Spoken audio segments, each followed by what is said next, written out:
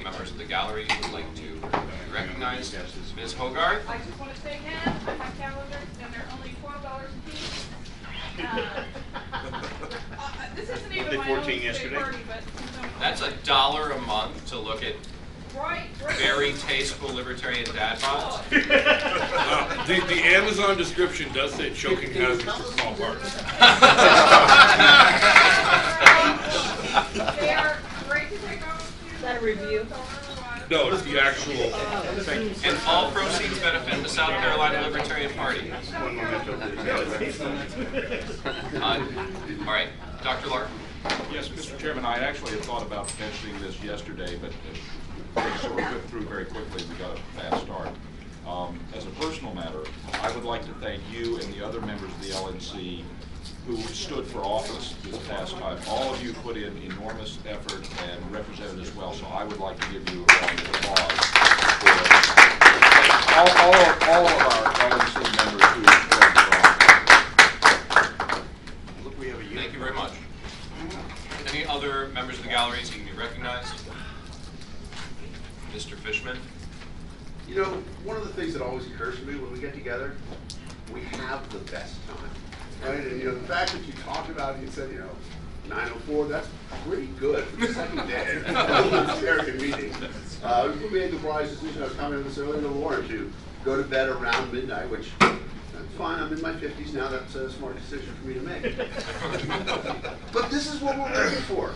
We're working for the idea that we're all going to be like this. We're all going to be libertarians, and when we get together, it's going to be awesome.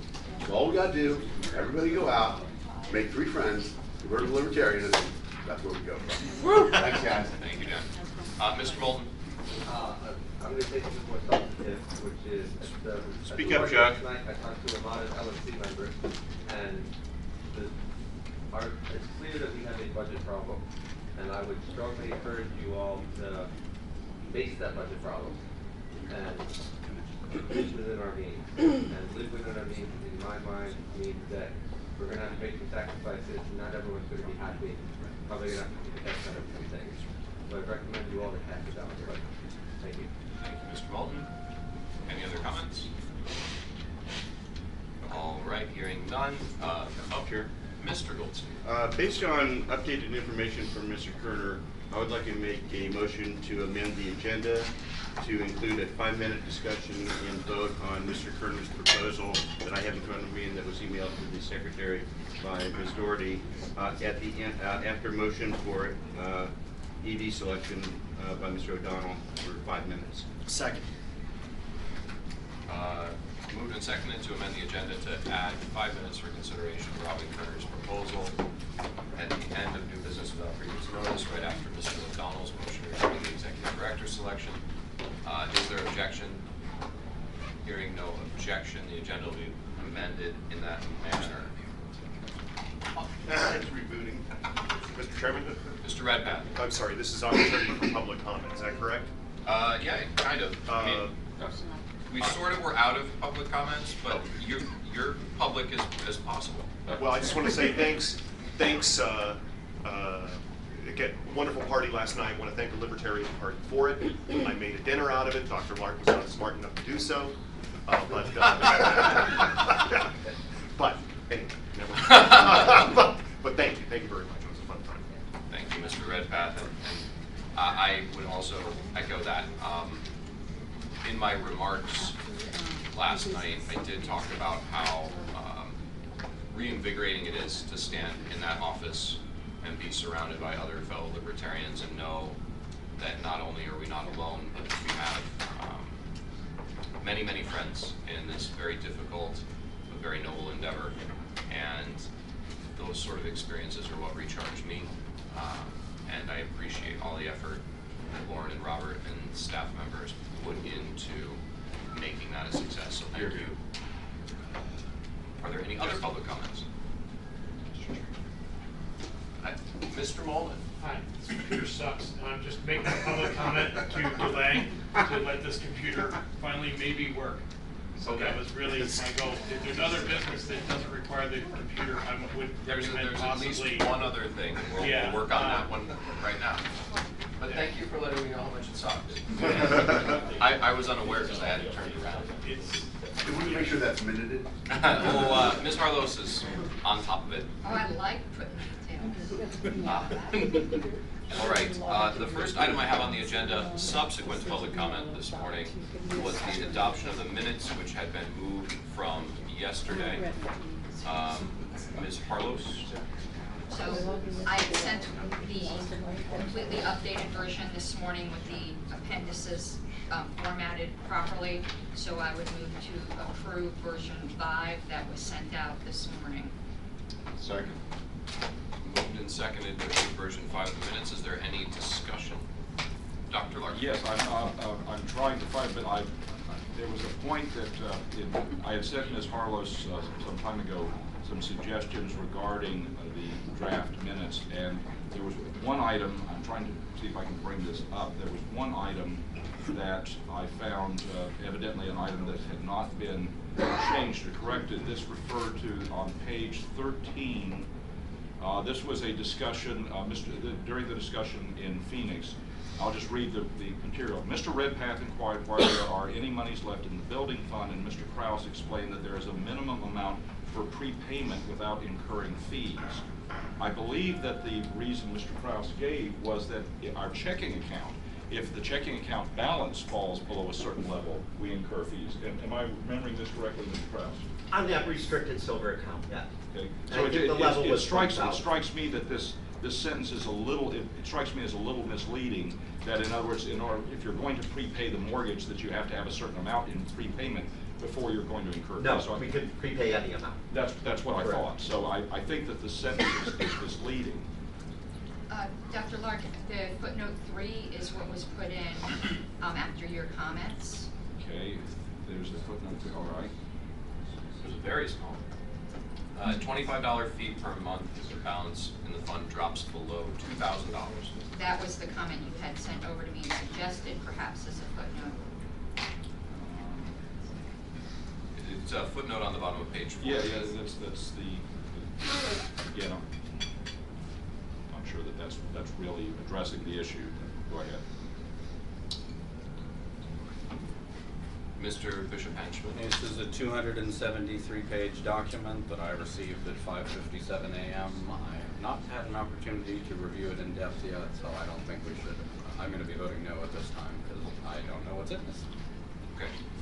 May I? You may go ahead, Ms. Harlow. The substance of the minutes has been distributed for over a month. The appendices, the minutes are 40 pages. The appendices, which everyone has seen also multiple times, has been distributed since December. So this isn't new material. It might be put together in a certain order. Ms. Matson had noticed a page missing in the appendices, which I had corrected, but none of this is new material.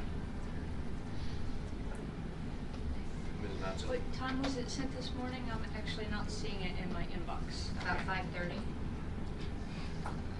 I've got emails after that. I actually don't have that in my inbox. I see a policy manual amendments from you.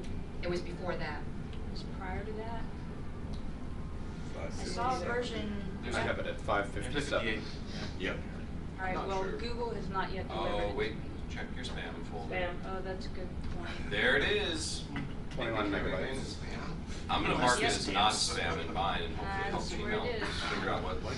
Yeah, I've had a few that have been doing that lately, so it is there. I have also not looked at it. So is the only difference between this and version 4 that the appendices have been filled out? Because version 4 had, it's cut off at like page 6 of the staff report in the appendices. Correct. I corrected the staff report. I added the missing page from the council's report that got deleted. There was the thing with the section headings from G going over. Sure. I fixed that. And the table of contents, because the staff report put in certain styles, it started inserting those styles in my table of contents, and I had to take care of that. Okay, so none of the rest of the content Has changed. Okay. So I guess my only note is that from Appendix F on email ballot, which is the Secretary's report. Oh, I fixed that as well. Mr. Phillips got added to 28-12. Yes. Okay. Alright, so if that's taken care of,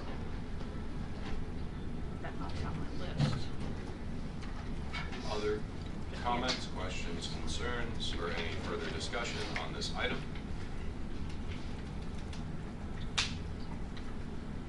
Is anyone voting on this item? Do they feel that it is, needs a roll call vote? All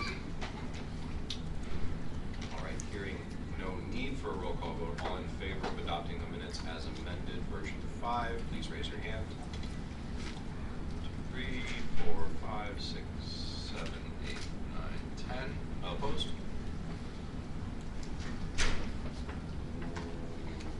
One. With 2 abstentions.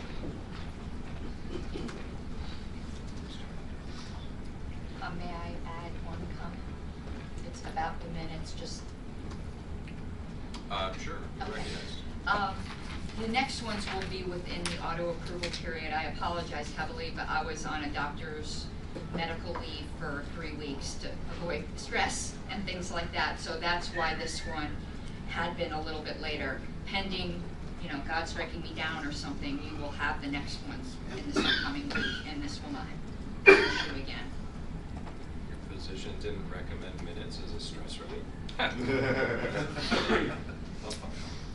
All right. The next item. I'm working on an alternative. Actually, the next item is not something that I think is up there. So, the way I have the agenda written, we actually do deal with the 4 special committees prior to dealing with budget. So you have as much time as you need. Well, not as much time. You have some time.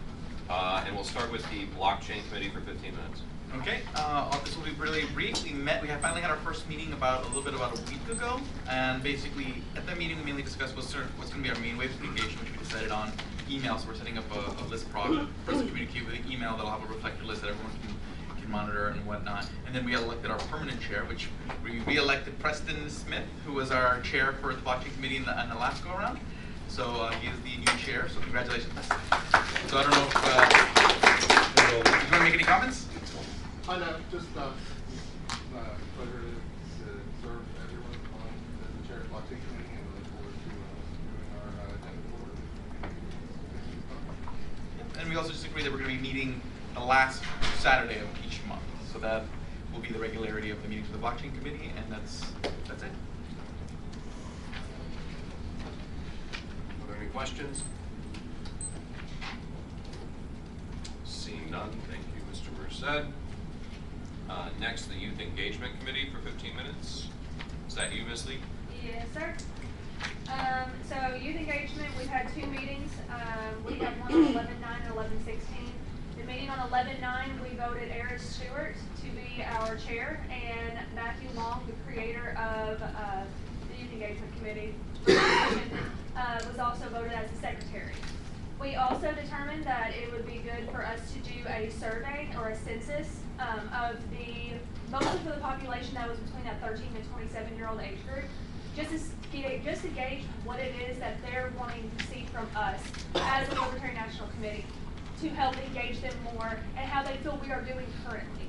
Obviously, there's a problem because there's a committee for it, so we're trying to gauge how they feel that we are doing presently and what we can do better in the future. So far, we've had over 450 responses, and this has only been going on for about 2 weeks. The survey will end at the end of the year. We're starting to collect data from the first 450. In the report that Erin sent over, there are some breakdowns just for, I think, the first 300 that we've received. Any questions? Dr. Larkin? Yes. First of all, Ms. Lee, thank you for you and your colleagues who work in this manner. One of the points I had the pleasure of chatting with Mr. O'Donnell and Mr. Longstreth before this meeting began. I was holding forth as I was trying to do. And I pointed out that, to me, the big whale for us is actually getting into high schools, is being able to get into high schools. Because we have restricted access. With colleges, we can, at least in many cases, at least public institutions, we can get our foot in the door.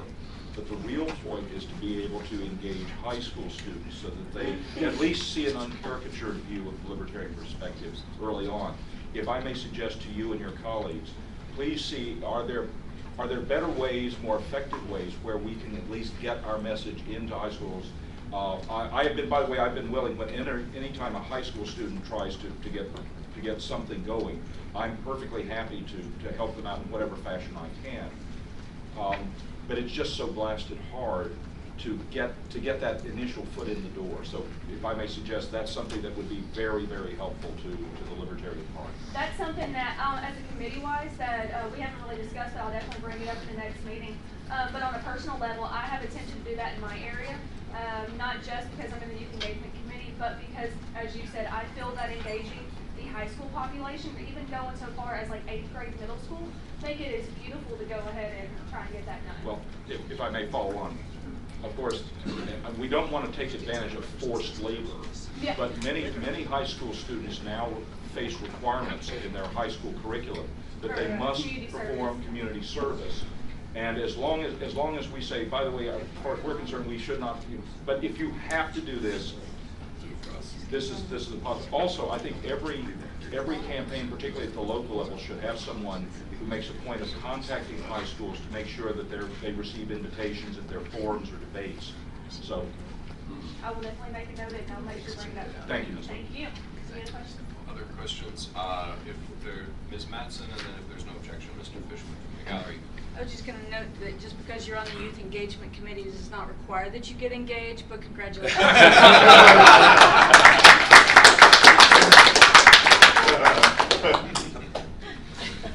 Mr. Fishman. We were fortunate enough to, through Matt Long's help, have a high school volunteer on our campaign, and the added benefit was not only did he come to our convention, but he brought his parents, who then became donors to the party. Oh, yay. Any other questions? Seeing none. Thank you, Ms. Lee. Thank you, Mr. Chair. All right. Next, we have the Convention Voting Process Committee. I believe this is one that's here as a placeholder because we don't double check. We don't have a committee yet. We don't have a committee yet. Applications are open. until, excuse me, January 15th. Open until January 15th. Okay. So. Point of information. Yes, Mr. When, how does one submit an application? It is on. It's a web form, I think. An email was sent out, and I'll be asking for another one to be sent out, but it's on the committee's page as well on lp.org. It has a link to apply for such and such committees. Click here. And I've probably gotten about 75 responses for 3 committees. People still want to work for us. Mr. Brissett. Yep. Oh, and just on that note, that web application is not only for the election process committee, but also for the membership support committee. And if you're an LNC member who wants to be on that committee, everyone has to apply. It's basically what those committees are set up for. Basically, all members of the committee go through the same process. So just for those who are interested. All right. So I encourage people who want to be involved in developing convention voting processes to apply. That subcommittee link is currently on the page near the bottom left. Similarly, the membership support committee. Mr. Merced, do you want to talk about it? Sure. Even though it's not all done. Yep. So basically, it's going through the same process. We're taking applications now. So hopefully by early next year, we'll have the committee set up and figure out who's going to be on it, who's going to be doing stuff. But basically, again, one of the intentions of that committee was, again, to help support in membership development, whether that's reaching out to for renewals or just collecting information or just assisting in growing membership. So anyone who's involved in getting involved with that, get on board. Okay. All right, with that is the last of the special committees. So now we would be back to adoption of the 2019 budget for 30 minutes. And do I dare look around? Just came up. Ta-da! Wait, that's not the same computer. No, it's What's going on with the other one? It is doing a Windows update. It is the slowest computer made in the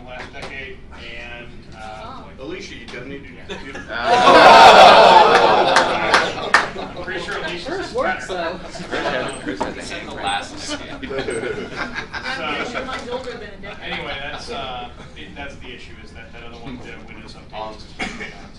Do you think a 10-minute recess would be sufficient, or is there some other business we can Let's do? discuss the next This, meeting. this The next- laptop you can use if you want. We can schedule the next It's meeting. fine. Dr. Lark? Mr. Chairman, it might be useful, given that regional reports are basically to be supplements, if we could move that forward. Yeah, let's Take do care of that. How about we do regionals early? I like Dr. Lark's idea. All right, and we will start with regional reports, with Region 1. Mr. Longstreth, did we surprise you too much, or are you ready? Oh, no, I'm the type of person, my report's complete. If there are no questions, I'm good. Okay. My kind of guy. Yeah. Are there questions for Mr. Longstreth?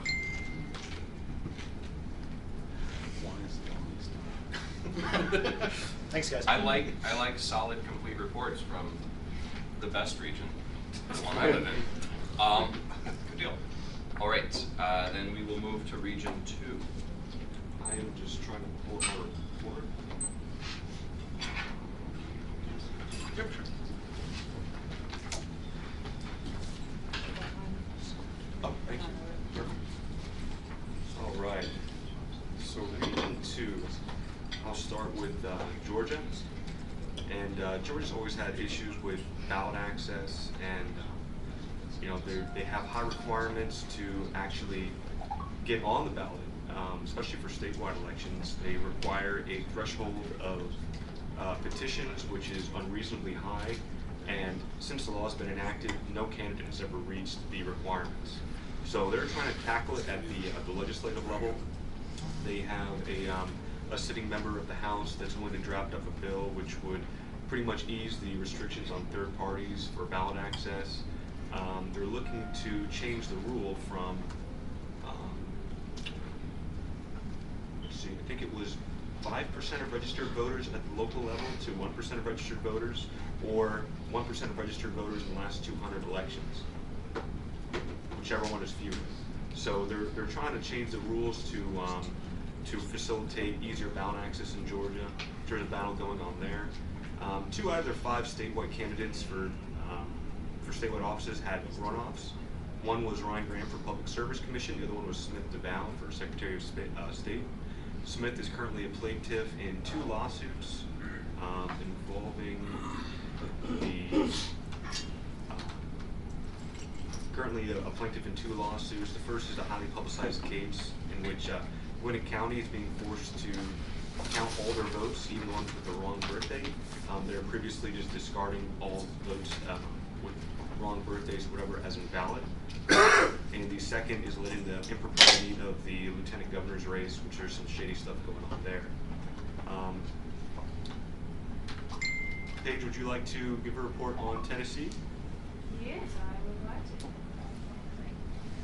For Tennessee, the state convention will be March 30th, and over in Lebanon, Tennessee, if anybody wants to go. And other than that, what else is going on? Oh, and we had one, Cole Ebel, our state chair. He won his local election. So we have now a total of 5 elected libertarians in the state of Tennessee. Woo! Awesome. Right.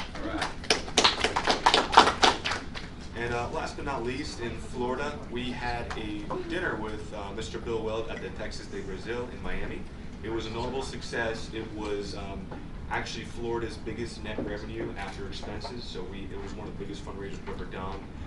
We had another event in Orlando with Tom Woods, who's now registered LPF, with Mr. Merced, who was kind enough to be there.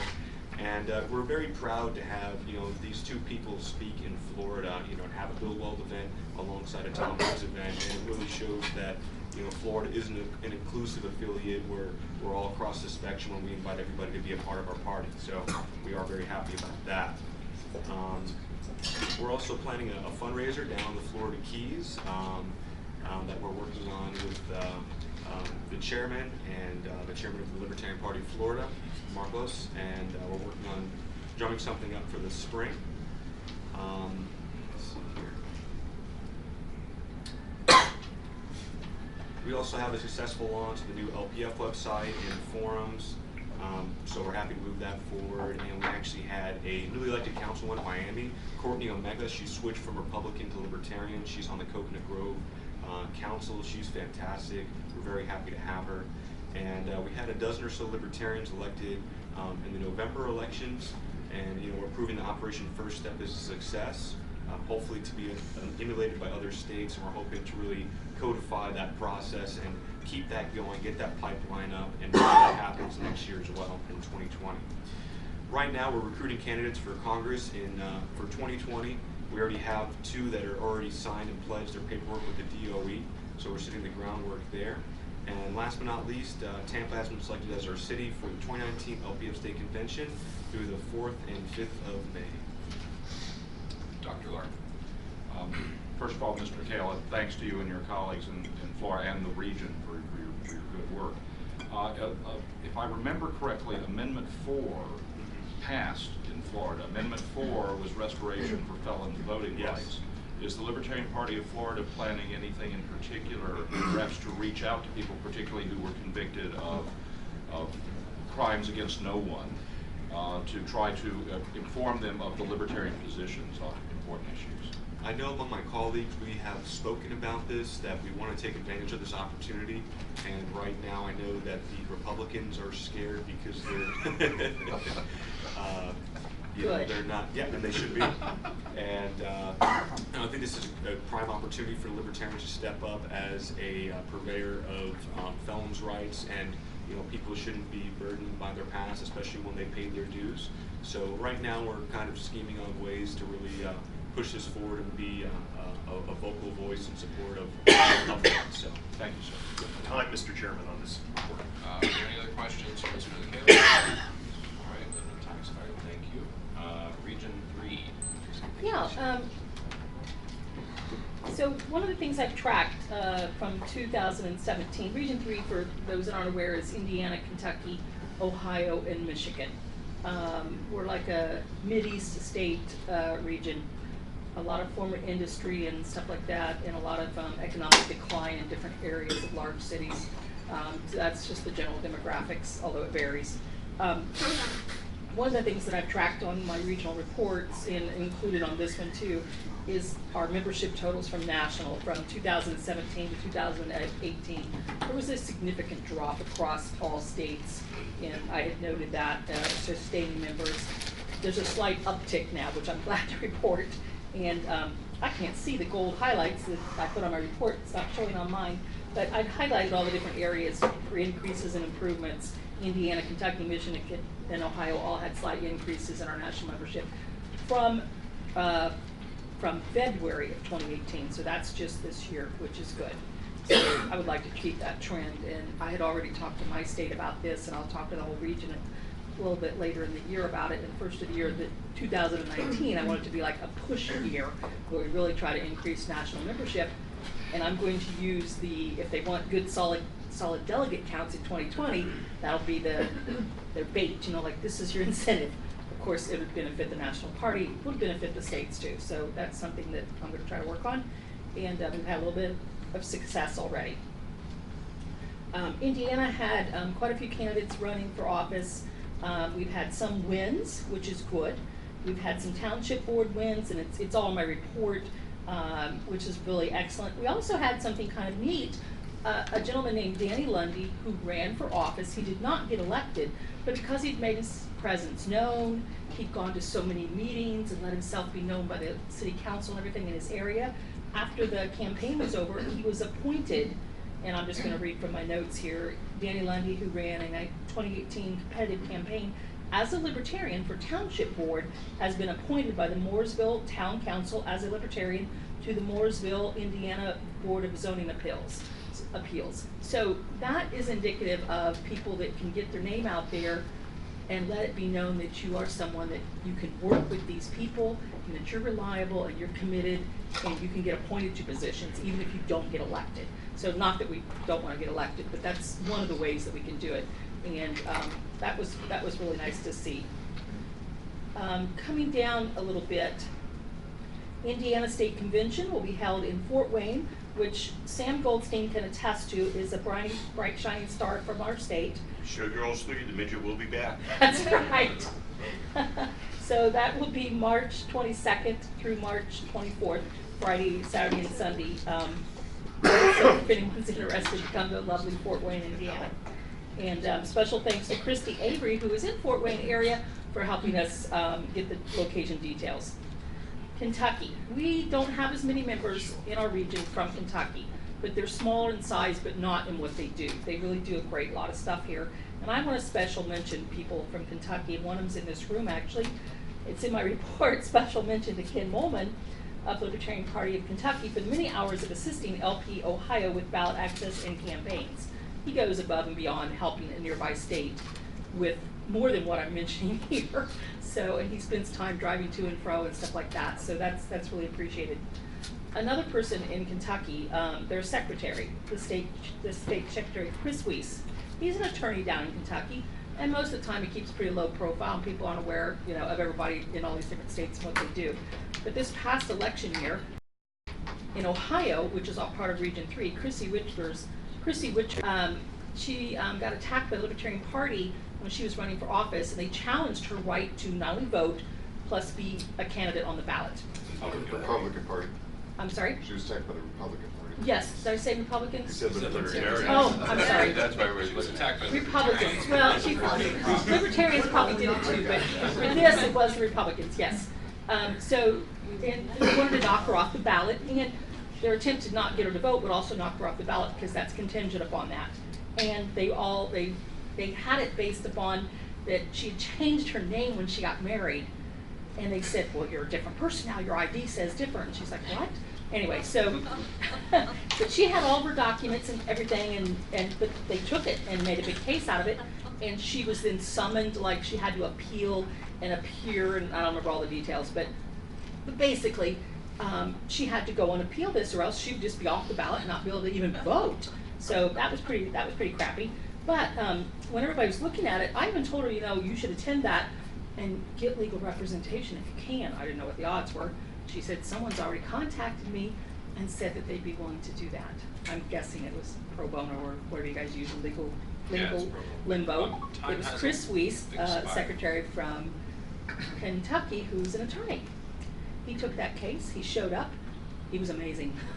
They all said it's the best thing they've ever seen. He was so amazing. He there's a video of it, I should probably find it and post it out there. He grilled them and everything, you know, and he just tore them up, and it was a board of people that had to vote on this, Democrats and Republicans and all that.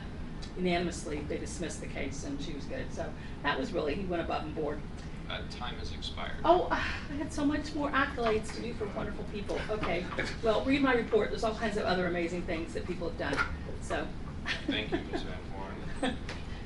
Thanks to Chris Weiss for helping educate the Republican Party of Ohio. Traditional marriage relationships. I know, it was so funny. Region 4. Yeah, this, I didn't make up this report. You've been busy doing something else? Well, yeah, actually I had a few, but my alternate did a nice report. Now, a couple highlights here. If you'll notice, we had Autumn Brown run for Assembly District 69, and that's Harry Brown's daughter. So we had some Libertarian royalty in there. We also had, I want to point out too, our state chair, Mimi Robson. She actually beat out a Democrat to get in the top 2, and did very well. For what office? Oh, for the 70th Assembly District. So she will be in good shape to run for Long Beach City Council probably in 2 years. So she's got a plan. She's executing it. I would like to see why we're throwing accolades on a certain person from Kentucky. In my own campaign, it was invaluable to have affordable, effective, very accurate polling done by a particular person in this room. And that we as Libertarians, when we do get a chance to have, like I say, was so much more affordable than what, I mean, a typical polling in my area would cost anywhere from $15,000 to $25,000 per poll. I got it for considerably less. So we've got people that can do that. We need to take advantage of this. The polling was extremely accurate. It told me that I didn't have a chance in hell, so I stepped it up. And in the ensuing weeks, you know, we got close enough to where polling showed that you stepped it up. So these are tools we need to use, because if we're going to be winning in the future, we've got to use all the tools. So in Nevada, we have several people on here that Tim ran for a statewide office. Yeah, we had a lot of people running in California, and we had a good line. You could see them all there in Nevada. And I'd like to also point out that we will have a really cool convention going on, state convention at the Crown Plaza on April 5th and through 7th. That's up in just east of the Bay Area, San Francisco. Anybody that gets out there, I know we have some speakers coming. There should be, Bill Wells coming and stuff. So yeah, that's my report. If you've got any questions. Questions for Mr. Good?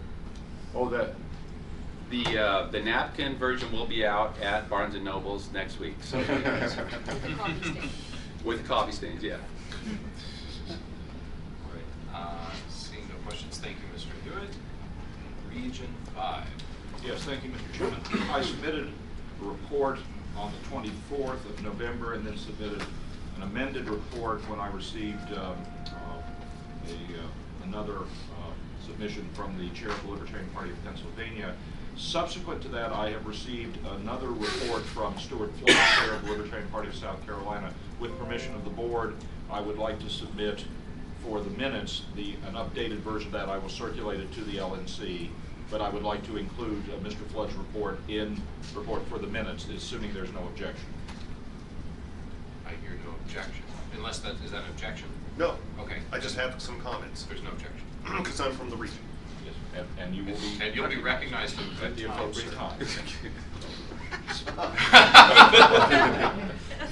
I can do that. Ogres, sometimes they're closer than you think. I would ask if my distinguished colleague, Ms. Hogarth, chair of the Libertarian Party of North Carolina, would like to add any comments about the Libertarian Party of North Carolina. I would, because I feel it's been a great report. Sorry, but I came here to give it in person. Stand and be yes. accoladed. So in North Carolina, we had nearly 50 candidates, and I say nearly not because I'm bad with numbers, which I am, but because it's sort of hard to calculate. We've finally gotten so successful with ballot access that we're now experiencing ballot rating. So we had a Republican who couldn't win a primary for sheriff, and so he registered Libertarian. He was very above board with it. I'm totally a Republican. So I'll give him that. We tried to primary him. That didn't work out so well. That's sort of. How do you do? Oh, he lost miserably. I mean, nobody likes him. He's an awful person. Republicans. I mean, he couldn't win the Republican primary. That's why he. Even they didn't want him. But he pumped up our numbers. I will give him that. He had a lot of signs and a lot of gall. So, so that was exciting. We had a sheriff primary, Libertarian primary. That was also interesting. It was a pretty big year for us candidate-wise. Probably the most exciting thing is that one of our state house candidates got nearly 8%, but that was a three-way race. So this guy is totally going to do something in his area. He's very committed to his home county. So we're hoping, because of course, being libertarians, we're like, oh, 8%, you should run for governor. He's like, no, I want to do stuff in my home, which is great. He has totally the right attitude, and he's teaching us a lot of stuff, and so that's we're looking forward to a lot of stuff from him. Houston Barrow, remember that name? Professional wrestler, and very wonderful guy. We're doing something different for our convention, and other states might want to watch this. We're going to have our convention at the University of North Carolina, Wilmington. So it's going to be a beach convention at a university facility. So we're getting dorms, or a block of dorms, dorm suites, instead of the traditional hotels name. And we haven't done exactly the number crunching, but we think that for $125 people will be able to attend the convention and have lodging all weekend. That's awesome. So yeah, we're really excited about that. You get there instead. Yes, we'll be happy to have you. We think it might be Memorial Day weekend, but it may be later. So anyway, unless there's any questions. Yes, Mr. Chairman, my distinguished colleagues, Mr. Redpath and Mr. Bishop Henchman, if they wish to add anything about the Libertarian Party of Virginia or DC, Mr. Bishop Henchman did provide his report, but if they wish to add something, they're welcome to do so. Yes, Mr. Redpath. Thank you. I will speak to both the Libertarian Party of Virginia and the Libertarian Party of West Virginia, actually. In Virginia, Matt Waters was our U.S. Senate candidate. He got a high one, it was under 2%, but it was, I believe, 1 and a high fraction percent is my recollection for U.S. Senate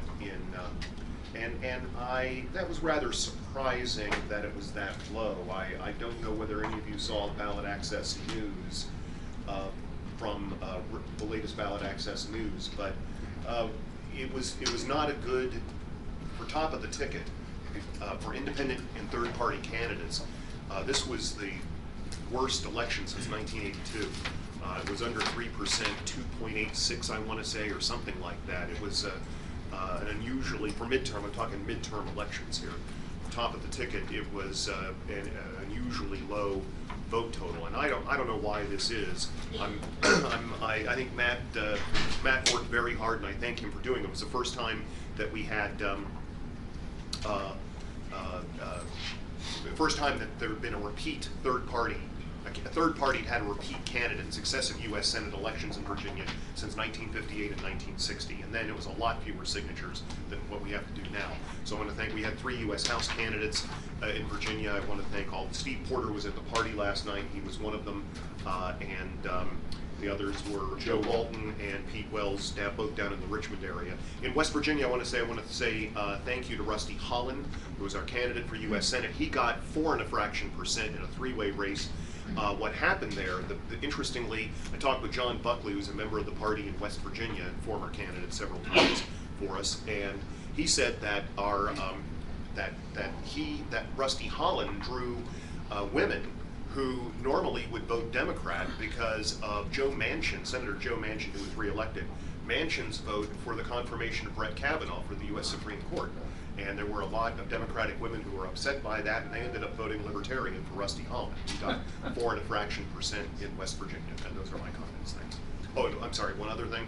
I do want to note Virginia, I put it in my report, but I just want to also say this. Virginia may need a little bit of help financially in 2020 to get the presidential ticket on the ballot, unlike in the past. Resources are low, cash is low with the Libertarian Party of Virginia. I just want to give the heads up on that. But that would be something that can be addressed 1 year from now. Mr. Bishop Henchman, are you just waving on? Okay. It's in the written report. I would like to note, I think I heard correctly from the new chair of the Libertarian Youth Caucus that in the precinct that encompasses Liberty University, that Mr. Waters actually was 2nd place in the election. Really? I did not know that.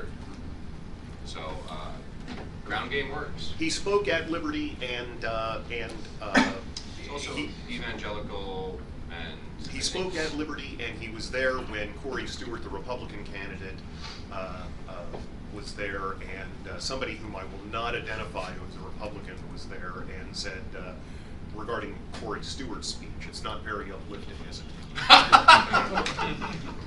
Actually, Mr. Chairman, along those lines, I actually addressed the Lynchburg Libertarians on Thursday evening, and they have revamped their effort. They're making a tremendous effort, and they have a good group at Liberty University.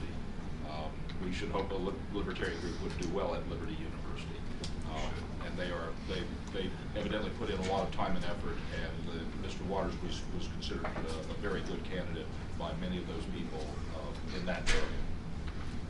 I'll also be happy to entertain any other questions that might be for the Region 5 report.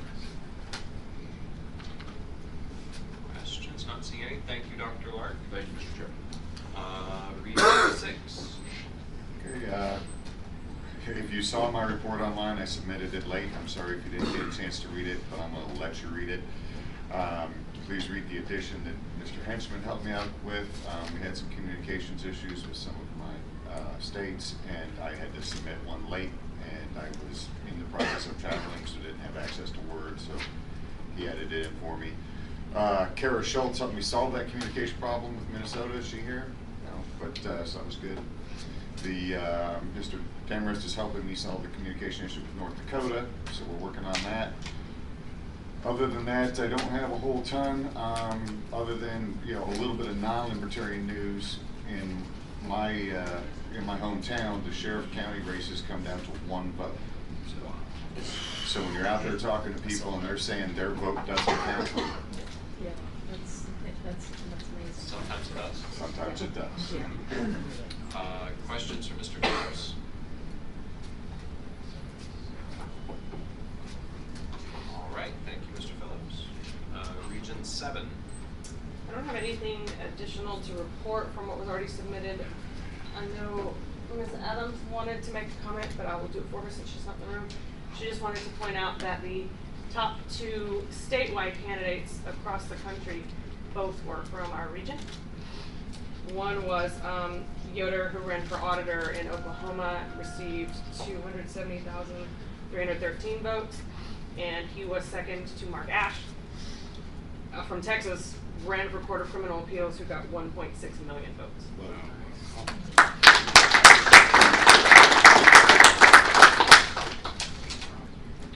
Other questions for Ms. Bilyeu? Hearing none. Thank you, Ms. Bilyeu. Region 8. I did submit a written report. The committee's well aware of the problems we're having in Maine and what will be moving forward, the problems in New Hampshire. We've discussed those. On the good news side, we did have some great showings. We have ballot access in New York now. Yay. Yeah. It's not the first time ever, right? It's the first time ever. We also had great showings from candidates in those states. Dan Fishman is here. I want to give Dan Fishman special props.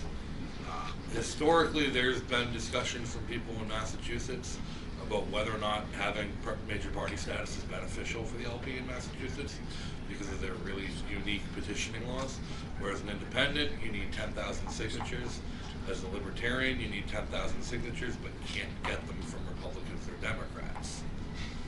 And so it actually makes it much harder to get on the ballot as a libertarian once you have party status. Ironically, Arizonans know a lot about this problem, thanks to our legislature. Dan not only took up the mantle and ran as a big L libertarian, he managed to get on the ballot without the LNC's help on his own, out fundraised his Republican opponent, and secured ballot access for 2020 for the state of Massachusetts. Awesome. I just want to give Dan a round of applause.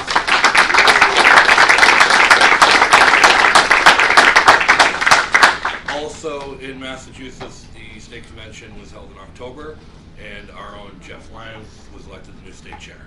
Oh, all right. Cool. So,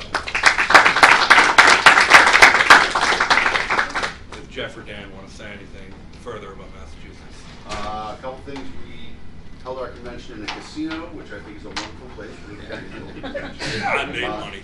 Yeah, made money. We have 2 interesting ballot initiatives. Massachusetts, as the state with the oldest continuing operating constitution, ratified in 1780, we have an interesting right that you can submit a piece of legislation to your House representative, and he must submit it to the floor. So we have a lot of members submitting 2 initiatives. One, we want to see party designation removed from the ballots. We think that would be a very interesting thing. You ought to know who you're actually voting for. I don't know how much legs that has.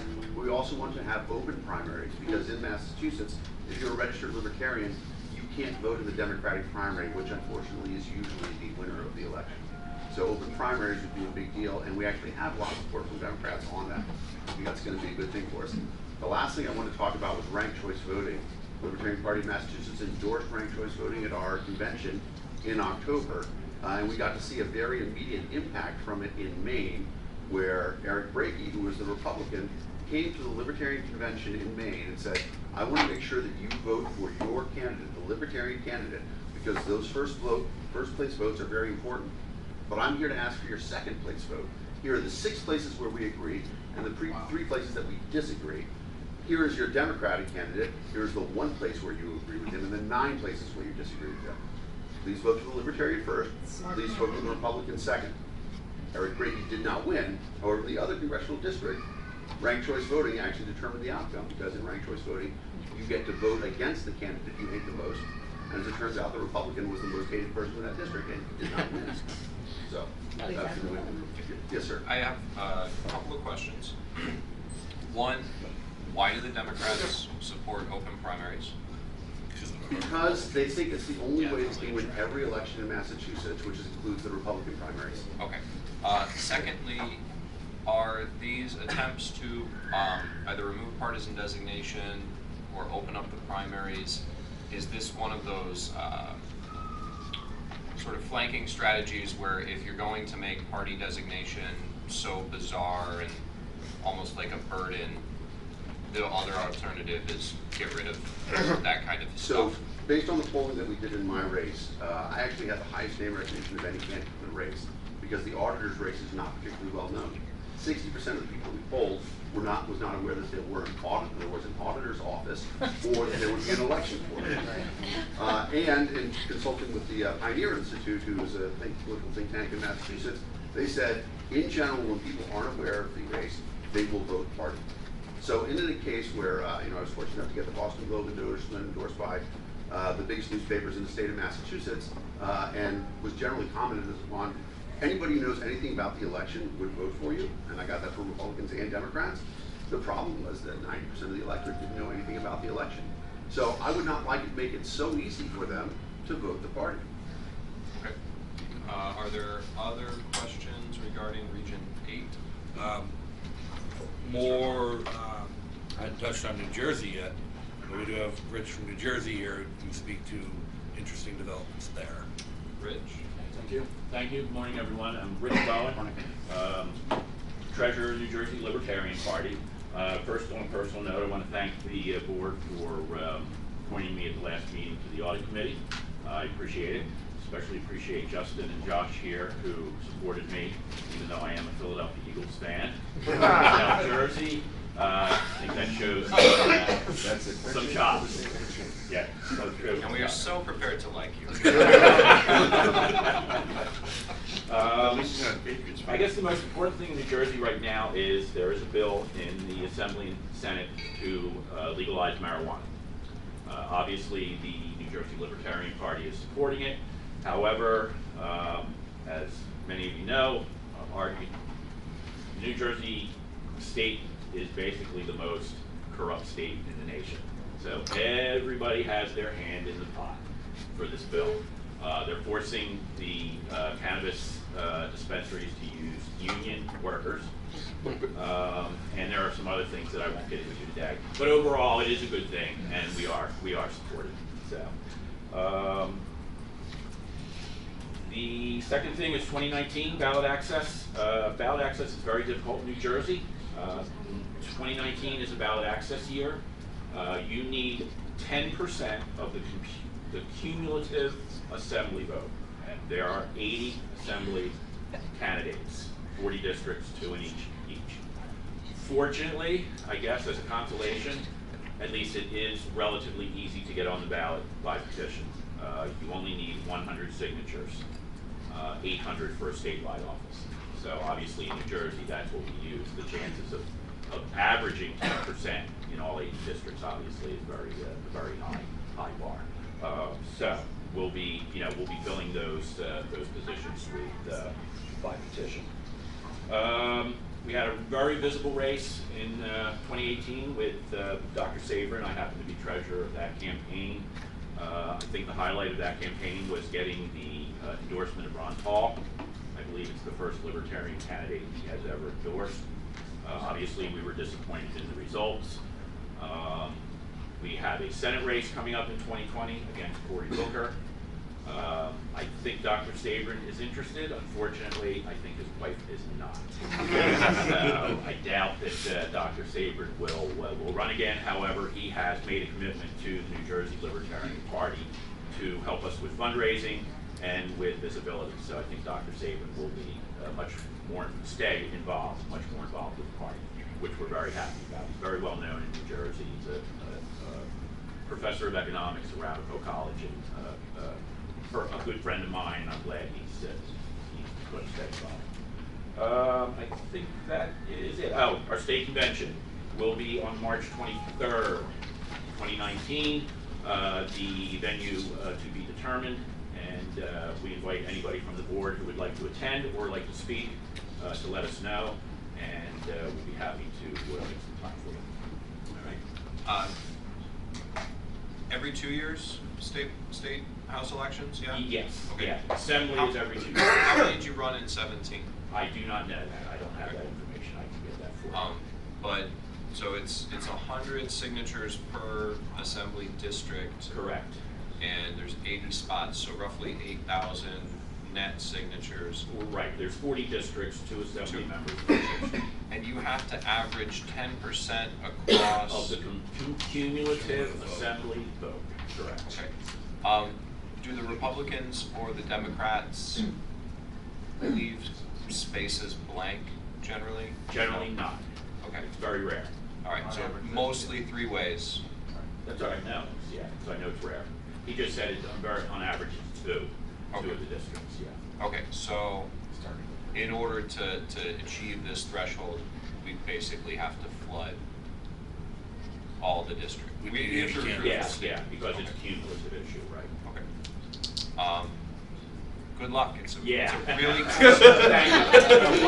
One last well, point. when I say that not in the I think it's hard, but I mean, if in Colorado we push to do something like that looks very difficult, the results were very good. Right. So it's worth working on a plan to do it.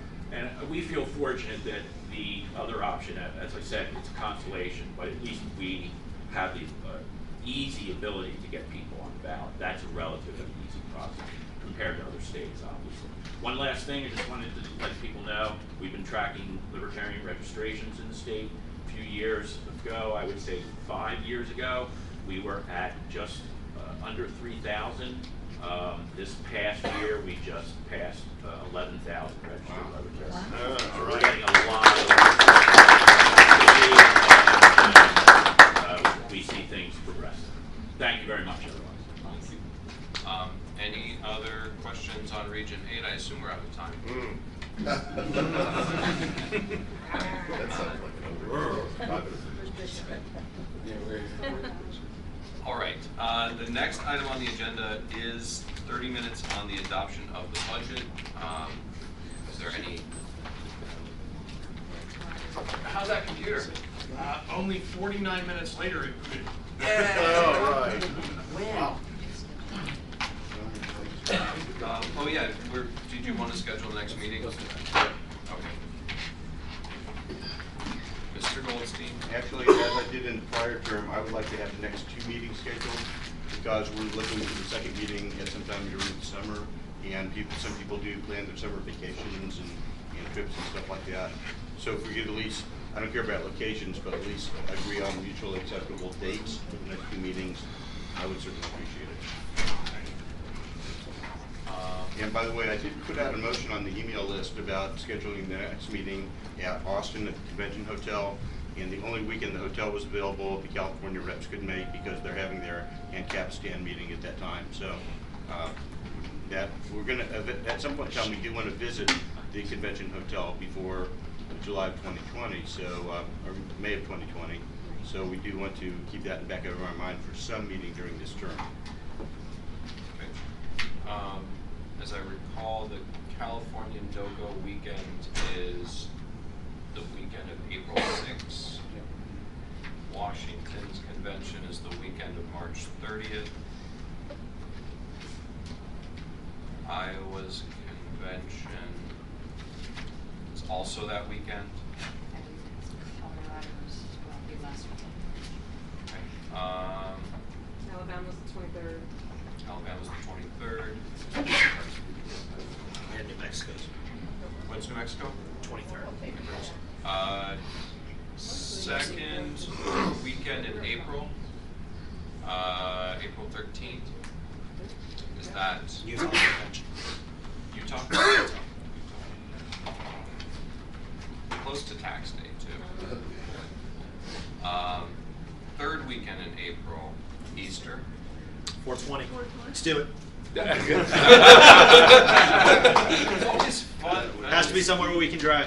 That's legal.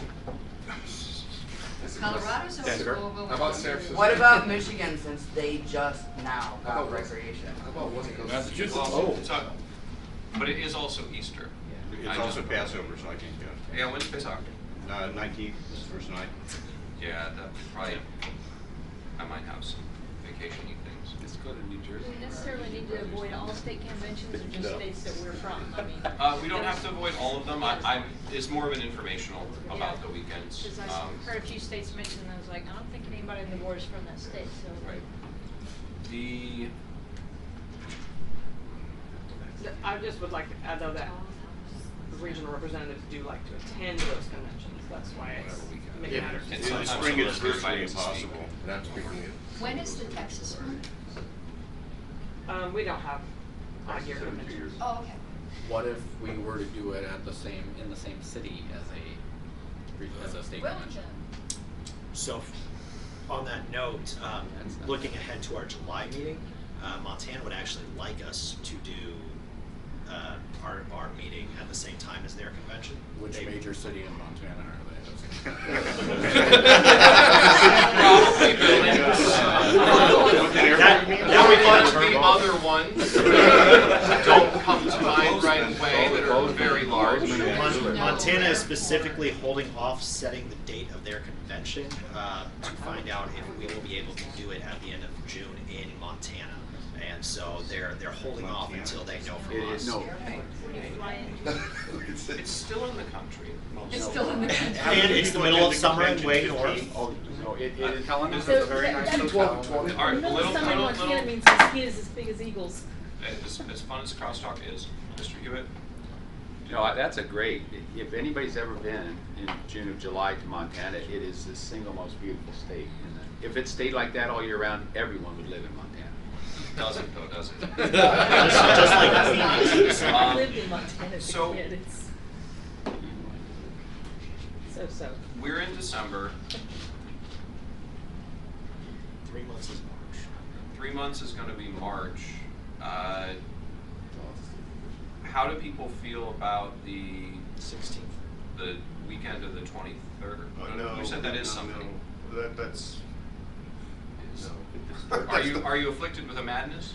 Yes. Well, that. Yes. Are you saying the 23rd, but what month? March. That Because takes too long. it's that end of March, beginning of April that appears to be where everybody puts their state Well, conventions. Indiana State Convention is March 22nd, 23rd, and 24th. Okay. What about March 16th? And I'll be speaking of that. Winter weather is often still an issue in March. New Jersey was 16th. March 23rd. Is March 16th available for people? What if we do it Convention in Atlanta? Oh, there is a convention. What if, is it Pennsylvania. I mean, I'd be. Is the Georgia Where is convention? it? It's in Atlanta. Is the Georgia convention in Atlanta? We don't know, but potentially, if we follow Mr. Bishop Henchman's suggestion, we could have our LNC meeting in Georgia on the weekend of their convention, maybe nearby, but not necessarily conflicting. So when is Georgia's? That would be the weekend of March 16th. March 16th. Dr. Lark, then Mr. Nana, then Ms. Doherty. Sorry. Oh, also weather considerations. Mid-March is, in certain places, is not necessarily the best for the possibility of snow. Of course, you also move into some possibility of hurricanes and bad weather. I would prefer that we try to do it in April if possible. Athens, Georgia. It's in Athens, apparently, just for the information of people who care where the Georgia convention is. Mr. Nana. Did you discuss the weekend of March 30th, 31st? It's at least Washington and then others. In Colorado. I've been invited to speak. And Iowa. Yeah, that creates Those problems. invitations are going out, right? People like to Last release couple days. their home state. Ms. Doherty. Georgia would be a desirable place from the standpoint of fundraising. We have some good opportunities there. if we continue to do the fundraising events coupled with the LNC meeting. Is Athens close to anything? Not university. It's not that far from Atlanta. Of course, then again, pretty much everything in Georgia is now a suburb of Atlanta. It's not that far, but it's not a short one. Right. We go with Ms. Villieu, then Mr. Bishop Henchman. I'm hearing that that same weekend there is another state having a convention as well, so if we were going to choose to do that and to accommodate one state or the other, we may have to consider both equally. Mr. Bishop Henchman? Never mind. Did you pass? Never mind. Mr. Hagan, then Mr. Hewitt. I'll just point out that Nevada is holding off setting their convention and wait until after the LNC sets their date for their next meeting. Chicken and the egg. Yeah. I'm gonna ask, does anyone have any strong feelings about the weekend of April 27th? It's good. That's my strong opinion. Ms. Harlows, and then Mr. Smith. Well, Or actually, Mr. Hewitt, you were on deck, yeah. So Hewitt, well, Harlows, Hewitt, Smith. is there any reason why we're not considering the last weekend in February? Because conventions usually aren't starting till March. Weather is we do someplace far west of Mardi Gras weekend. Is it really? Woohoo! Did you what? Mardi Gras weekend. And Oklahoma has it. Well, then what about the first? What about the first weekend in March? Second, third. Second, third. First weekend in March, that's the same. Well, somebody said last weekend in February. Oh, that's the 23rd, yeah, that one's fine. The first weekend in March is the Mardi Gras. Okay. 23rd, 24th? Oh yeah, we've got Oklahoma convention the last weekend of February. Okay. Yeah, but nobody In from Oklahoma Oklahoma City. on the committee. What about that 9th, 10th weekend in March? Did we have a conflict there? Dr. Larkin, is it the weather comment or? Well, possibility. I mean, again, you're getting outside of the. There's just only certain places where you're likely to hit bad weather. Maryland frequently has their convention second weekend in March. We're going to run into problems pretty much any weekend we pick. So pretty much. Yeah, That's why it's good to do what Mr. Goldstein wants to do and set them way in advance. I had Mr. Hewitt, then Mr. Smith, and then I'll come back to Ms. Harlows. Yeah, I really like another suburb of Atlanta if we're going to be down there, and I think we should hold it in the most libertarian of all cities, Sandy Springs. And you know, that would really send a good message. They have there are 98,000 people. They have 3 city I'm sorry, I didn't employees. hear what you said. What? Sandy Springs, Georgia. Sandy Springs. Sandy They're Springs. the ones that went all private, right? Yeah, they're all Yeah. private. No, we should show that. All reporter did that, and I mean, it's amazing. So we should show. That's a very, and it's right outside. Right outside of Does it Atlanta. have facilities or? Oh, I'm sure they do. Yeah, There's some exceptions. Believe it or not, we're out of time on this. I move to extend it for 5 minutes. Objection? Hearing no objection, Mr. Smith? Yeah, I'd just like to suggest that maybe we give the Western libertarians some love and either hold it in Nevada or San Francisco, where we have a very active calendar. We're working on the date right now. That April 6, 7, we scrubbed One of because the it two was places. a conflict with California. What if we did it in California? It's in Concord, which is You don't the gotta Bay worry Area. about. You don't gotta worry about weather. So here's, I guess, then the inquiry becomes to the Californians or people who are speaking at the California convention. Logistically, do you want to have it in the Bay Area on that same weekend as the California I'm convention? speaking that weekend. You're speaking. Yeah. Well, and what I think Mr. Bishop Henchman is basically asking is, can we take a negative and turn it into a positive? That a bunch of the members of the committee are already going to be in that city in California for the other reason. What weekend is this, sir? It's April 6, 7. That is a very bad weekend for some of us. Okay. Plus you have to choose between, am I gonna go vote on bylaws and platform changes or go to the LNC meeting? Ms. Harlos, you were next on deck. I realize we have all these date conflicts, but I think at this point, it needs to be, what conventions are the people who are the primaries, not alternates, that are sitting at the table, have to be at this moment in time right now, and then anything else should be up for grabs. I mean, that's the only way we could do it, either that or do it on Easter Passover. I mean, this is like our budget. We can't manufacture new days. So I know there's conventions that other of us would like to go to, but if we're not scheduled to speak and it's not our state, I think we need to put some dates on the calendar. Was there a convention conflict that March 9th, 10th, or is it just the weather concerns? It might be, but again, Maryland, as far as I know, has not. That has already scheduled that we're aware of. Ms. Mattson, you had your hand up. Say one of the ways that when we get the budget, one of the ways that I think we can trim on cost is when we have meetings, we can reduce staff travel costs if we have meetings here or either near where Ms. Doherty is, because we tend to have two staff, one's from here and one's from Texas. So if we have meetings in those locations, we trim down some of our costs in our budget. So we can just think of cost-saving measures in terms of pushing our locations. But if all we're doing is dates, that's fine. I just want to keep the location possibilities in mind. For your privilege, could you speak up, please? Yeah. No. I will buy a megaphone. Staff travel expenses are reduced if we have meetings either here because Mr. Krause is located here, or in Texas because Ms. Doherty is located in Texas. That was the upshot. Other people seeking to be recognized. Does anyone want to propose a date? March. Mr. Longstreth. I move to set the date for our spring meeting, the weekend of March 9th and 10th. Second. So motion and a second for March 9th and 10th. Does anyone want to speak against that?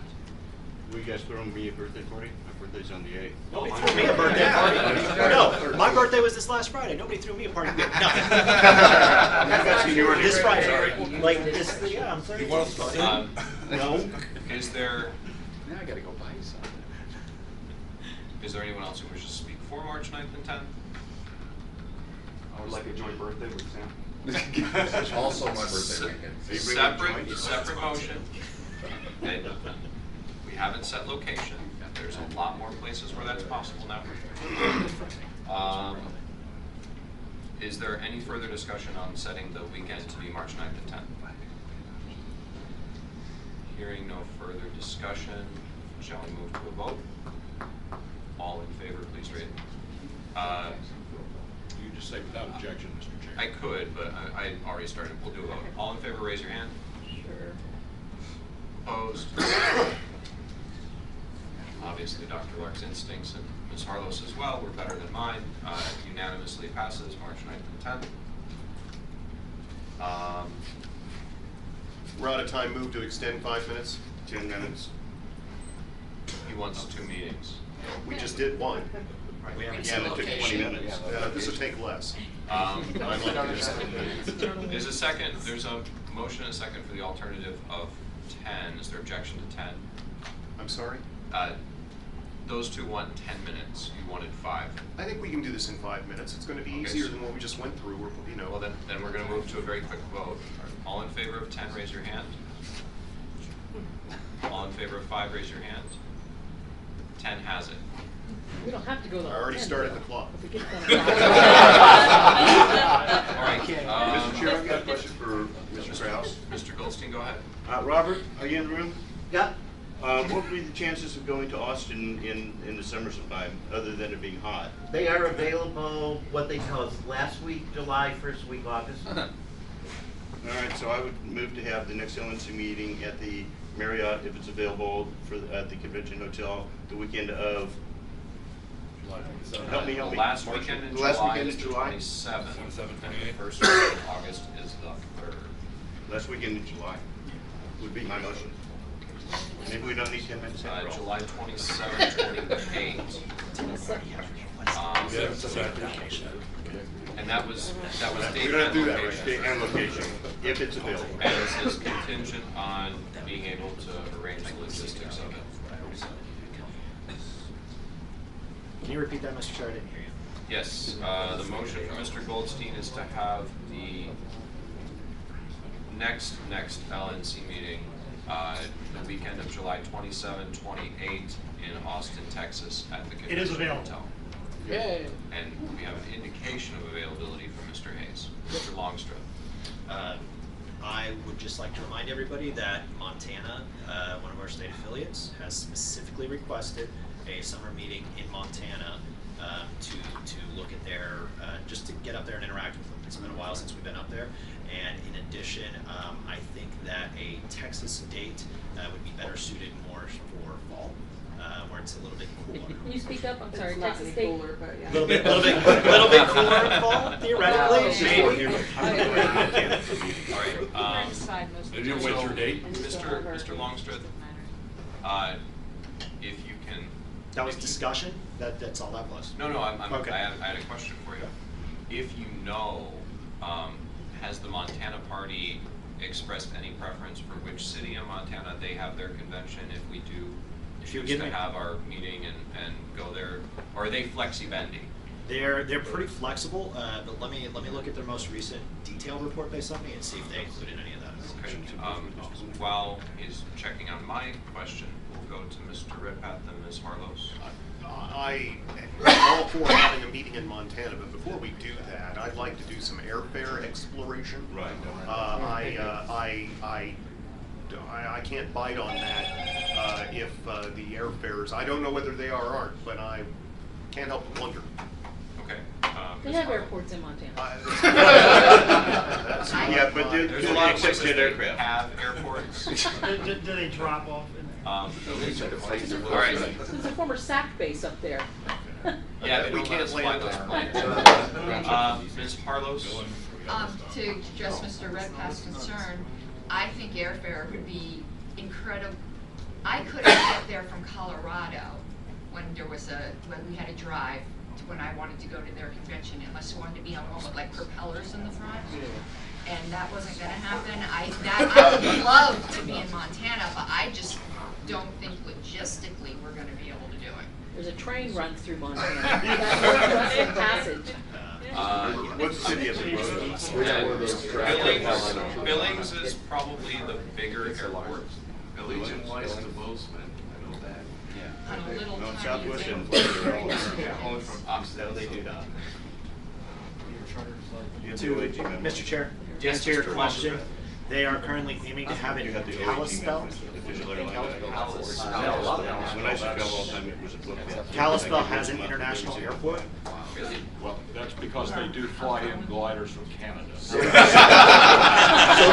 Rhode Island. We may have a point there, Dr.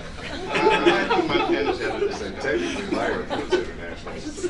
Round trip DC to Helena, 700 for that one. So returning to some semblance of order. I can do it. Is there anyone else seeking to be recognized on this discussion? Chairman. Mr. Hayes, if there's not objection. Relative to, it was discussed just a second ago about having the summer meeting, what is it, 27th, July 28th? 27th and 8th. In July in Austin. I realize it's hot, that's what air conditioning's for. They've got a pool, they got misters and things like that. We really, as a committee, the COC, only Whitney and I have seen that space. We'd like to get the rest of the committee to get their eyes on it. We'd like to get the LNC to get their eyes on it, because the more people that see things creates more ideas for what we can do with the space and lets us know if there's any problems. So we really need to get that done. And that hotel is really booked up and popular, and it's hard to get days in there. So that one's open. I would strongly urge the committee to pick that date. What is the date? July 27th, 27th. 28th is the motion that currently considered. Oh. All right. That's not bad. Where are we on time, Mr. Redpath? Way over. For real? 5 minutes or 10 minutes? It was 10. I'm sorry, you're right, it's way over 5, but. That's not a round trip. I had a mental block there, I apologize. So, Mr. Nana, Ms. Adams from the gallery, and Mr. Sheets are all seeking to be recognized as their objection. Without objection, we'll go Mr. Nana, Ms. Adams, then Mr. Sheets. Yeah, I would just like to also express support for that date and location. I think it would be good for us to get in there, see the hotel. That gives us almost a whole year to go back to our states and say, hey, the facility is really cool. Why don't you come out? Why don't you be a delegate? Things like that. Ms. Adams? I kind of want to mirror support as well, but for a financial reason. It is really important for the Convention Oversight Committee that we get in there, make sure that everything that we have in mind is going to work logistically so that we can hurry up and set a ticket price. The sooner we get this ticket price set, the sooner we can start selling tickets and bringing in revenue. We need to be on the ground to do that. Mr. Sheets, then Ms. Doherty, then Mr. Redpath. My thinking is if we could do it on the March 9th, 10th meeting in Austin, that might make Can't. Hotel's not available. Ms. Doherty, then Mr. Redpath. If we wanted to have a fundraising event coupled with the LNC meeting, as we have been doing in recent years, Austin is a very good place for that. Many of our biggest donors are in that area. Better than doing Montana? Very much so. Vacation in Montana. Mr. Redpath. I was going to ask about March. About the location? They just said no. Yeah, whether Austin was available. Okay. Bet we could get a good rate Ms. for Mattson. a hotel in Texas Montana. helps reduce travel costs for staff, right? How close are you to Austin? Hours drive. There you go. I thought it was 3 states away. I mean, for normal states. These are counties. Are we prepared to move to a vote? Mr. Longstreth, are you making a competing motion or is it just discussion? I think there's a motion on the table we should vote on first, and if that fails, then I will propose a new motion. Okay. I just procedurally want to make sure we're on the right spot. All in favor of having the next LNC meeting, July 27 and 28 in Austin, please raise your hand. That's gotta be that way. Opposed? It passes. Mr. Kraus? Yes, for the March meeting, may I suggest, because we'll probably still be in a very strict money crunch to March, that the meeting be back here in the DC area or Baltimore? Second. Yes. No, he's not on the I committee. can't make a motion. No, he's suggesting y'all are. Y'all? Bill moved and I seconded. Get ready for Austin. Texas. I'm standing next to Ms. Robinson. Ms. Billiou. I'd like to move that the March meeting, we already set the date for, be held here. We're broke. I'll second that. Okay, so now it's moved and seconded to have the March meeting be here. Mr. Hagan? When the cherry blossoms bloom, would that be the same time? It's later, right? You can't tell for It's sure. been that early before, but we had a really warm winter. So, I think to answer Mr. Hagan's question, that is not typically when blossoms bloom, and so there will not be as much of a press for reservations where people will be planning. If it happens, it'll be a surprise, mostly for the benefit of the people that are otherwise forced to live here. End of March, early April. End of March? So it won't. Yeah. Ms. Harmos? Just a clarification, was your motion to have it in Alexandria or more generally in the DC area? Here. Okay, Ms. Billiou's motion is Alexandria. I think Mr. Krause's suggestion was Alexandria or Baltimore. And Flexibility. I want to Get this up to I'm going to ask Dr. Lark if he knows, would having it in Baltimore versus having it down here be beneficial vis-a-vis the Maryland convention that they have not yet Unfortunately, scheduled? my distinguished colleague, Mr. Johnston, does not appear to be here. For several years, they actually had the convention in Dundalk, which is a suburb of Baltimore, and I think that they would be very keen to have us there but by the way, their facility has usually been a restaurant, so they've usually not engaged a hotel. I think they would be pleased if we were to come in that weekend. But I'm taking a guess. I'm not sure that the event will be that weekend, right? It's been traditionally held that weekend. Mr. Redpath? I don't think it would, just based on Dr. Lark has more experience with Maryland conventions than I do, but my experience with them, I don't think it would necessarily mesh all that well. If we're at a downtown hotel, they're out in a suburb in a restaurant, it's not that far from downtown, but Still a ride. Yeah. Okay. Mr. Goldstein, is Baltimore still on the list for looking for 22?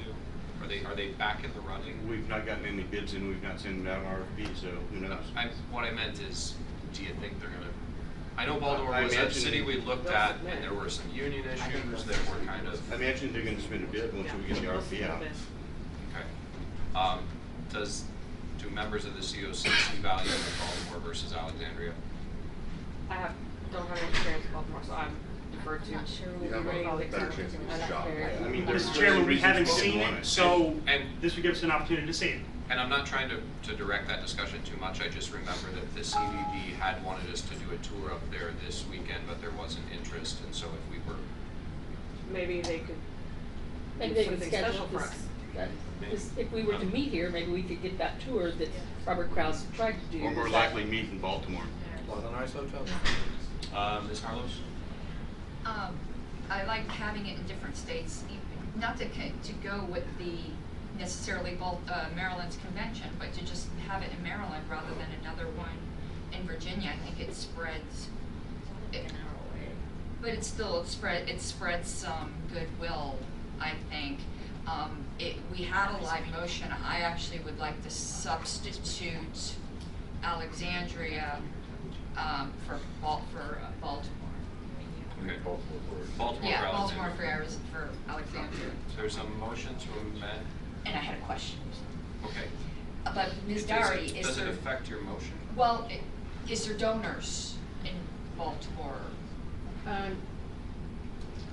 Not necessarily that would come to our kind of event. I mean, I have pie in the sky, major donors that I would really like to get involved, but I wouldn't choose this location on that particular. So the motion is to amend Ms. Billiou's motion to substitute Baltimore for Alexandria. Is there a second? Second from Mr. Smith. Would you like to speak to it beyond what you've already done? Okay. Now I'm gonna go Mr. Longstreth, then Ms. Mattson. We're out of time on this. I was wrong. Move to extend for 5. Second. Is there objection? Hearing no objection. Mr. Longstreth, Ms. Mattson, and then Mr. Bishop-Henchman. The only input I have is kind of echoed what Mr. Smith said earlier, is I'd like to show some love to the west, and this will be my exact comment once we're out of the amendment area as well. I don't think we should be doing it on the east again. I understand some of the cost-saving reasons, but I also think that it's important that the LNC get out and see the country and interact with more state affiliates than just the East Coast. Okay. Ms. Mattson?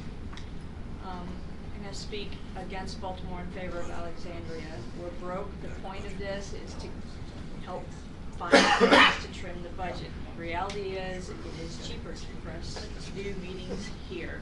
It's really inconvenient for those of us on the West Coast. It's a long flight, but I'm willing to do that. Again, 2 back-to-back meetings because the party needs to trim money. We're broke. And if we do it in Baltimore, then we're still going to pay hotel for Robert because he's probably not going to drive back and forth an hour each way. So the cheapest option is Alexandria versus Baltimore. Mr. Bishop-Henchman, and then Mr. Kraus has some information. I've done 5 events in Baltimore. I've planned them and coordinated them. I've never done one in Alexandria, but I think we'll get a cheaper hotel in Baltimore than we will in Alexandria. It all Can you depends on speak the up? week. I think we'll get a cheaper hotel in Baltimore than we will in Alexandria. It all depends on the weekend. So I don't know how much that informs yours. I'm fine with either. I'm going to be at either. I don't have to fly to either, but it'd be nice if we got to the West Coast. I'm personally committed to going to as many state conventions as I can. And I'll just leave it there. We can make it DC area and see what Robert finds. Mr. Kraus? Yeah, just for the cost savings, when we do a meeting here, The net cost savings is probably about $1,500. When you work everything out. Okay. Other discussion, Mr. Hagan? So, Robert, so if we have it in Baltimore, would you be staying up there and would it not have as much of a cost savings? I would say it's 50-50. I mean, we still have to get a lot of stuff up there. I would probably rely on staff to drive up, and it would be a very early and very late nights for staff. It would add some difficulty. I have Dr. Lark was up there first, or Dr. Lark, then Ms. Doherty. Well, also one has to consider the airfare that LNC members will pay. Yes, BWI is an airport into which people can fly if they want to come to DC, but you have Dulles and DCA, and in many cases you're going to get better airfares coming to here rather than flying into those airports and then going up to Baltimore. So I think that you need to take in the all-in cost. It's not just the hotel fare. The airfares may be a lot cheaper to Dulles and DCA.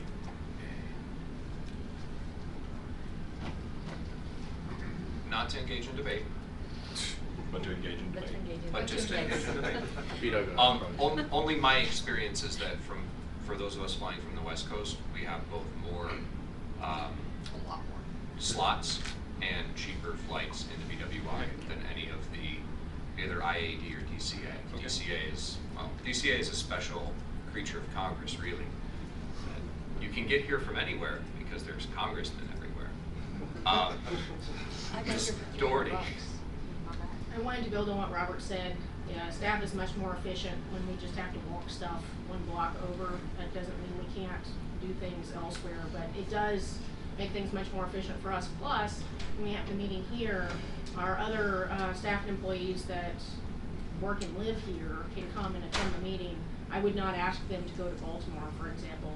So I think that is an added benefit both for them and for you guys to get to know each other. So I think it's relevant. Mr. Redpath? I call the question. Okay. So we'll proceed to a vote on the amendment. The amendment We is... still have 45 seconds. Yeah. Oh, sorry. Point of information, I should was have there a asked. second on the amendment? Yes, there was a second from Mr. Smith. I'll ask, is there any further discussion? All right. So we'll proceed to a vote on the amendment. You want to... I'll clarify. The original motion from Ms. Bilyeu was to have the March 9th, 10th meeting in Alexandria. The amendment from Ms. Harlos was to change Alexandria to Baltimore. And so we'll proceed to a vote first on the amendment, which would change Alexandria to Baltimore, then a vote on the main motion. So all in favor of the amendment amending the meeting location to Baltimore, please raise your hand. Wait a minute, what did you say? This is Baltimore. Baltimore, yes, Alexandria. So all in favor of Baltimore, please raise your hand. Count 2. All in favor, all opposed to the amendment, please raise your hand. Count 5, 6, 7, 8, 9, 10, 11, 12. I won't vote on that because it doesn't appear to matter. So the amendment fails.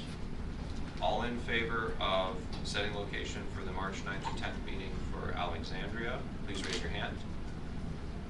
3, 4, 5, 6, 7, 8, 9, 10, 11, 12. Opposed? 3. 12 to 3, it passes. And now I believe time has expired on this item.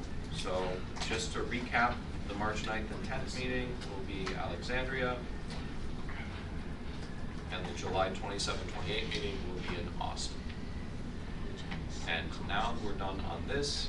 Mr. Chair? Yes? Can we put in a request to the staff to try to find a cheaper hotel?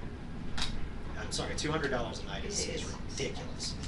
What's $200 a night? This hotel was $200 when I tried to reserve my rooms. Yes, it was. So it was $139 or something like that. I got it cheaper than $139. A night. Triple. Yeah. With taxes, it was about $160 per night. I'm rounding up, but $160 a night when I have to stay 2 to 3 days, and my flight only costs $150. That is prohibitive. It just is. yes, we can put in that request. It's a request. That's all it is. Got it. So it is now 10:40, almost. The next item on the agenda is the budget for 30 minutes. Would we like a 10-minute recess? Please. Would we like a 20-minute recess, given the time? Check out. Yes. So let's return at 11 a.m. Be in recess. We're recessing until when? 11.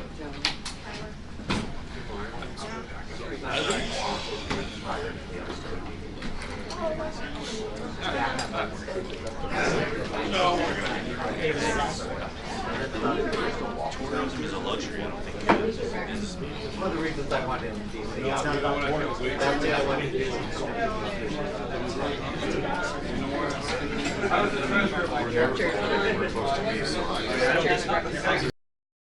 In order, I'd like to recognize without objection Ms. Mears.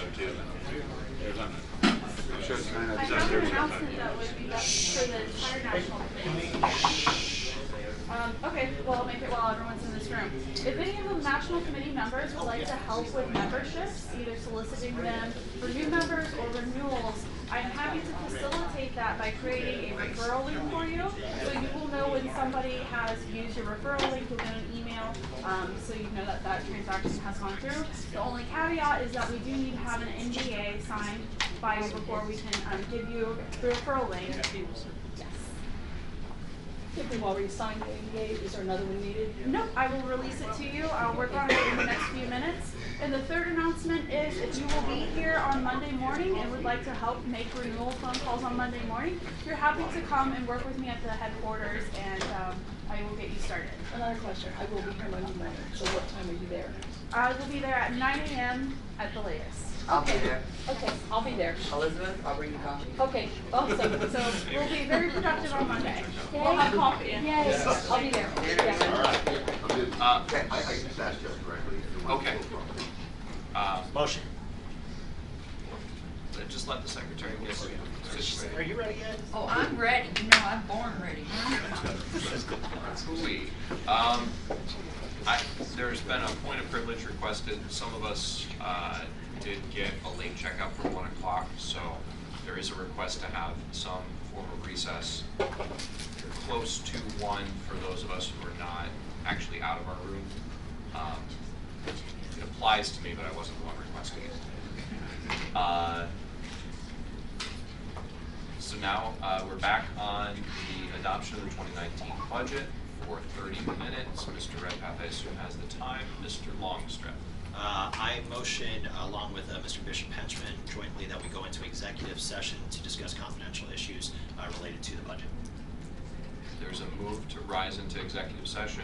Second. Okay. Is there discussion before we would move into executive session?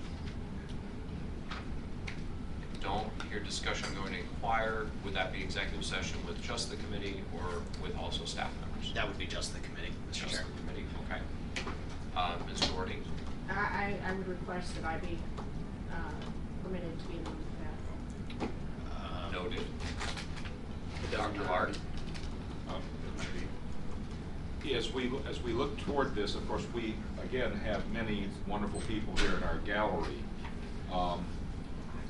Is there a way before we go into this issue, and I would support the motion to go into executive session, is there a way that we perhaps could dispose of some of the remaining issues that should be dealt with in public session, and then go in and sort of the budget whole hog, including the need for an executive session? Because I hate to have the people who've been nice enough to come out and support us, I hate to have them in a situation where they have no idea when we're going to be coming back in. Is there something we can do to rearrange the schedule that might facilitate making it easier on them?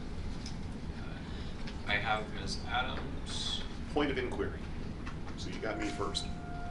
They're not actually privileged, but I will entertain you. Is it, I think the answer is no, but is it out of order to say we'll go into executive session for X minutes?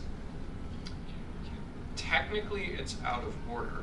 However, we could express that we don't plan to be in executive session for longer than a period of time, and then those of us who are in that executive session will strongly urge the committee that they're probably done at about the time certain that they thought they were going to be done. I would suggest executive session go no longer than 30 minutes. I was gonna say 15. So we only have 30 minutes on the schedule for the completion of this item. But that wouldn't We count. usually don't run that clock forward. Yeah, well, that wouldn't That's count. true, okay. Ms. Mattson? I was just gonna say, some of the motions that I have kind of queued up for other items may depend on what happens in executive session, so I think if we knock that out Fair first. enough. So your motions work backwards of what Dr. Lark was talking about. Ms. I would Adams, have without said the same objection. thing. While I understand that Dr. Lark is looking to be considerate to members of that gallery, I would like to address this in consideration of staff. Regarding Ms. Doherty remaining in the room, I believe that both of us as the co-sponsors of the motion are okay with that. Your request has been noted. So I'll interpret the original motion in that manner. Is there any further discussion before we move into executive session for an approximate time of 30 minutes? Actually, technically, is there objection to the motion, Mr. Chairman? Because I don't think it's been formally approved yet. Yeah, it's. It has to be. It has to be approved. We haven't approved it yet. Sorry. So yes, is there objection to the motion to rise into executive session? Hearing no objection, what we will do, we will turn off the stream. Members of the gallery, staff other than Ms. Doherty, everybody else, please vacate the room. We anticipate being back into real session within 30 minutes. So you don't have to go too far. And any members of the committee or anyone who's going to be in the room, please turn off your recording devices. And I'll just. You are live and recording. All right, we're back in session. Still on consideration of the 2019 budget. Ms. Mattson. Okay, so there are 3 motions that are necessary on the front page. So we're going to adjust, well, on the second tab, line 8,000, changes to... Pardon me, Ms. Mattson, if I may request, do this slowly Yes. and clearly. Slowly. Not that slowly. Okay. And loudly. I'll take notes and I can reiterate for Right. the body. Go ahead. So line 8,000 is going to become a new total of 531,800. Second. That's our carryover line. All right, so it's been moved and seconded that the roll-up line 8,000, which comes from the confidential spreadsheet, would be adjusted to $531,800. 531,800, line 8,000. It's been moved and seconded. Would anyone like? Do you need to speak to it, Ms. Mattson? No. Would anyone like to speak against? Is there need for further discussion? Hearing no need for further discussion, is there objection to this amendment? Hearing no objection, that amendment passes. Ms. Mattson? Okay, so the next one is on line 7360-40, which is candidate support. That's going to be increased by 8,000.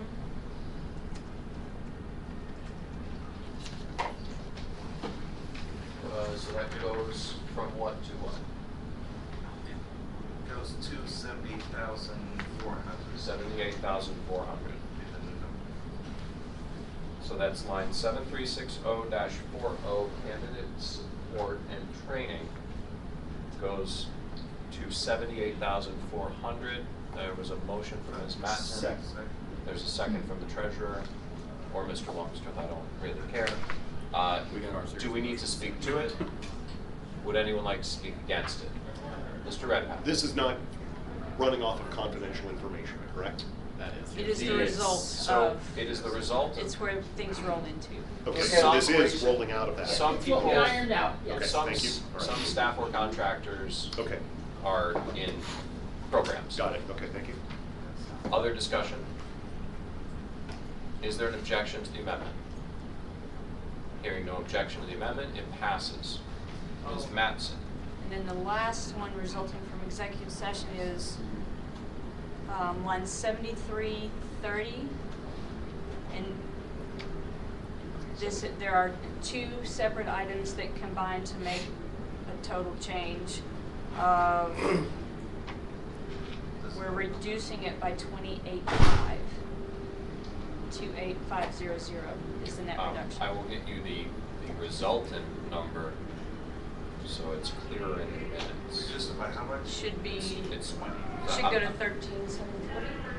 So subtract 28500. 13740. Yep, that's what I got. So it's a reduction that would result in line 7330, media relations, dropping to $13,740.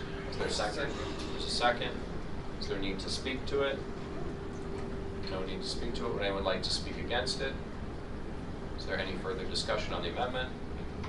Is there any objection to the amendment? Hearing no objection to the amendment passes. So you close it behind you, please. Now, that brings our bottom line budget deficit to $121,750 in this version of the proposed budget, and our cash position at minus $147,166. Other motions. Mr. Bishop mentioned. Mr. Longstreth and I jointly move a package of $147,926 worth of changes as provided to the secretary, which I can detail if the body requests. I would like you to go over them briefly for the gallery. And the second came from Mr. Goldstein. Well, technically it's a joint thing.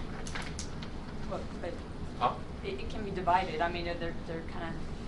Let's go through them and see if we need to. Yeah. Alternate.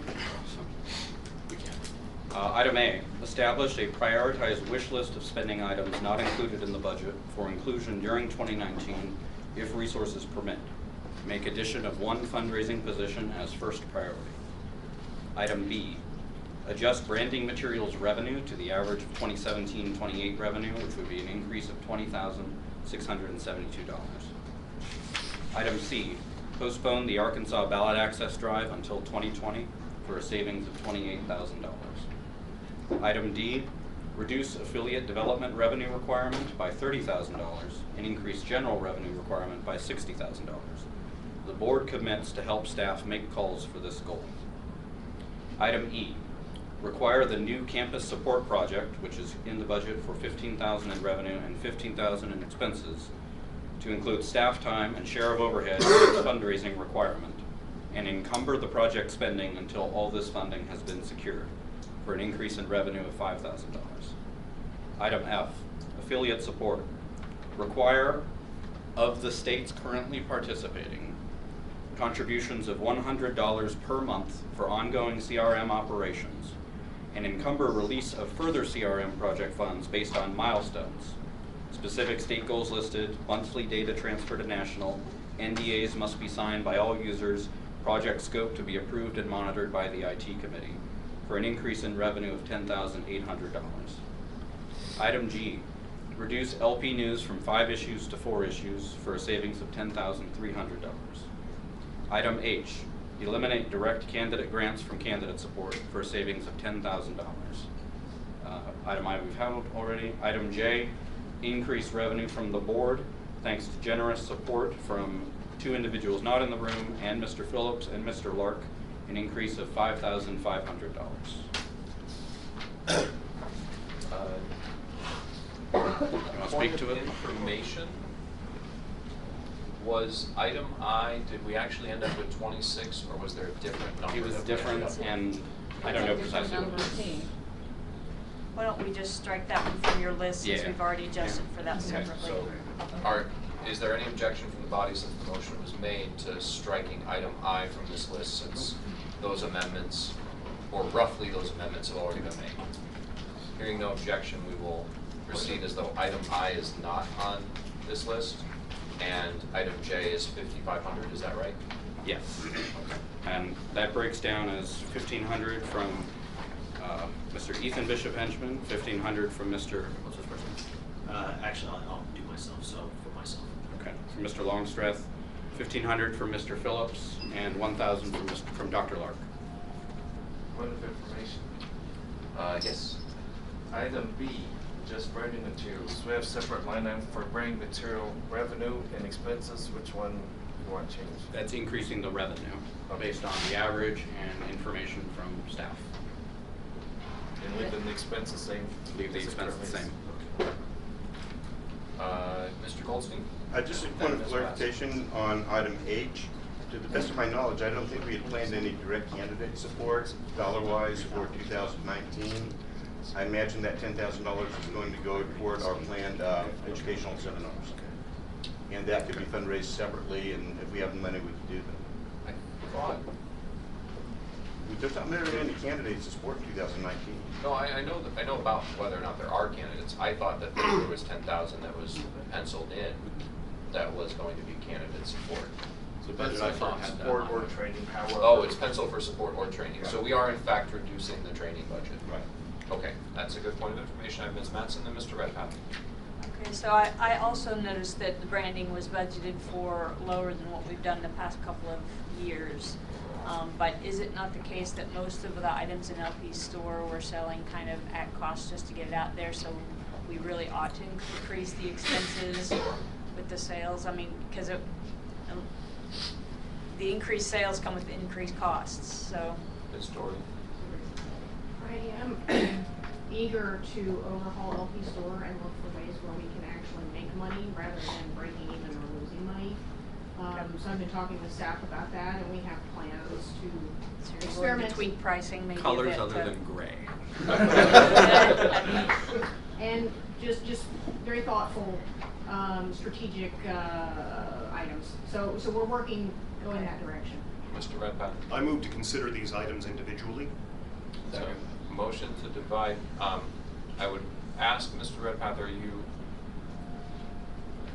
moving to divide so that we consider all the items I move to individually, or is there a divide. particular one you're trying to divide out? There is one in particular. Okay. The C and F actually should be considered separately as well. Okay, so this is a little bit not quite procedure, but we can do it two ways. We can divide them all out, do one at a time, or we can divide out the ones that we think are going to require more discussion, and then take the other ones and do them as a block, so that if there's ones that have consensus, we get them all out of the way, and then we deal with the hard stuff. Mr. Bishop Henchman? Object to any division of this? I get the objection. I'm just saying, when we're talking about how we're doing a division, with Mr. Redpath's motion to divide. Just as a point of order, when things can be taken up separately, one person has the power to demand it be divided. When it's individual separate subjects that aren't inherently tied to each other, I think he has the power to pull two items just as an individual. He can request it, but it's still a division of a motion, and so it's still a motion to. If it's subjects that can be separate motions, one person An can demand it. individual committee member can do it? Yep. Can you? Yeah, let me see if I can find that. My motion was the overall dollar adjustment as reflected on the sheet. It cannot be divided. So you're in making that a way. point of order that this is not items that can be taken up separately? Yes. Do you want a ruling on that? Yes. Let me see if I can find it real quick. Well, only if. Only if one person can do it? You want the ruling if one person is able to do it? If you want to permit Mr. Redpath to divide it, I would want a ruling on it. If I permit him to divide it by himself, or with a motion to divide, an amendment to divide? By himself. I think this Okay, falls got it. under there's something in there that everybody, there's at least one thing in there that everybody won't like, category. Right, well, but that's the equitable issue. I'm trying to keep order in the meeting, so. I'm trying to find my keyword that's going to hit it in the index. It's in page 274 and 275. If you will indulge me just a minute to look over Ms. Harlow's sheet. Pardon me, Mr. Chairman, would you restate the page numbers? It's section 27, which is page 274 at the bottom. Motions that must be divided on demand. It is not dedicated. I would love to. I have a wife and kids, sorry. Well, you have to make the ruling.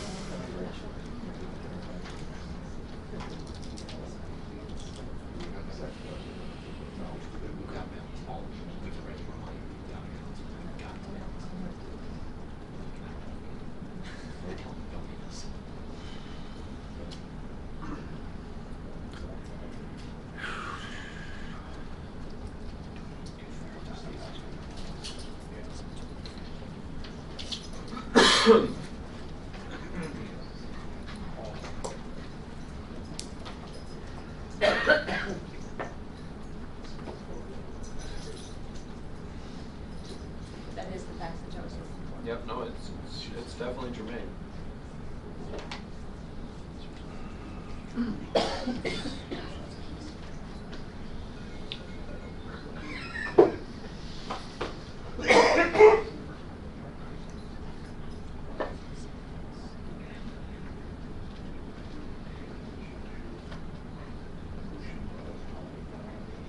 All right. You ready? I'm ready if everyone else is ready. So, in that section, it talks about motions that can be divided on demand if they are several resolutions or motions on different subjects. Mr. Bishop Henchman is correct that these are not actually motions on different subjects. These are all one package of amendments on the main motion. However, the second paragraph of this section of Robert's Rules talks about a series of amendments to a main motion may be offered as one motion. However, unless these amendments meet the standard for conforming amendments, which I do not believe they do, because, let me double check.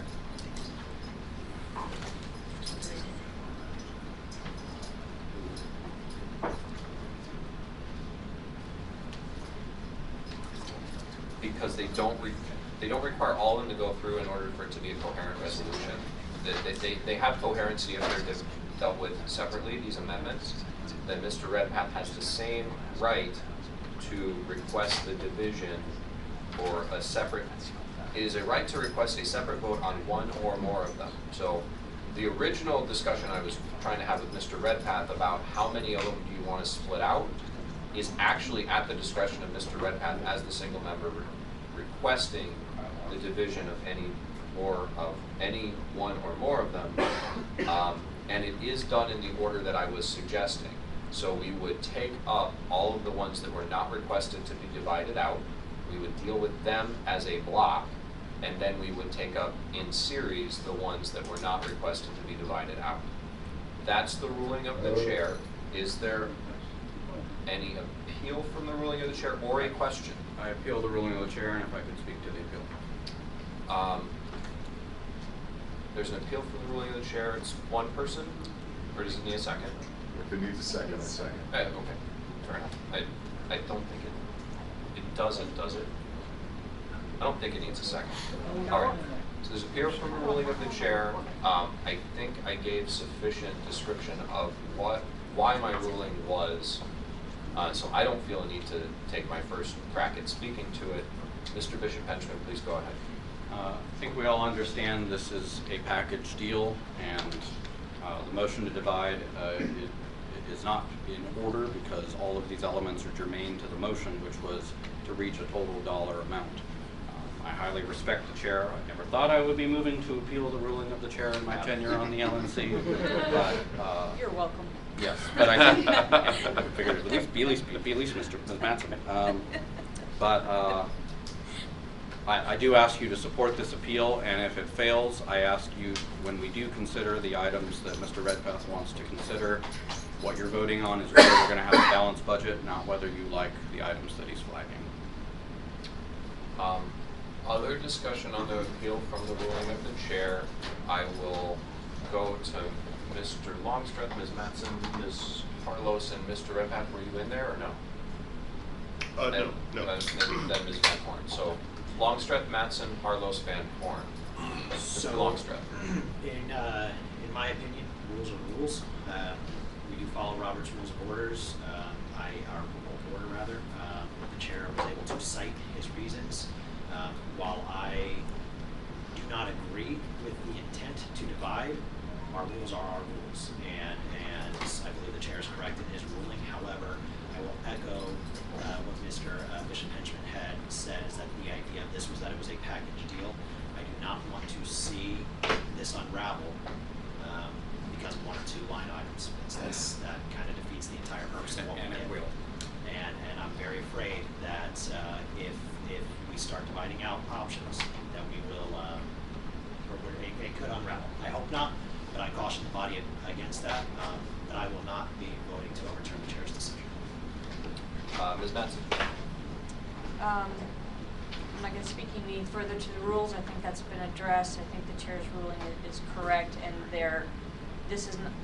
I fully support the goal to balance the budget, but there may be other motions that can address anything's adjusted out for CNF if they were to not pass. So this is not the one and only way to get to a balanced budget. So I think it is divisible, and other motions could address whatever remains if that happens. Ms. Matson. Or not Matson. Harlows. Sorry. Everything I was going to say is being addressed. Ms. Van Horn.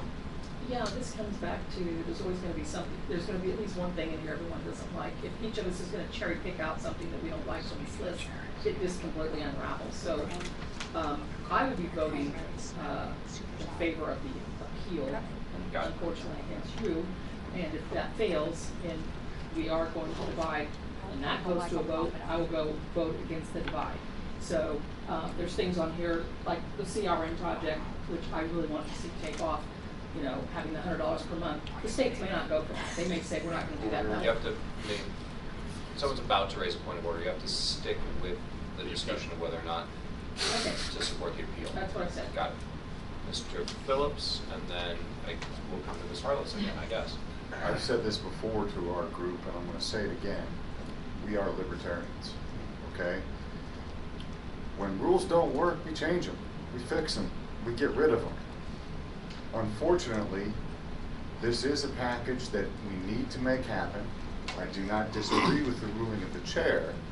He is correct on the rules, but there's a reason we have a procedure to change those rules. That is what we do. As libertarians, that is what we do. We don't like marijuana being illegal. We make moves to make it legal. That's what we do. Don't stand on rules. Let's make something work and get done and get out of here today. Ms. Harlows, sorry. Okay. I do not concur with Mr. Phillips because there are member rights here at issue. Rules are rules, but Mr. Redpath has rights, and we can't. And he has a right to rely upon those, and we can't, just because it's more of us, decide we're just going to thumb our nose at the rules at this one because we don't like the results. I actually don't like the results, but I will not vote to overturn the chair when the chair is correct. I think it's completely wrong to overturn something just because you don't like the results. The fact is, the motion, and it didn't occur to me, when we were talking about it, could have been crafted in a way that it was contingent upon it being indivisible, and we didn't do that. So I believe Nick is just absolutely correct. Whether we like it or not, he's correct. Can I make a comment? Okay, so, Can I make a comment? no, not yet.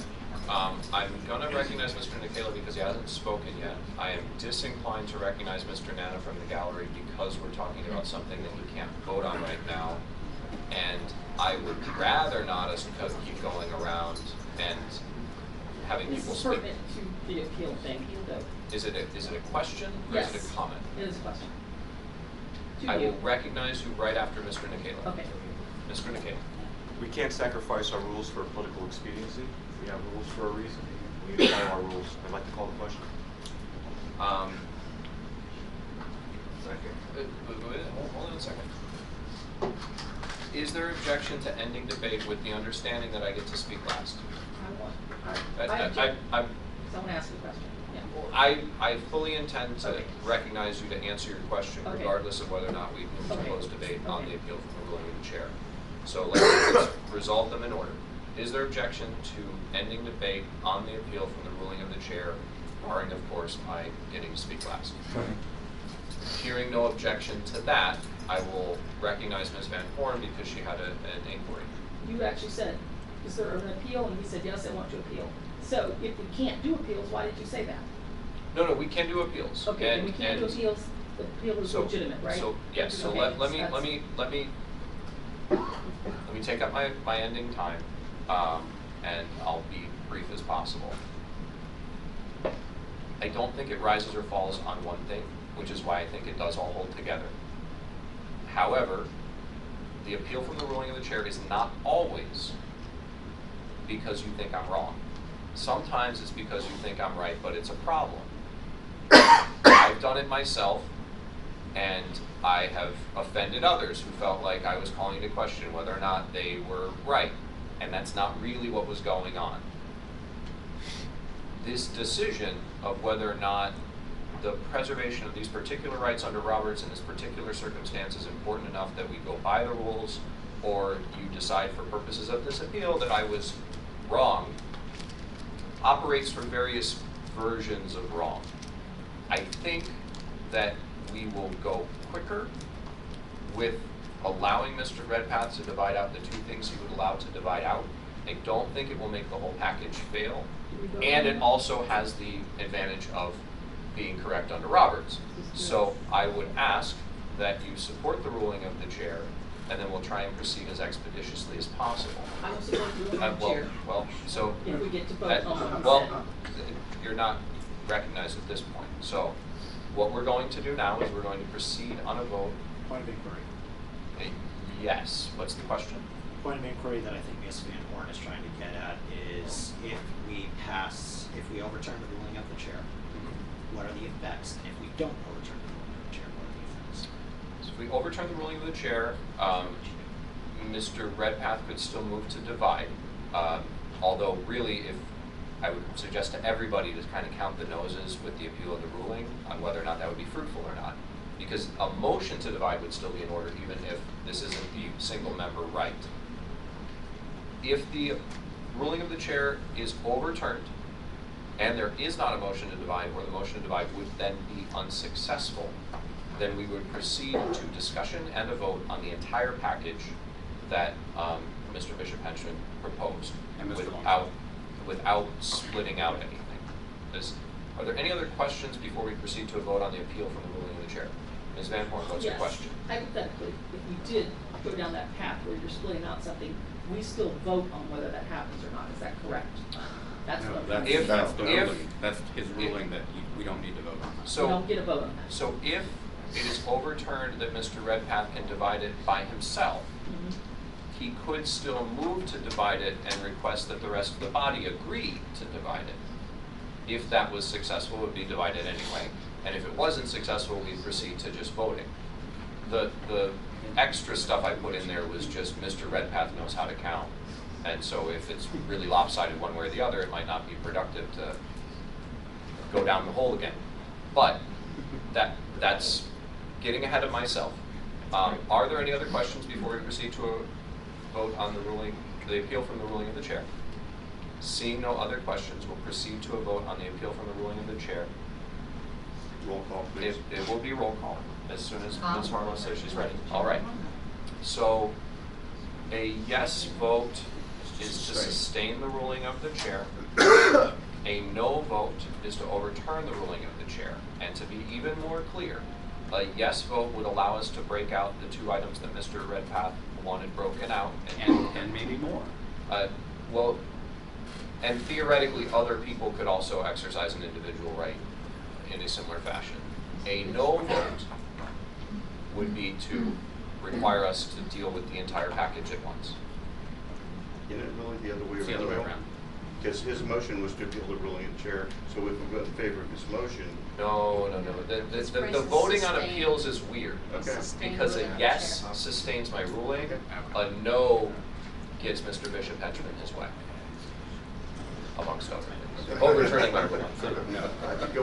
So Mr. Bishop Henchman will vote no, and I will vote yes. Right? If that kind of clarifies for everyone's absence. All right. Now we'll go with roll call. Mr. Nikela. What was that? Yes. Oh. Ms. Mattson. Yes. Mr. Hewitt. Yes. Mr. Longstreth. Yes. Mr. O'Donnell. Yes. Mr. Smith. No. Ms. Van No. Horn. What? No. No. Ms. Billiard. No. Dr. Lark. Aye. Mr. Redpath. You betcha. Mr. Bishop Henchman. Nay. Mr. Goldstein. No. Mr. Phillips. No. Mr. Hagan. Yes. Mr. Merced. Aye. Ms. Harlos. Yes. Count. And Ms. Van Horn was no, correct? She was correct. Okay, so it's 9 to 7. 9 yes, 7 no. I will decline to vote. You already said you were going to vote yes, though. I did say I'll vote yes, making it 10 to 7. I want to follow through and be a man. Mr. Chairman. Because I have Oh, well, let's go 10-6. through it. So Just kind of, one or you know. second, because when Elizabeth sat at the table, I needed to add a line, so I was manually counting her. So give me 1 second. Yeah, because I got 10-6, I just, Let's put her in here, make that a no. like, list your yeses and nos. Double checking the number. I have 9 to 7. Well, now 10. No. I'm Did you- going to you vote voted yes. Oh, Yeah, okay. because they Oh, I thought you said it didn't make a difference. Okay, so It doesn't, I but had I that will. one down. Point of information. Huh? Has anyone ever gotten as close as I did over? Sorry. Oh, no, I've been over. Absolutely. On the first thing he tried to do I'm was not, cheer. I'm not always right. Don't you read the right He yeses? learned his lesson there, so he didn't all make of any the yeses. Nikela, Mattson, Hewitt, Longstreth, O'Donnell, Redpath. Lark, you skipped. Lark? Lark was a yes? Yes. Oh, I had you down Mark as was actually an no. aye. No. Okay. No. That's what confused everyone. So 11 to 6. 11 to 6. 11 to 6. All right. Ruling of the chair has been upheld. Mr. Redpath is requesting the division of C and F. Yes. I am granting that request, and so the procedure at this point, first I'll ask, is anyone else trying to break out anything else from this package? Seeing no one, we will then proceed to deal with items A, B, D, G, H, and J, since we already struck I. And then we will proceed on items C and F. So discussion right now, point of personal, yes. Clarify what those items are. Yes, I'd be happy to. Item A is the prioritized wish list. Item B is adjusting the branding materials revenue line. Item D is reducing the affiliate development revenue requirement by $30,000, increasing the general requirement by $16,000. Item E is requiring the new campus support project to include staff time as a share of overhead, which increases the revenue line by $5,000. Item G is reduction from 5 to 4 issues of LP News, which reduces expenses by 10.3. Item H eliminates direct candidate grants and/or training from candidate support, reducing that expense by $10,000. And item J is life memberships or other particular pledges to fill the gap that would increase the revenue line by $5,500. The two broken out items are item C, the Arkansas ballot access drive, which would be a reduction in expense by $28,000. And item F, affiliate support, requiring a contribution from those states that are participating to increase revenue by 10.8. Any other questions or points of privilege, points of information? All right, we will now proceed to discussion on items A, B, D, E, G, H, and J. Mr. Bishop Henchman or Mr. Longstreth, would you like to speak to the motion? I think we were not in the original speak to the motion before the division started. We're out of time on this. I move to extend it to 20 minutes. Second. No, I don't hear an objection to 20 minutes, and so will be extended. Mr. Bishop Henchman or Mr. Longstreth? Yeah, I'll speak on behalf. Thank you for not breaking anything else out. I truly appreciate that, and I appreciate the efforts of everybody in order to try and make our budget balanced. I think it is critical that we pass everything at this point that we have proposed, that we worked on. We can discuss those other two items and go in more detail, and there may be other motions. I want to remind the body our goal is to leave this with a balanced budget. Simple as that. Would anyone like to speak against the package? The package, not the other two. Yes. I would Mr. just like to Redpath. ask Mr. Longstreth to not speak for the body. We don't know that right now. I don't agree with the statement that the bottom line here is to pass a balanced budget. I do not agree with that. The balance. I interpret it as it was the goal of the makers of the motion to come out with a balanced budget. Okay. And Thank you, and Mr. I will interpret it with that in mind. Is that me? If that's your interpretation, fine. I'm just saying that I don't agree with that statement. Okay. Would anyone else like to speak for or against the package of items? Are we prepared to move to a vote on the package? Oh, sorry, I did not see you. Does not like me. No, I just can't see from the side of my head. That's Oh, my we're wife's gonna have tower. to put it Yeah. So Ms. Harlow and Mr. Goldstein. Okay, I understand that some, I'm with the group that thinks we need to leave here with a balanced budget. And the budget is amendable. I wanna get to a balanced thing. It to me, it's not really irrelevant, but it's almost irrelevant where we take it from. We get the money and then we reprioritize back in. And I think the decisions they made were the best that could be done under the circumstances. I mean, I, for one, think we need to leave here with a balanced budget. I've been mortified the past two budgets. All right, Mr. Goldstein and Mr. Smith. I've mostly got a question for the makers of the motion. Why is A in there? Because that's not really a dollar budget item. It just it could be a proviso at the bottom of the budget. Mr. Chair? Sure. Item A was put in there specifically so that way if we are eliminating certain items, we can reprioritize and say these are the items we want to refund if we raise money beyond that. So it is a kind of an appendix to the budget, if you will. Mr. Smith was next. Mr. Smith. Mr. Smith's going to pass. Is there anyone else who wants to speak on the package, or can we proceed to a vote on the package? Seeing no further discussion on the package, we will proceed to a vote on the package. Is there a request for it to be roll call, or can we take hands? I think it should be roll call. I think it's substantive, Mr. Chair. Okay. Then we will do roll call. And that, you gotta give me a second. All right. For once, I didn't have all clear out the past votes.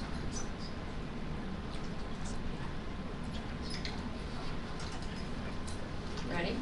Yes, I'm ready. Mr. Michaela. Aye. Ms. Mattson. Yes. Mr. Hewitt. Yes. Mr. Longstreth. Yes. Mr. O'Donnell. Yes. Mr. Smith. Yes. Ms. Van Horn. Yes. Ms. Billiam. Yes. Dr. Lark. Aye. Mr. Redpath. Yes. Mr. Bishop Henchman. Aye. Mr. Goldstein. Yes. Mr. Phillips. Aye. Mr. Hagan. Yes. Mr. Merced. Aye. Ms. Arlos. Yes. And I will choose not to vote, which I believe is unanimity with one abstention. All right, moving on. Point of information. Point of information. Can we take a 2-minute break so Mr. Hagan can update the spreadsheet so we can see where we're at? Or is it going to take more than 2 minutes? Let's do it. Let's let Mr. Hagan do it while we discuss items C and F. We are time. So, item C. I'd like to actually deal with F first, if we could. I was going in the order they were presented. Is there any objection to dealing with F before C? Except after E. All right, so we'll take up item F. Mr. Redpath, you have to pause because the maker of the motion gets to speak to it first, and you split it up. Mr. Bishop Henchman gets first crack at it. Actually, if I may, it's a legal point brought up by Mr. I understand he can speak to it in a moment here, but the You're point providing is, information to the body. Yes, I'm providing information. It was a note from Robert Kraut, Affiliate Support Revenue CRM Project. FEC violation unless affiliate FEC files, or the affiliate files with the FEC. Will that be a requirement of any affiliate using the CRM? In other words, we cannot accept, it is my understanding, we cannot accept revenue from a non-filing state affiliate. Is that so, Mr. Chairman? It's a little technical and tricky. As a general matter, that is true. There may be, and we haven't really gone deep into it, an exception for the provision of services in which we're providing value for the money, and it's in the nature of a purchase and not a transfer. It's always cleaner, and I'm sure Tim would agree with me, it's a lot easier if they're FEC filers and then it's a transfer, because then we don't get into this whole other area of FEC law that's not so much fun. But Mr. Kraus, do you have more information? Yes. Also, if we ask for an advisory opinion and it's determined it is for service, then that Taxes. may be subject to tax. Yeah, good old tax. It's probably why Mr. Bishop Henchman made the proposal in the first place. Otherwise, Mr. Chair, I don't have an objection to the 10,800. I just wanted to bring that issue up. So now that we've been provided our information somewhat out of order, Mr. Bishop Henchman, would you like to speak to the proposal? Yes, I love the CRM project. We need it. Everybody else has a CRM project. I've looked under the hood to the extent I can this week. I've exchanged about 6 emails with Mr. Burns. I'm planning on flying to Minnesota at some point in the next 6 months to get more information firsthand from him. This is doable under this. As far as the legal issue, I think there's 2 different paths we can go with it. One path is going the services route, as was just discussed, and the other path is having the 9 states who are participating currently become FEC filers. Some of them may already be, I don't know. That was actually already anticipated as a necessary feature of this project, and we're probably going to have to do it for other reasons in the near future anyways. So the legal issue should not be a constraint on this. And I'd reiterate that voting on this is not a vote on the wisdom of these line items. It's a vote on whether we're going to have a balanced budget. All right, thank you. Is there anyone who wants to speak against? All right. I've just got a question. Yes. And this is another general informational question. Having been a state chair of one of the actually more affluent state parties, what are the chances of these 9 parties actually coughing up $1,200 a year to do this? Mr. Moman says 0. So if we're going to have a realistic budget, we have to base it on the real world. Is there anyone who's sitting at the table who would like to hear from a member of the gallery? Yes. Ms. Billiou. I would like to hear from Mr. Moman. Is there any objection to hearing from Mr. Moman? Hearing no objection, Mr. Moman, go ahead quickly. Yes. I had 2 items. One's been covered. The second thing is the amount charged by state. A $100 per month access fee is imbalanced in a real actual marketplace anyway. You have large states, you have small states. And if you're charging them the same for access, then I'm going to say, hey, Kentucky, let's lit up all 4.4 million voter records because it's the same price. This is why Nation Builder costs more as you go up. I think more importantly, the states that I know are in there, some are large, some are small.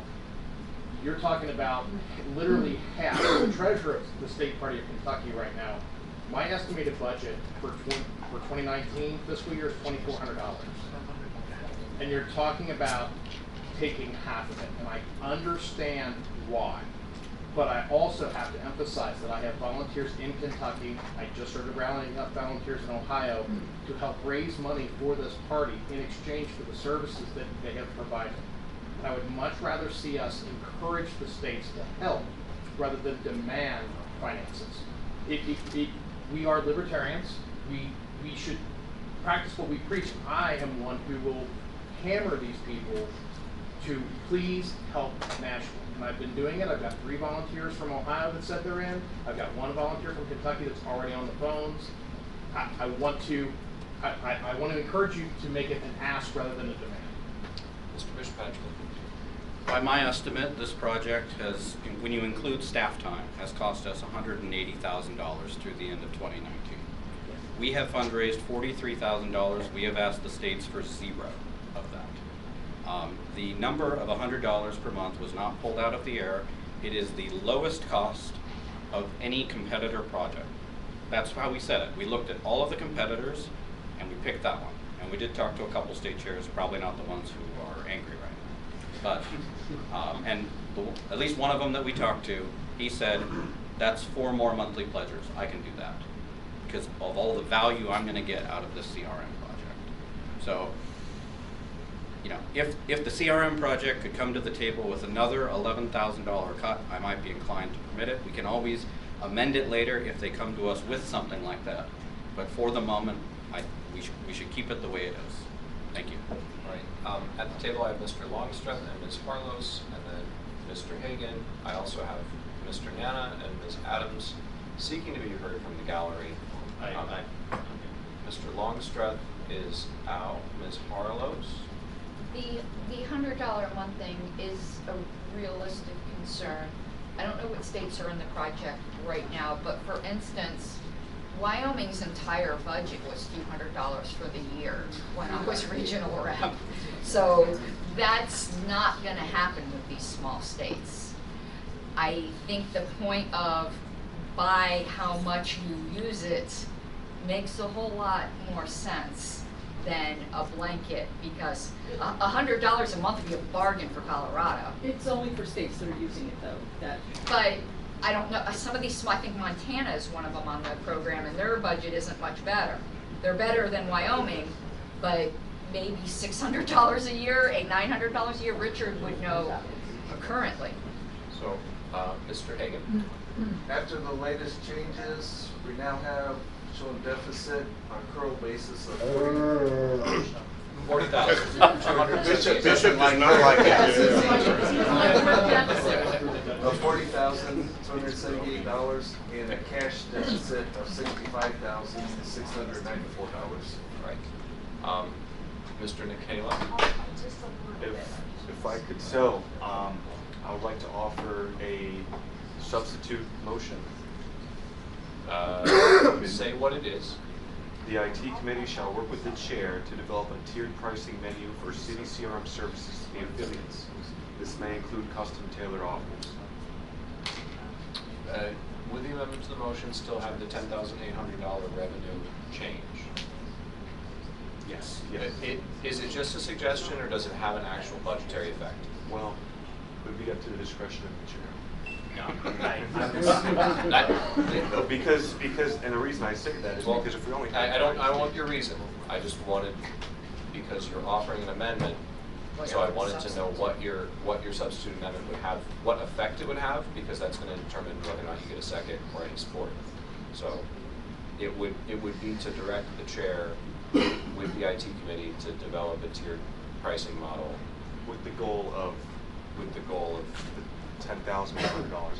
Okay. So tiers like individual pricing for different states and things. Right, because in the market of CRMs. Yeah, but again, we're getting back to discussion. So is there a second to the amendment? I'll second. Okay, there's a second to the amendment.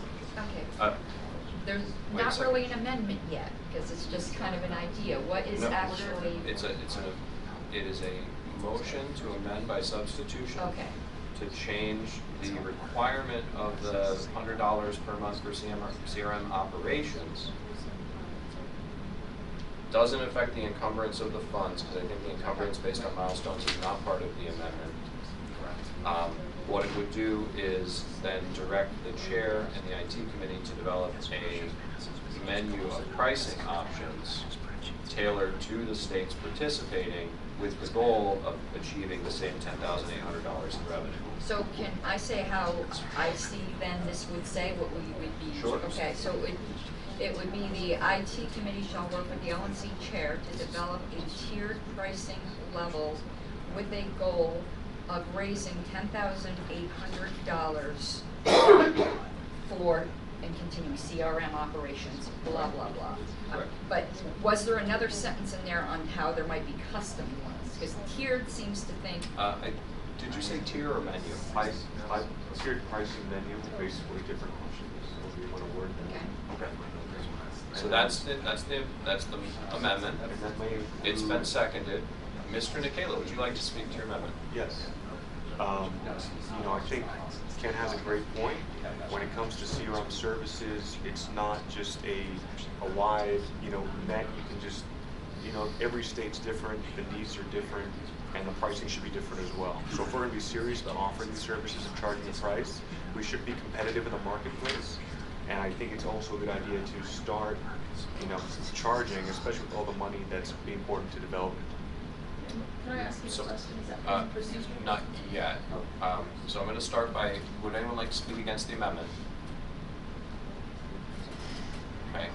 Ms. Van Horn, do you have a question? Yeah, just to make sure I understand. So like a tiered pricing, like you said, for services. So maybe somebody wants to be able to access, to be able to have the website options.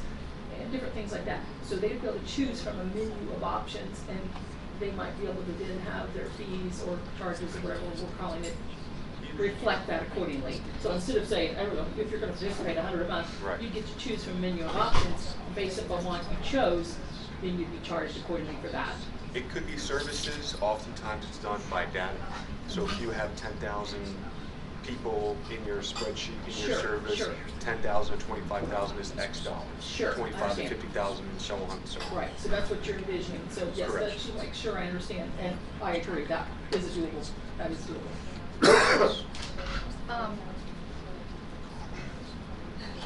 When this was originally, and some of this I didn't bring up earlier because through comments, there's some realizations dawning on me.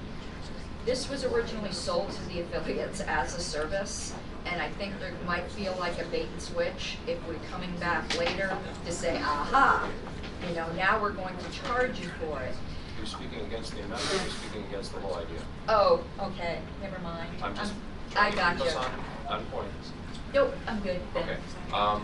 Is there anyone else at the table seeking to be recognized? Is there anyone at the table who would like to recognize? We have the same section. Okay. He's got it. Would someone like to hear from Mr. Nano? Yes. We come out of this meeting regardless of what we do without any idea of how much it's going to cost or it's a tiered system, but we don't know what, I can't tell Ohio what we're going to pay, then we're going to lose Ohio for the next whole year. We got to read the nation bill. We need to decide within the next few weeks what we're doing.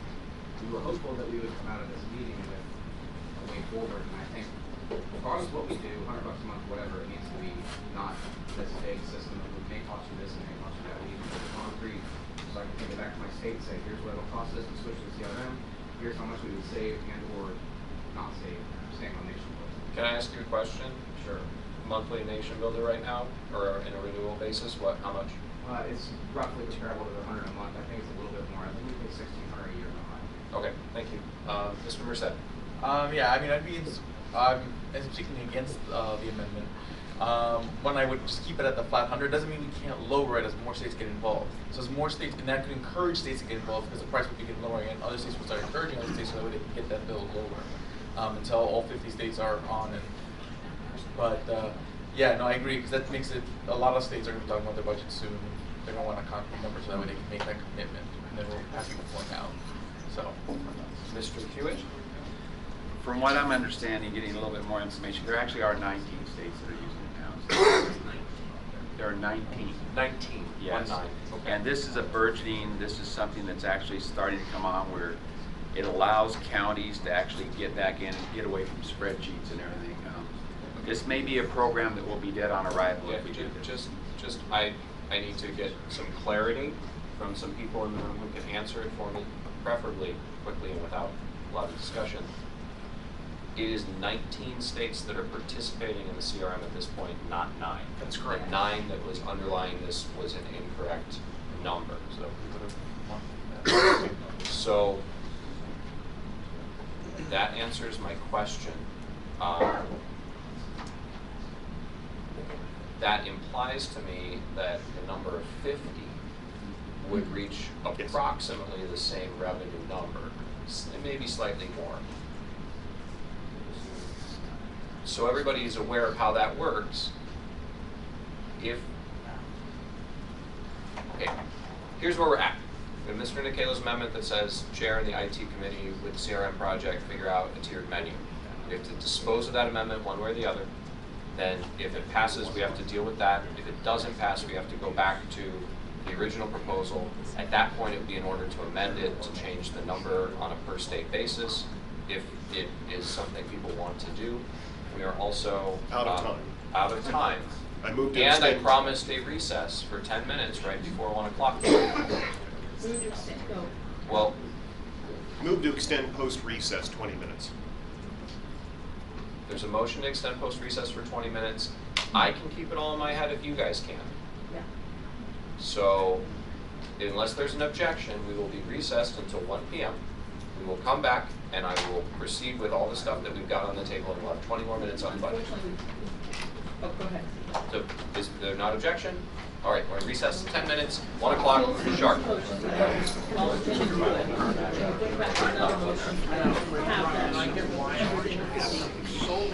All the small states where we have some Kentucky has. You can do it.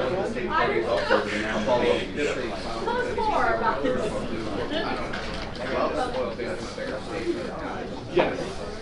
Right? No, we can. We need them. All right, we're back in order. I don't have a secretary, but She'll be back. I'm sure she will. I don't need one. That cool. Mr. Hewitt. I'd like to make a substitute motion. Not. We're gonna have to dispose of this one first. Yeah. So I can go 2 levels of I can go 2 levels of amendment if I want. Okay. So now we do have to wait for the secretary. I thought we were going to proceed to votes, which I can sometimes just kind of keep in my head. But if we're going to, Well, can we hear what his yeah. thought is? So I've recognized Mr. Hewitt. Mr. Hewitt, what motion would you like to make?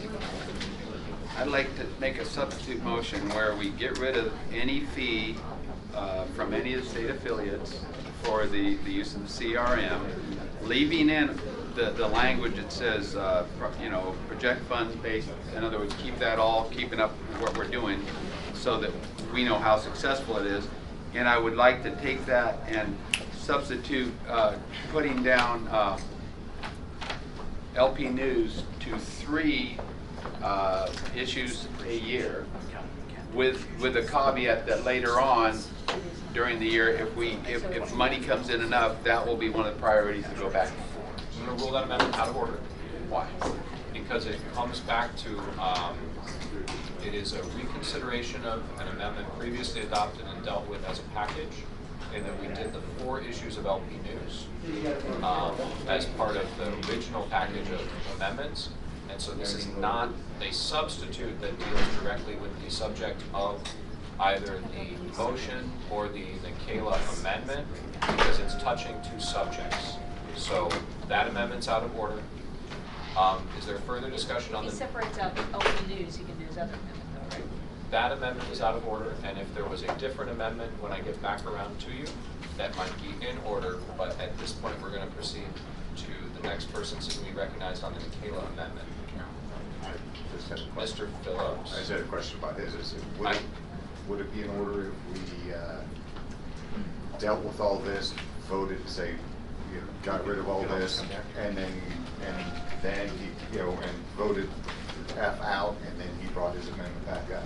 That would be in order because then, but it would be in order and it would be subject to the rules regarding reconsideration of something previously adopted. But we would have to come back to LP News as its own thing, separate from this.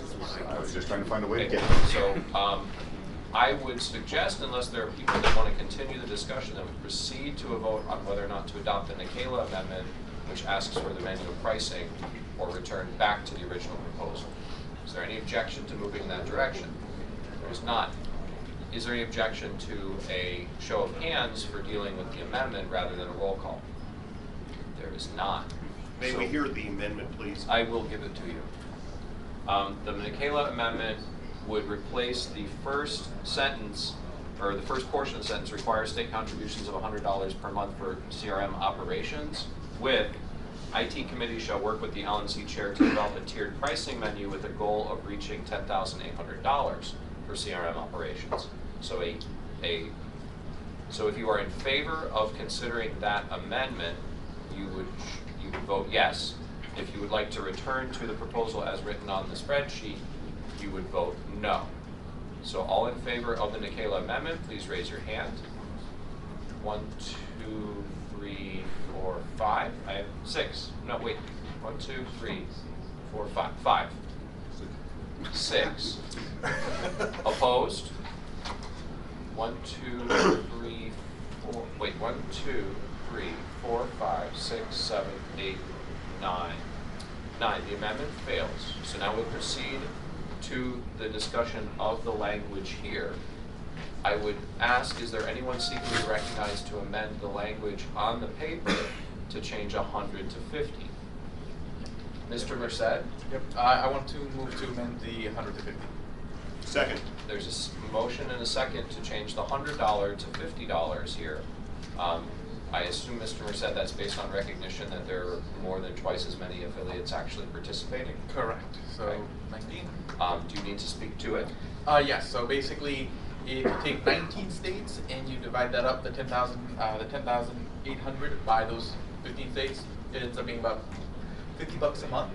And then that could be even lowered in the future as well. I know there's some capacity issues regarding additional states, but as those capacity issues get addressed and more states come on, that cost can be further reduced. If all 50 states were on eventually, you could actually lower that cost down to 18 and maintain that level of revenue. But yeah. Okay. Would anyone like to speak against the amendment? Mr. Goldstein. I would just like to know what the staff is going to do when states don't cough up their $50. We're going to cut them off of the CRM, because those are consequences of approving. So my interpretation of the wording is the answer to your question is probably yes. Okay. There may be a way to try and find an exception in an exceptional case, but the wording seems pretty clear that the require word means require. I'm not the designated flag taker on that one. Dr. Point of information, I would assume that actually staff would have some latitude in terms of how that is handled. We would have some latitude, Yes. but not a ton because of the word require. Ms. Van Horn. A question, or maybe it's called an important inquiry. If we were to go with the $50 instead of the 100, does that rule out the possibility of also having some sort of tiered arrangement in there? Can that be added at some point? It could be reconsidered at a future meeting or a future consideration of this topic, but the adoption of the motion, if it is amended to be the $50, would require it to be a $50 per month per state. That's the way it's written. Okay. So we'd have to come back to it if we wanted to change it. But we could do that at a later point. We could. Okay. Ms. Bilyeu. Would the intention of this be to collect that amount of money until we've reached the $10,800? The intention, as I understand it, and please correct me if I'm wrong, is to try and have a revenue increase of approximately $10,800 as part of this package that leaves us in balance with our budget. I don't think there's a particular intention or need for it to definitely come from states or anything like that. I think this was put in as a way to get to that number, and this was the way that made sense. Does that answer your question? Okay. There are two people who are not at the table who are seeking to be recognized. Is there someone at the table who would like to be recognized, to recognize the people who are not at the table? Yes. Ms. Harlow. Oh, what was that? That confused me. It's confusing, isn't it? Whenever it's a turn for somebody here, I would like to speak. Okay, so got it. So I'll actually go to Ms. Harlow, then I'll come to Mr. Smith for a reason that I assume I know. Okay, because now I can go back to what I was arguing before when it was about the amendment. $50 is much more palatable, but again, to Montana, I'm just using them as a state I know, they wouldn't have it. And it was originally billed as a service, and to turn around and charge for something that was a service is not good mojo. But also, deserved or not, obviously I think it's undeserved, but we have to deal with reality. The rest of the party doesn't think we do anything, and definitely doesn't think we do anything for them, ever, never. Even if you just did something for them, you still haven't done anything for them. This is something we've been selling as a service they're going to get, not as we're going to be your new nation builder provider and just you're going to pay it to us rather than nation builder. It's always hard to keep the affiliates happy with us, and I think this is one sure way to make them hate us pretty quickly. Mr. Smith? Yeah, I'd like Jerry to recognize Ms. Hogarth and or Mr. Gates. All right, well, is there any objection to hearing from Ms. Hogarth? Please stand up, Ms. Hogarth. Only makes it easier for you to hear, easier for us to hear you. I just had a question about the, well, I do have something to say, but just about the wording. Was it $50 or at least $50? No, it's 50. It's a specific number. It's not a minimum number. Okay. If I can't suggest a change, of course, but I think at least $50 would be a nice change if somebody was interested in it. As a state chair, I don't expect to get stuff. I mean, I expect the National Party to do certain things. And we were excited about the CRM project, and we are planning to transition to it. And we were planning to pay even when it wasn't required. So I know that's harder for some states, but I would have to say that a state who can't come up with $50 a month probably might be better served with spreadsheets. I don't know. They may not have a volunteer base to handle something like that. That's all. Okay. I have Mr. Phillips. We'll go Mr. Hayes first. I'm sorry. Would you like to hear from Mr. Hayes? Because Mr. Hayes isn't at the table. So Oh, right. I'm being a little, so I just want to clarify for everybody. I know earlier in the meeting yesterday, I was a lot more like, I recognize people from the gallery. We're running short on time, and so I'm being a little bit more Robert's rules. That's why I'm asking for people at the table if they want to hear from people who are not at the table. It's a better indicator for me. Just because Josh already said it. Yeah. So, Mr. Phillips, you're at the table, and you've been let's, recognized. Yeah, okay. Let's cut to, as Nick's talking about time, and he's brought us to this point many times, and I'm slowly learning my lesson. We're wasting time on this amendment when I think we've already got somebody willing to propose a solution that's going to solve this. If we could just get these votes done and move on. Mr. Nicalim. Yeah, so when it comes down to the brass tacks of things, $50 is inconsequential to the service that a CRM is supposed to provide. Because in a CRM, the idea is to organize your data so you can target fundraise and you can make the money back. So, it's a service that we're providing in terms of support and other things. And, it might not be something that we charge for in the future. But I think that this is a way we have to reach our budget, and quite frankly, we're spending a lot of money on this service. A little bit back. It doesn't even cover everything, so I think it's a small price to pay. Ms. Mattson and Mr. Smith. I think it's definitely worth the value of $50 a month. However, it bothers me to say we have this fabulous thing that we told you is going to be free, and now we're going to slap a price on it. And I think the PR aspects are going to be particularly poor. I have a couple of other amendments in mind that add up to about $20,000 that I think we can reduce expenses elsewhere without having to increase this revenue. So I'm going to vote against this portion. Mr. Smith? I think we're wasting a lot of time on call question. Mr. Smith moves to close debate. Is there any objection to closing debate?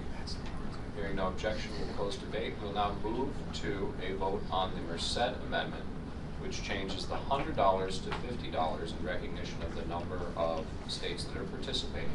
A yes vote will adopt that amendment as what we are considering. A no vote will return us to considering what's printed on the paper with the $100. Are there any questions before we proceed to a vote? Is there any objection to having this vote by show of hands rather than roll call? Hearing no objection, all in favor of the Merced Amendment, please raise your hand. 2, 3, 4, 5, 6, 7, 8, 9, 10, 11, 12, 13, 14, 15. Opposed? 15 to 1.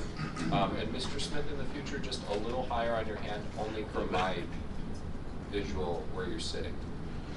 15 to 1, the amendment passes. That's now what's under consideration. I will take Mr. Smith's motion to close debate as closing debate on the whole damn thing. And we now proceed to a vote on the amendment, on the change to the budget as amendment, where it's $50 per state per month. This will be roll call because this is a substantive budget change, unless someone. I just want to observe it's 11,400 now, so it actually cuts the deficit a little bit. It does cut the deficit a little bit more. The effect will be 11,400, assuming all 19 states continue to participate under the new change that we're adopting, if we adopt it. So, roll call vote. Are you ready? Mm-hmm. God, that looks delicious. Doesn't it though? Not as good as beer, but it is delicious. Mr. Nicalim. Aye. Ms. Mattson? No. Mr. Hewitt? No. Mr. Longstreth? Pass. Mr. O'Donnell? Aye. Mr. Smith? No. Ms. Van Horn? Can you read what it is we're voting on so I can hear it, or say I it? could have, but I will. It's F, but with $50. Because we're in the middle of the vote, this is to adopt the thing that was amended. That we just voted on. Item F. Yep. Yeah, it's to adopt item F with the $50 instead of $100. This Yes. is the adoption, not the amending. So Yes. your vote is yes? Yes. Ms. Billiou? Dr. Lark? What was Ms. Bill? She was a yes, but it was quiet. Dr. Lark? Nay. Mr. Redpath? No. Mr. Bishop Henchman? Aye. Mr. Goldstein? Yes. Mr. Phillips? No. Mr. Hagan? Yes. Mr. Merced? Yes. Ms. Harlows? No. Returning to Mr. Longstrip? No. Count? It's a tie. 8 to 8? It's a tie. I will vote yes. Point of information. Point of information. So did that, all the changes, that mean that the revenue change will be 11,400? Or is it Yes. still 10,800? Projected is 11.4. What we're putting on the We're budget? putting 11.4 on the spreadsheet, assuming that no one's going to quit. It is an assumption. Ken? So the final vote was 9 to 8. Try to sell It it. passes, Don't is that try to correct? not Okay. sell it. Are you messaging people right now to say it's bad? Does anyone want me to explain my vote or no? Yeah. Because he's still messing with them, say it's bad. You would? I would, yeah. Okay. If you'll indulge me, I'll be brief. I don't normally vote. Right? Dr. Lark, are you objecting? Is that out of order? If it's out of order, I'll just tell her After the privately vote. later. After the vote, Mr. Chair, I appreciate, I'm not going to cry myself to sleep, but I don't really, I think that's extending your privilege a little too far. Let's move on. Okay, then we'll move on, and I'll talk to Ms. Harlows later. Or anyone else who wants to talk. Mr. Redpath. Yes, could I speak to C? Actually, you get to speak against Mr. Bishop Henchman or Mr. Longstreth gets to speak to C if they would like.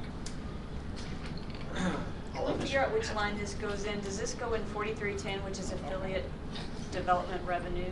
Does that make sense? It would be the affiliate development revenue. It's the revenue side of affiliate support. And it goes up 11, what was the number, Joe? 400. 11.4? 11.4 is 19 times 50 times 12. All right, Mr. Bishop Henchman. Excited to be the most hated man in the party. And would like to compliment all of you who saved the CRM project from my desperate, evil attempts to stop it completely. So certainly let that know to your state affiliates. Keep up the room for sure. Yeah, right. Not running for chair.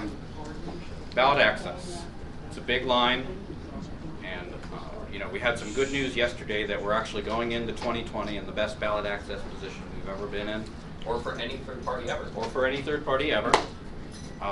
Mr. Redpath iterated yesterday that the item includes an Arkansas ballot access drive, an Alaska ballot access drive, and 5,000 in uncommitted funds. This sweeps all but the Alaska ballot access drive for a savings of 28,000.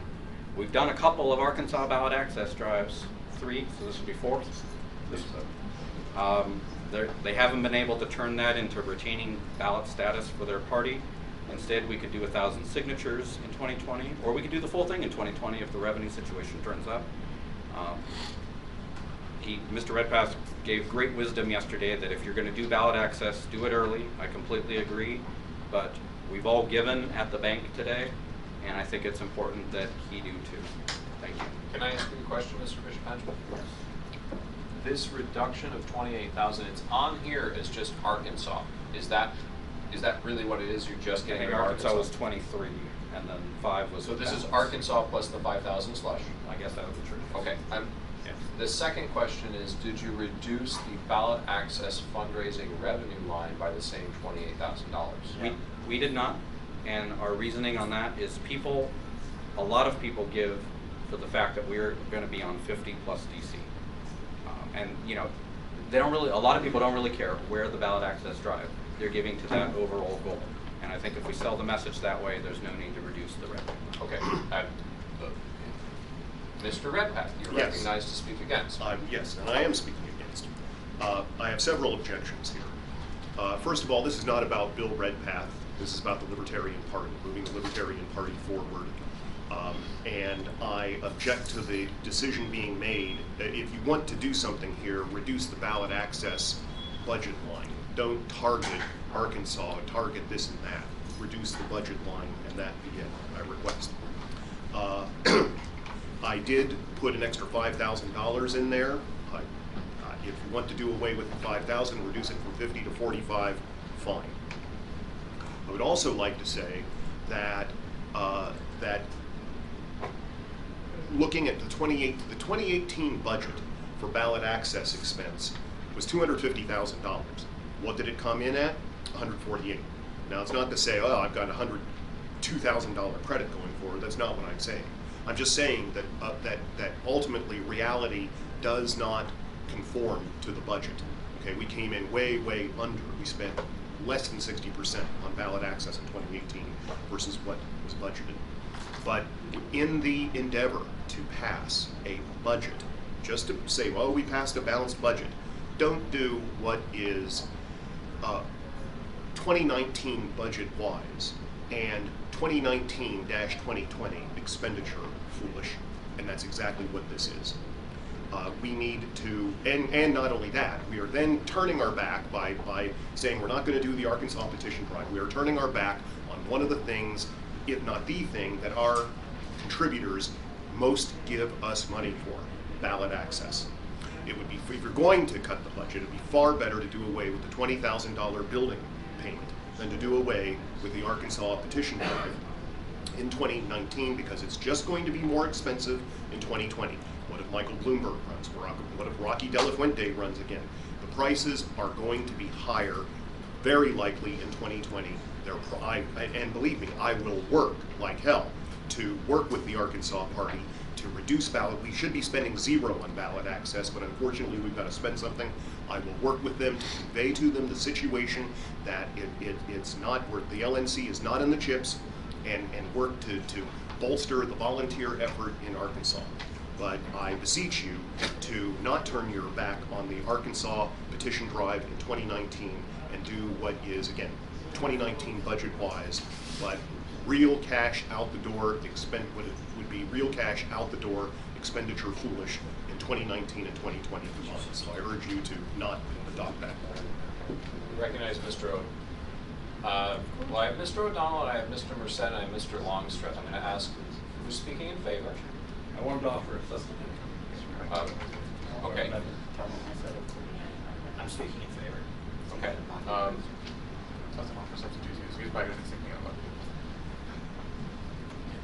Mr. O'Donnell did have his hand up first, and I normally like to alternate. I will come to you, Mr. Longstreth, soon, but I will go to Mr. O'Donnell first. Go ahead. I'd like to offer a substitute. Rather than reducing it by 28,000, we reduce it by 16,500, which is the 5,000 slush and half of the Arkansas dedicated fund, and offer Arkansas the same deal we offered in Connecticut, where they raised the first half and we match quarters.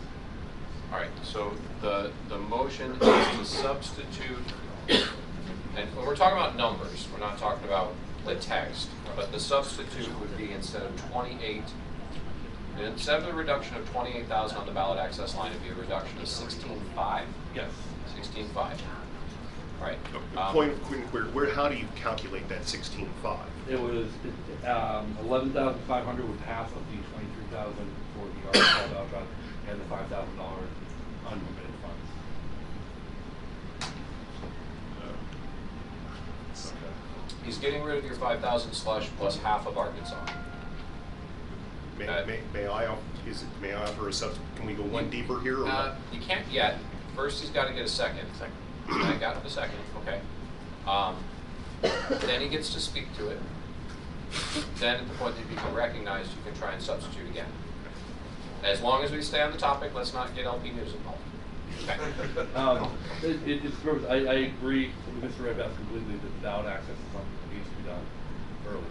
This is not an expense we want to put off till 2020 because we do not know what kind of position we're going to be in at the end of next year. We do not know what kind of position we're going to be in going into 2020 or what we can anticipate our ballot access needs might actually be in 2020. We can anticipate, but we don't know for sure. But if this is something we can knock out and get out of the way early, it's something we absolutely should do. Now, Connecticut had an issue with their ballot access for their governor's race, and the EC offered them a deal.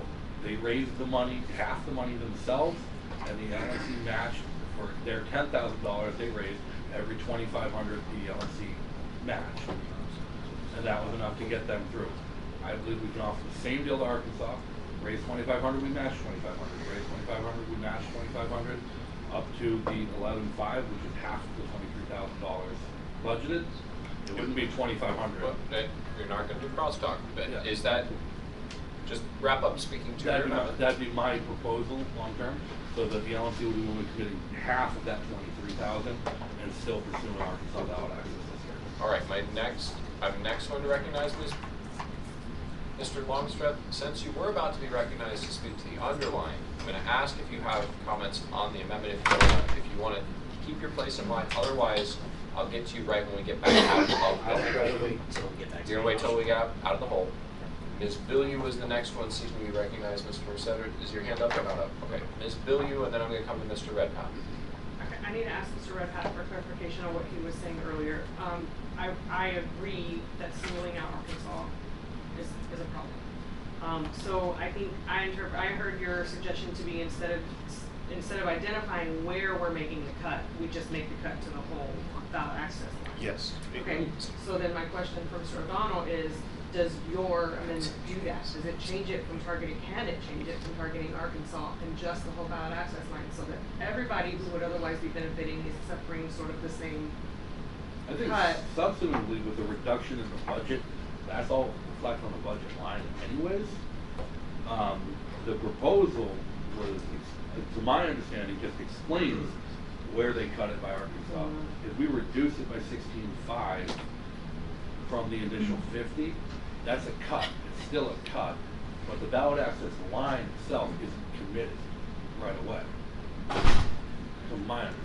All right, so did you get both your questions answered? Not really. Okay. I think what I'm trying to figure out is your amendment can still targets Arkansas, and I think it does because you added the match thing. But if it weren't, I think I would be more inclined to support something that did what Mr. Redpath wants, takes it from the actual budget line, and doesn't actually think I will suggest to you, and anyone else interpreting Mr. O'Donnell's amendment, that you read it as, instead of 28, it's 16.5, and then interpret it in the most charitable way possible to try and move the ball forward. So don't look at state names, just at 16.5, and interpret his comments about how he gets to that number, explanation, but not targeting. I think we all move a little faster that way. Does that make sense, Whitney? Yes, however, his amendment also adds an extra layer of foundation. No, that's explanation, that's not the amendment. Okay. The amendment is instead 28, 16.5. Okay. That's the whole amendment. Mr. Redpath? Can I move something? It depends. What are you trying to move? I would move that the ballot access budget line item be reduced from $50,000 to $40,000 in 2019. Period. All right. So now we're in the proverbial 2 levels of amendment. It's totally okay and germane. So right now, just to get everyone where we're at, original proposal drops the ballot access line by 28,000, right? So it goes from 50 to 22. O'Donnell amendment drops it by 16.5. So it goes from 50 to 33.5. 33.5. Redpath proposed substitute drops it from 50 to 40. Is there a second? There's a second from Dr. Lark. Mr. Redpath, would you like to speak to your amendment to the amendment? Again, I think it's important to move this thing forward, to move ballot access forward, to move the party forward, to do what is fiscally responsible for 2019 and 2020. Let's live within our means, but not fixate on a balanced budget. But what actually happens sometimes has in the year that follows, has very little relation to the budget, and let's keep funding the things that drive contributors to contribute to the Libertarian Party. Would anyone like to be recognized to speak against the red path substitute? Ms. Matson, do you want to be recognized at this point, or should I go to Mr. Hewitt? And then Mr. Bishop-Henchman? I guess at this point. Yes now? Yes. Okay. It is, just be careful with how you talk. Yeah, it is germane to his amendment of, it's germane to all of them, because keep in mind that we put our revenues. You're lucky because this is just a number, so. Yeah, we put our revenues for this category at 75,000. We set it at 50% over the 50,000. So now we're talking about, we're gonna do even less, but expect to raise 75,000 in revenues. So I don't see how these reductions help, because if we're gonna do this consistently and reduce the revenues that go with it, then it's a wash at the end. Okay. I think I have Mr. Hewitt, then Mr. Bishop-Henchman, then Mr. Merced. And we're out of time on this. Is there any objection to extending for 5 minutes? For the whole rest of the budget? Well, I'm mostly thinking if we just get out of this in 5 minutes. And I think we can if people stay focused. So, hearing no objection, Mr. Hewitt.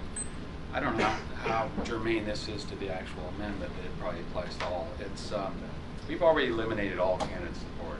You know, I mean, I think it should be a balance in this body. Everything's been a focus on ballot access. We see that we get a lot of donors from that. I think when we start changing our priorities, I think we start to get a lot more success, period. It's been completely erased, and to even leave anything in ballot access, I think it's totally skewed that way, and that's the way I feel. Okay. Mr. Bishop-Henchman? I urge you to vote no on the series of amendments. Talking about Arkansas in particular, we've done this 3 times for them. We've paid for them to get full party status, and then they are not able to meet the 3% requirement in order to keep it, and then they lose it, and then we have to spend it again. We've done it not just once, not just twice, not just thrice, but now we're going to vote to do it a 4th time. It's a mistake. I don't think there's any likelihood of them coming up. In fact, there is 0 likelihood of them coming up with a match in order to do it. That's why we've had to step in and be able to do this. Instead of doing the full party thing, we can do 1,000 signatures in 2020 and get 50 state ballot access, which is why donors give us money for ballot access. This is not, that $75,000 does not come from Arkansas donors supporting Arkansas ballot access. They give to the local party. Where that comes from is libertarians across the nation who are giving to make sure we're on 50 states. We will still be on 50 states with this cut, and we have a lot of time to put this back in the budget if the revenue situation gets better in the future. Mr. Merced? I'm gonna call the question. Mr. Merced is moving to close debate. Is there objection to closing debate? Hearing no objection to closing debate, this is where it gets fun. But that's why they elect me chair. So, here we are. We have... You said ouch. I'm tempted to hand the gavel. We hold on to it. But we won't. So, what we have is the immediate pressing question is Mr. Redpath's amendment to the amendment, which would reduce the line from 50 to 40. If you want to consider reducing the line from 50 to 40, then you vote yes. A no vote gets us back to the O'Donnell amendment, which would consider reducing the line from 50 to 33.5. If that's what you want to do, you vote no on Redpath and yes on the next one. If you vote yes on that one, that's what we consider the 33.5. If you vote no on that one, then we get back to the consideration of reducing the 50 to 22, which was the original proposal. So we're going to take 1 vote, 2 votes, 3 votes, and then we should be done. Everybody on board? All right, so right now, start with the Redpath amendment. A yes is the $10,000 reduction in the line. A no gets us the O'Donnell amendment for consideration. So I'd rather just do it with hands if that's okay with everybody. But if anyone objects, since we're talking about numbers, we can do a roll call. Hearing no objection, we'll do hands. All in favor of the Redpath amendment, please raise your hand. I have 1, 2, 3, 4. Opposed? 1, 2, 3, 4, 5, 6, 7, 8, 9, 10, 11, and 12. And thank you, Mr. Smith, your hand was higher. So, the Red Path amendment fails. We'll now consider the O'Donnell amendment. A yes vote has us considering the reduction in ballot access funding from $50,000 to $33,500. A no vote returns us back to the original proposal, which is a reduction from $50,000 to $22,000. Any questions? Again, with the show of hands. All in favor of the O'Donnell amendment, raise your hand. 1, 2, 3, 4, 5. Opposed? 1, 2, 3, 4, 5, 6, 7, 8, 9, 10, 11. The O'Donnell amendment fails. We will now proceed to a vote on the underlying motion. The motion to close debate, was it for everything? Yeah, it was. Okay.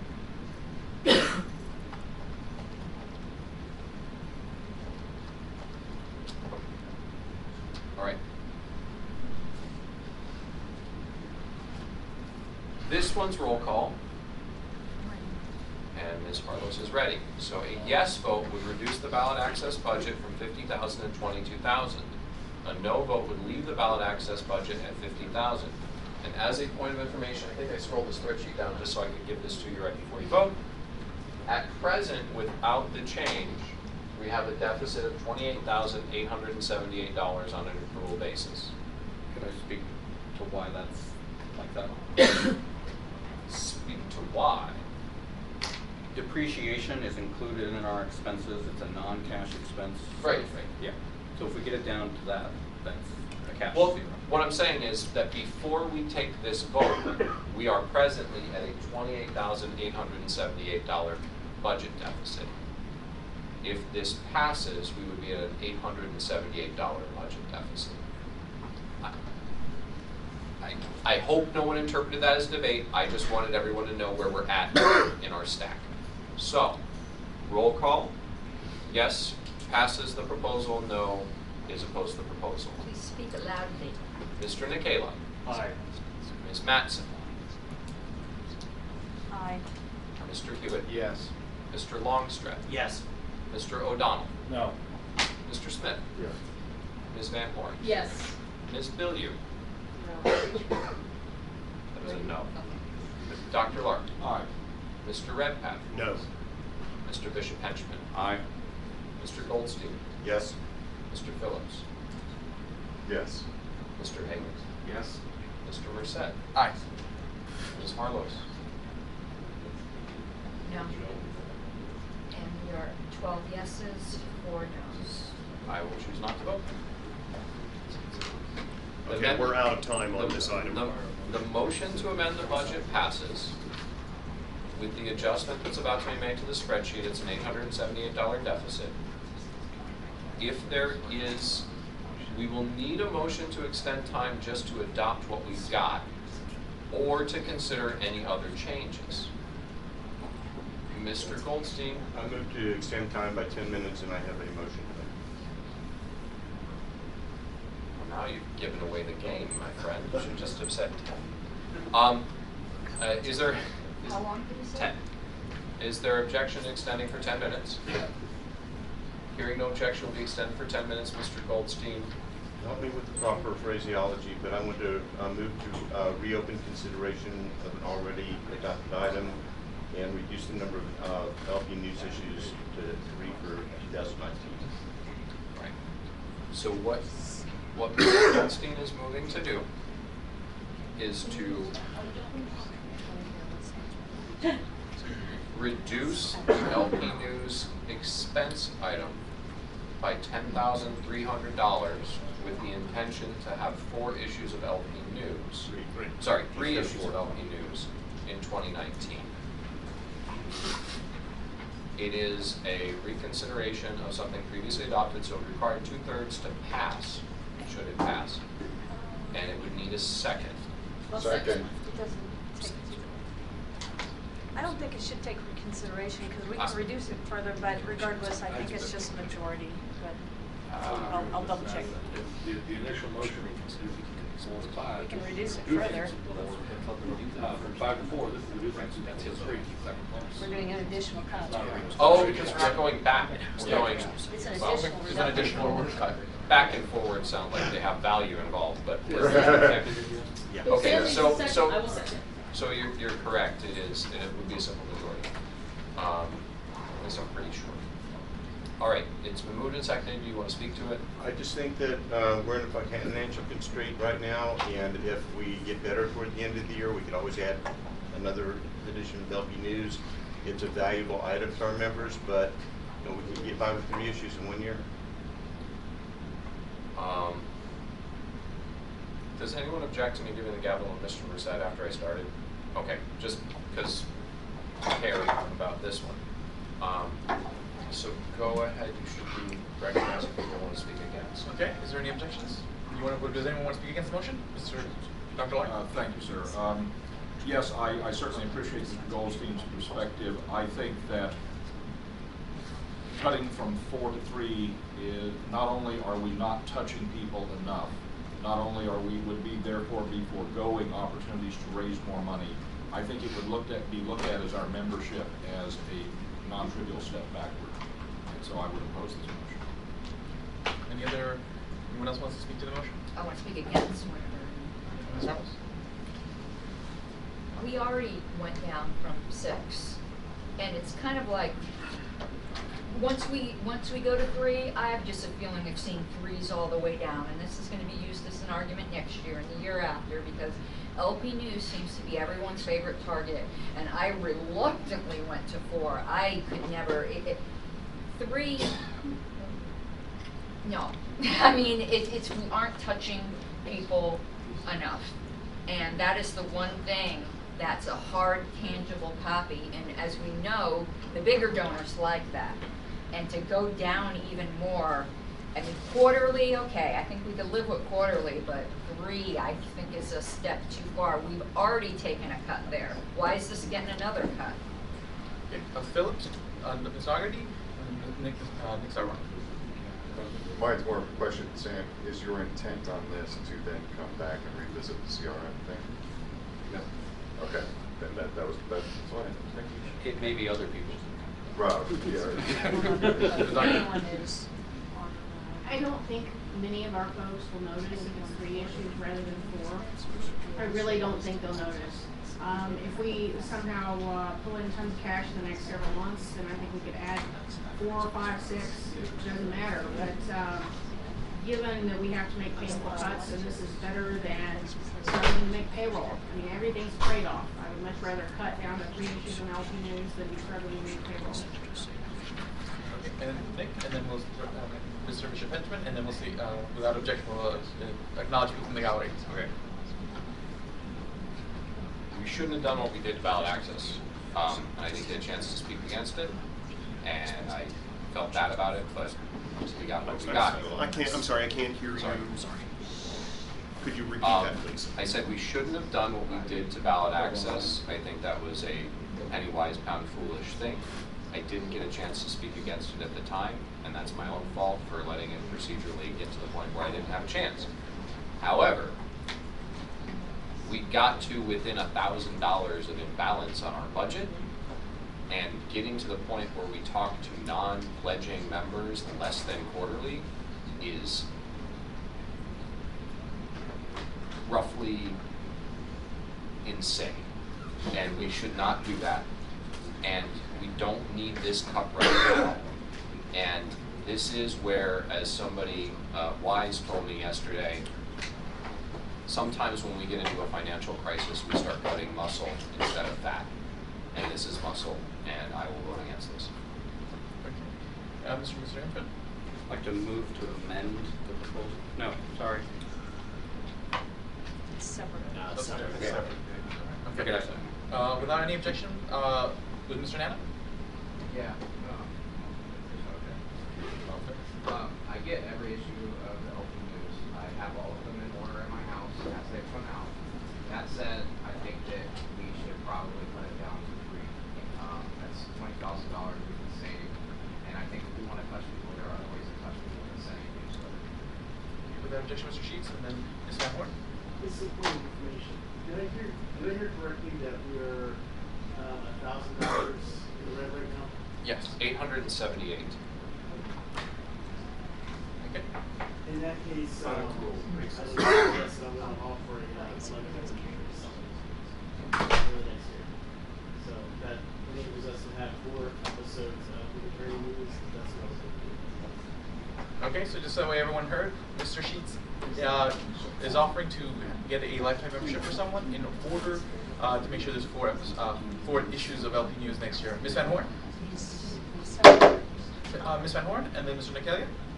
I never read LP News. If it comes to my house, I never look at it. I say go down to 3 issues, and if we get better budget, we can always bump back up. Mr. Nicalia, and Mr. Longstreet? So LP News doesn't have a lot of personal value to me, but I know it has a lot of value to many of our members. Because the reality is there's a lot of people out there who only read the newspaper, and the unforeseen consequence of cutting LP News is that we might get cuts to our revenue. We don't know. We won't know until we make a decision to cut. So I'm very weary of getting rid of another issue of LP News, and I would recommend if there's any way we can have an opt-out feature for people who don't read LP News to not receive it, because I know my issue goes in my recycling. It's just what happens. Clarification, they are planning to add an opt-out. I think you mentioned that yesterday. And then Mr. Longstreet? Yes, so guys, yesterday we heard about LP News. We talked about it for a while. We heard from the ED, our interim ED on LP News and her perspective on the effect that it has on donors, especially large donors. 4 is once a quarter. Once a quarter, call the question. Any objections to calling the question ending debate? I guess I have a serious question on this. Can I just ask the body one thing? That'll be point of information. As a request for information, before the closing debate, but you have to make sure that the questions read the question. Got it. So this is a question, correct? Well, everyone, half people hate me now. Commissioners and debate. So yeah, ask the question. Then The question is anybody going to turn around and propose that we that we then do the CRM? Yes. Yes. Okay. That's it. So we got his answer. Okay. And then I guess we'll do this as a It's okay, I guess. order. So we'll do this as a roll call vote. Okay. Mr. Nicalia? No. Ms. Mattson? Yes. Mr. Hewitt? Yes. Mr. Longstreet? No. Mr. O'Connell? Yes. Mr. Smith? Sorry, well, the yes is 4. Yes, Four. it's to go to 3. Right, No. yes. Ms. Van Horn? Yes. Ms. Billy? Dr. I Lark? didn't hear you. Oh, She's dancing. Oh, okay, sorry, I really can't hear you. Dr. Lark? Nay. Mr. Redpath? No. Mr. Bishop Rancher? Nay. Mr. Goldson? Yes. Mr. Phillips? Abstain. Mr. Higgins? No. Mr. Sauer? Or no. Ms. Arnold? 1 second, and, no, definitely on that. And I'll abstain. And I'm going to Okay. We have 6 yes, 7 no, 3 abstentions. So the motion fails. Yeah. I'm sorry, Mr. Chairman, did you vote? And did you wish? Oh, I abstained. Thank you. Yes. We're out of time on this item. Move to extend for 5 minutes. Purpose? To reconsider a previous item and make other cuts in order to restore it. There's motion to extend for 5. Is there objection? Hearing no objection, will be extended for 5 minutes. I assume that everyone's sort of looking at you, so should I recognize you, Mr. Bishop Benjamin? Mr. Chair, can I be recognized for a motion? Go ahead. Move to reconsider the adoption of the CRM fee and instead reduce line 8140 by $10,000. That line is administrative expenses, and the primary savings would be making sure we only have 3 in-person meetings in 2019, that we have no lunch or frills at the meetings that we have. And then to use the, well, I already said that, to use the revenue to take out the CRM fee. I had voted on the other side on originally, so that's why I'm able to make a motion to reconsider. Wait, on the other side of which? I voted to You make voted this cut, and I'd like to reconsider it. You voted in favor of. Oh, you voted in charging favor of the fees, affiliate. and Oh, the that's- additional revenue. So I need to, so I just want to make sure I understand the motion correctly. You are moving to reconsider F. Yes. And as part of the reconsideration of F, take the $10,000 away from administrative. Yes.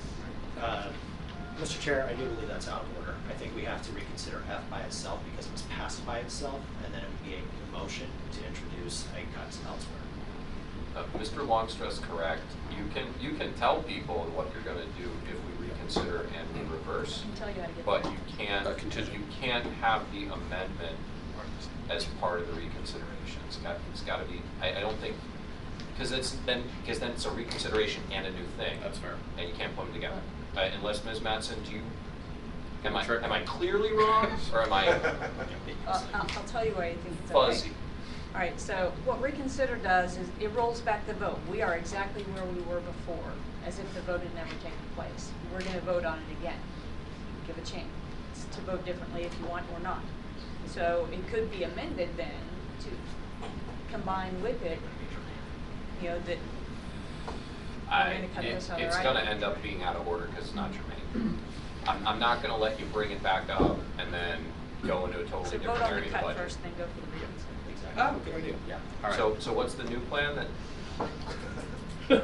I move to reduce administrative expenses, which is line 8140 on the spreadsheet, and then line 171 on the document, by $10,000. Primary savings being, what do you got? No, I'm saying that's your motion. Yes. Then, if that passes, then it seems like people would be really interested in reconsidering the other thing. That's what I'm saying. That's a smart one. Executive Vice President.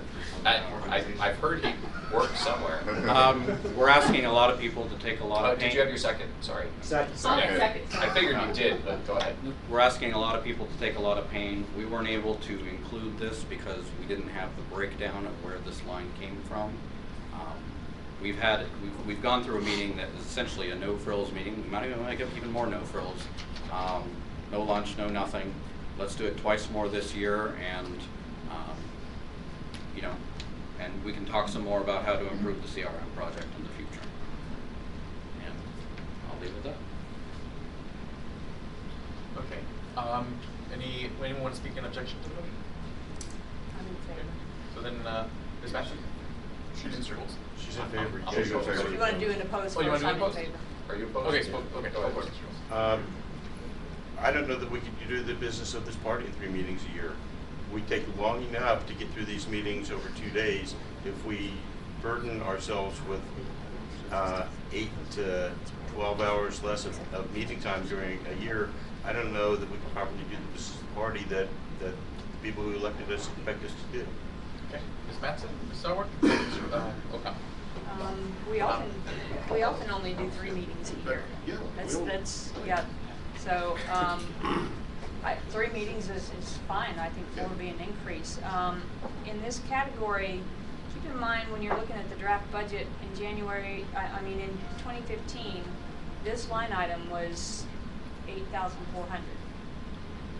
We are budgeted for $26,500 here. We've done it much more cheaply in the past. I know that the contracts for these meeting spaces can be negotiated to get the meeting space in exchange for either food and beverage you agree to buy or for a certain number of rooms that get booked. So I'm saying we choose to negotiate for the free space based on something other than food and beverage. It's possible, I've done it many times, and we don't have to do food and beverage, and we can cut that out. There are ways to do it. We have chosen to do the next 2 meetings in locations where at least one staff member is not going to have to travel. We're finding ways to cut there, and I think we can squeeze this out here and save $10,000 out of this category. It would take us to $16,500, which is double what we spent in this category in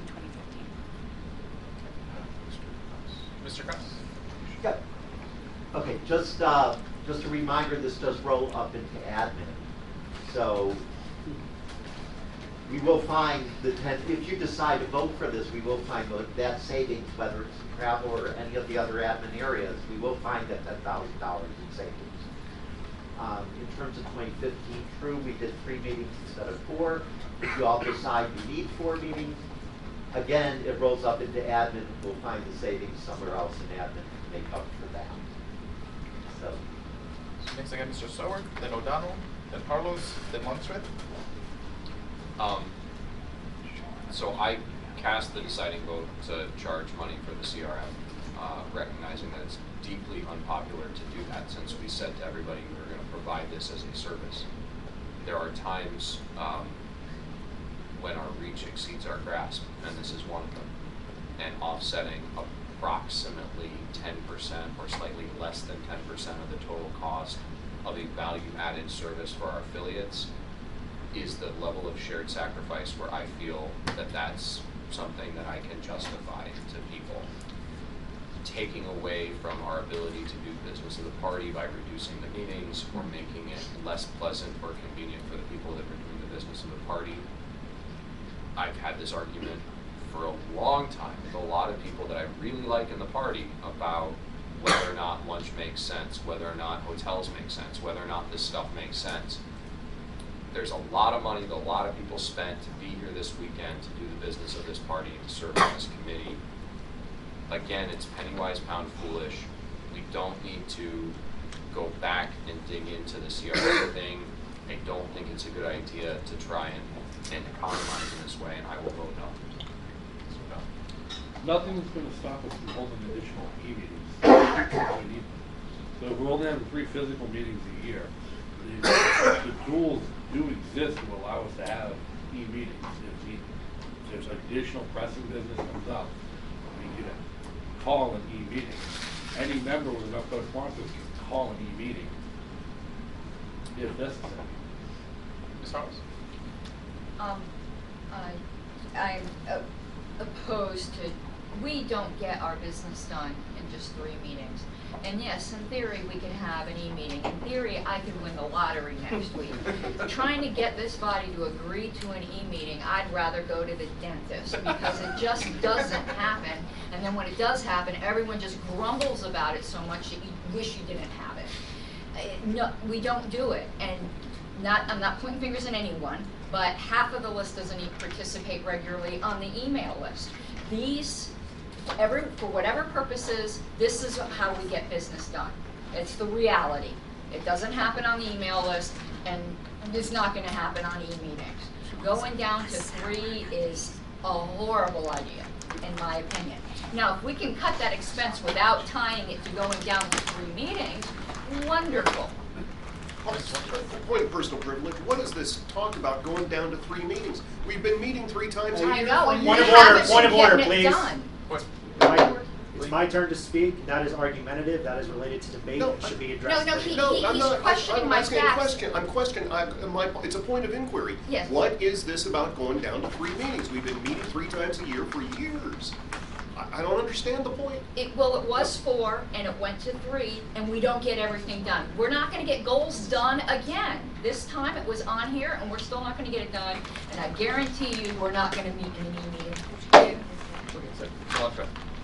All right, so I want to remind everybody that the motion is to reduce the budget line from 26.6 to 16, or 26.5 to 16.5, roughly. Is that correct? Yes. Okay, so that does not mean that we are saying we're going to cut a meeting. That's what we're debating. I don't understand why. All we're saying is we're going to cut the line travel, meeting, meals, expense to 16.5. We've heard from Robert. He has said that if we cut 10 grand, they will find it and they will make it work. That's it. In addition to that, we've already said that if we hold this next one here, we're saving $1,500 already. So if we have a 4th one here after Austin, there's 1,500 of your 10 grand right there. We've already found 1,500 of it. Let's do this and get moving. Any other comments? Okay. Yes, Mr. Sauer? I want to make one other point. It's not directly meetings, right? It's the admin line, but in practice, it's one of the meetings. When we do the meetings, and this is something that's been new in the last LNC and going into this one, we do house parties, we do fundraisers, we do events that then have an offsetting revenue. If we cut out an opportunity for us to visit an area of the country we don't normally visit, we cut out an opportunity to do fundraising that coincides with the business. That can be offset and is often offset with travel that I or other members of the board do just for a fundraiser. But I'll just tell you, as a matter of convenience, it's less convenient to just fly to a city to do either meet and greet and a fundraiser without having the meeting. It's sometimes easier to package our time where we have business and revenue generating activities. So I don't think we actually get as much savings out of this as we should, and I don't think that it's worth doing to substitute for the other thing. Any other comments before we go to a vote? Okay, then we'll do a roll call vote. Mr. Nicola? Wait, you didn't ask me if I was ready. Ready, Ms. Oh, well, now I am. I didn't. You went on that fast. Motion again, please. Oh, so the motion is to reduce the admin and expenses line by 10,000.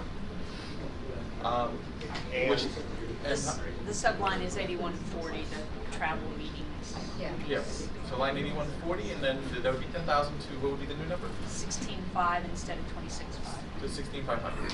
Okay. And it, I thought there was a second part to this about the CRM revenue. no. Oh, no. People might propose that afterwards. Okay, all right. Okay. Yeah. All right, thank you. That's next. Mr. Nikhil? I vote no. Ms. Mattson? Yes. Yes. Who were you talking about?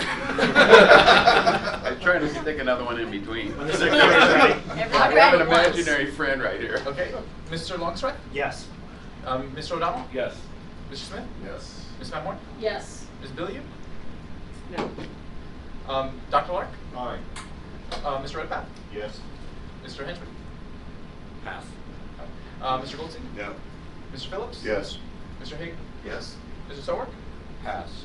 Ms. Holmes? Hold on. What are we doing? Oh, resit? No. No? Okay. And I'm going to abstain. Wait, hold on one second. Yeah, Because people you're going to are want against. to totally have Yeah. some passes. Passes. So you had Mr. Henchman pass and you and Sarwark. And Mr. Sarwark pass and you pass. So right now we're at 10 yeses, 3 nos, and you have these 3 passes. Yep. How many times can you pass? You're never getting in front of me. Aye. Mr. Sowark? No. Again, I abstain. Okay. So now we have 11 yeses, 4 nos, 1 abstention. Passes. I call all prior questions. What? There are no. The budget the budget. itself It's is a a prior whole. question. Well, Pending. technically, the budget is pending right now. And we're probably out of time. And orders of the day are probably that we are done. So I'm going to let everybody know where we're at before they consider whether or not we end debate and or go to orders of the day, which is where we've at. We just passed a $10,000 reduction to the admin line while still having the cost sharing of the CRM. So we're now probably almost $10,000 to the positive on the budget on an accrual basis. I want to say it's 9 something. I can't see through the back of my head, but 9122. I had a feeling. So, things that can happen right now, we can either proceed to orders of the day and vote on the amended budget, or someone can seek to be recognized to extend time to consider a motion that would change those numbers. Were we out of time? We're out of time. Okay, we are out of time. So then you're out of order to end debate. I move to extend. Ms. Mattson would like to extend for how long, for what purpose? 5 minutes for the purpose of the reconsideration from Hitchman. Objection. Done. I knew there'd be an objection, so. Ms. Mattson moves to extend for 5 minutes for reconsideration of item F as adopted. Second. There's a second from Mr. Longstreth. There is an objection. It would require 2/3 to extend time. All in favor of extending time for this purpose, please raise your hand. I have 1, 2, 3, 4, 5, 6, 7, 8, 9, 10, 11, 12. I opposed. 12 to 3, it passes with 2/3. Mr. Bishop Hinchman. Mr. Chair, I'd like to reconsider the adoption of a $50, I think is what we ended up with, per month fee, and instead make it a $0 per month fee. Second.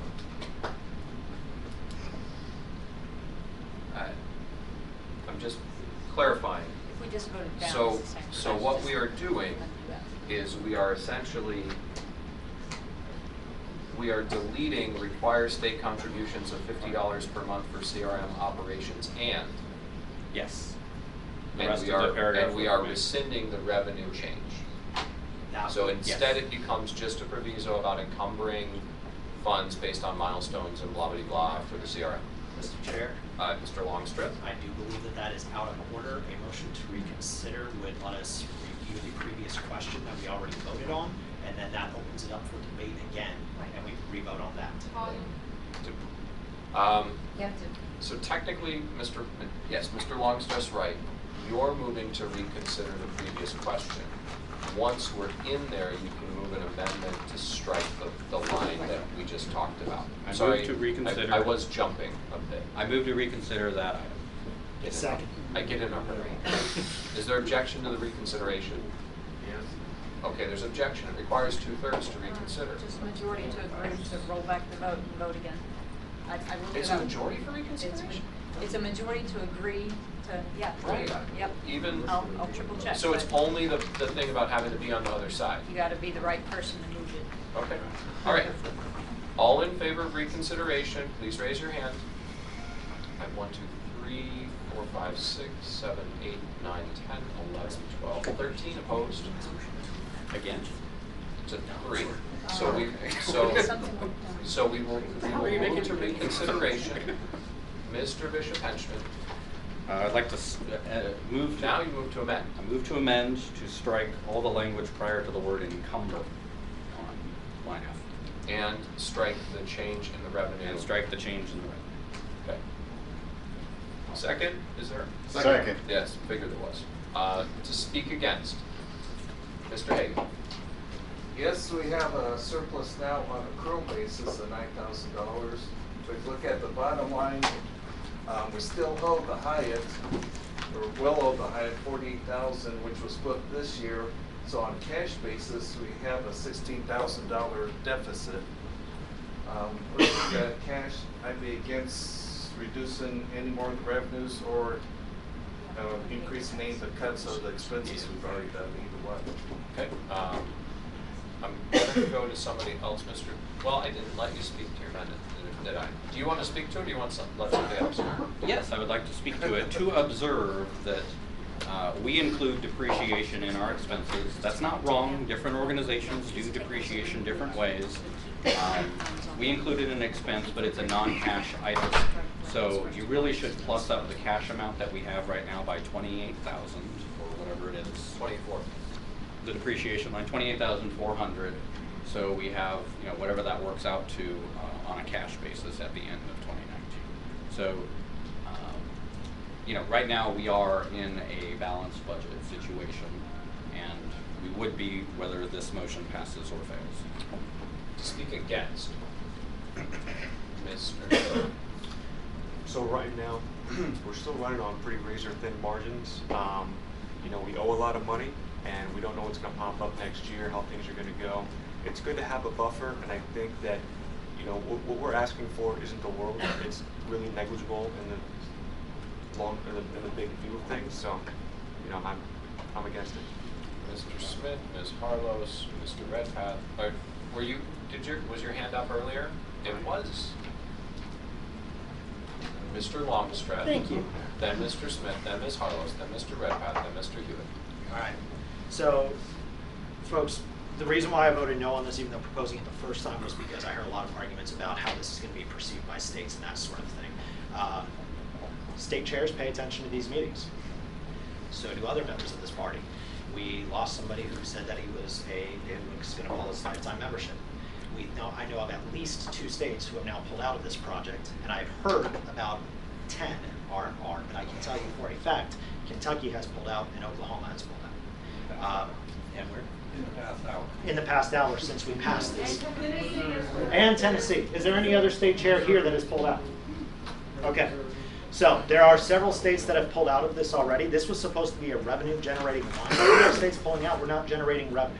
We need to do what's right by the states. We need to go ahead, remove the fees, and we just need to let the CRM project be what we said it was going to be. We need to be true to our word and take care of our state affiliates and just roll with it. I mean, at this point, the budget is balanced. I'm satisfied. Even if we go slightly negative, we're still balanced. I understand that there are still some accruals.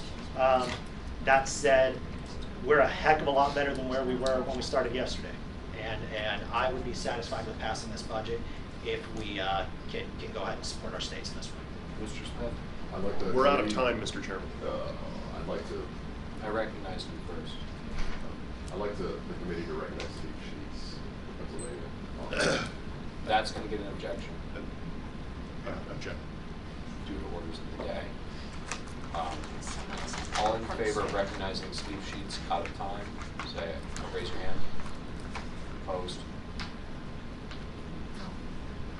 There's more opposed than in favor.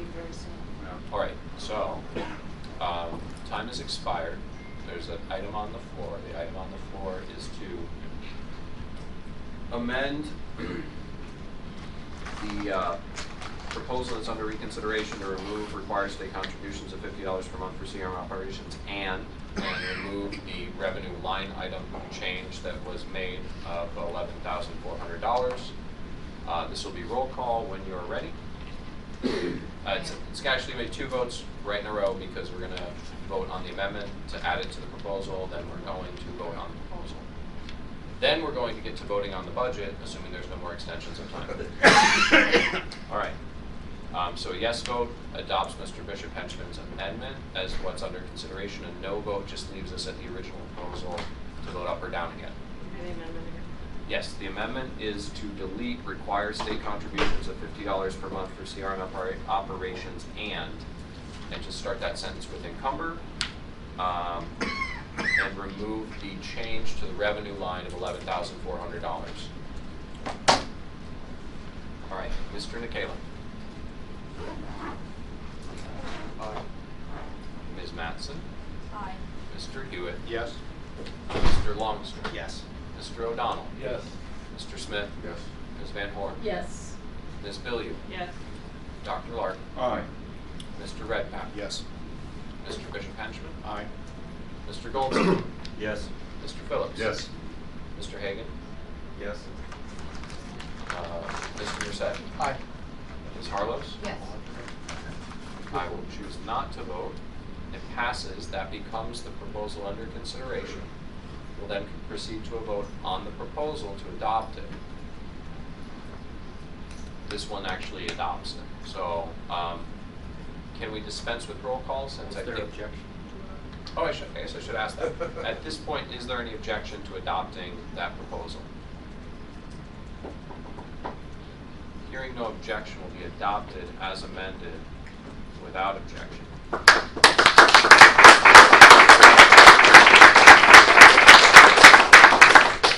Is there a motion to extend time? Motion to extend time? Well, I guess it doesn't matter because we'll call the question. I just want to do it on the budget. In absence of a motion to extend time to consider something else, we will proceed to a vote on the budget as amended, which would, we haven't made the change, but. Yeah, it's gonna shift it by 11.4. So you're gonna have on a accrual basis, we're gonna be about 2,000 in the hole, and on a budget basis, will be somewhere around like 27-ish. Mr. Smith, is this a question? I was just wondering, can we move to adopt the budget? Well, no, we're going to vote on that in absence of anything else because we're in the time out of time. So, it's also called the in-between, the ether. This will be roll call when you're ready, Ms. Harlos. So the vote is to adopt the budget as amended. Mr. Nicola. Aye. Ms. Mattson? Yes. Mr. Hewitt? Yes. Mr. Longstrip? Yes. Mr. O'Donnell? Yes. Mr. Smith? Yes. Ms. Van Horn? Yes. Ms. Billiou? Yes.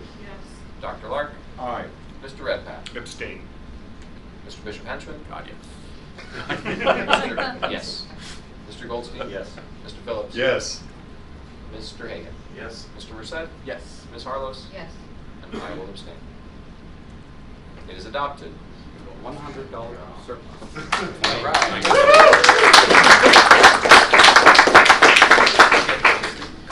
Request for information.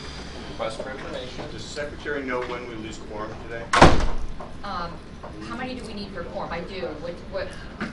How many people do we need here for quorum? Well, 1 second, I got. We are going to, within 15 minutes, lose a total of 3 people, including the secretary and the vice chair. By 3, you'll be losing a total of 8. That'll do. And I could probably push it to 3. I don't want to. Okay, so just so everyone knows where we're at, the things that we have not done: election results, goals, FASB functional reporting requirements, the voting resolution, the Liberland resolution, policy manual amendments, style amendments, policy manual ED selection, and the Kerner proposal. I have Ms. Harlos first, and then Mr. Redpath.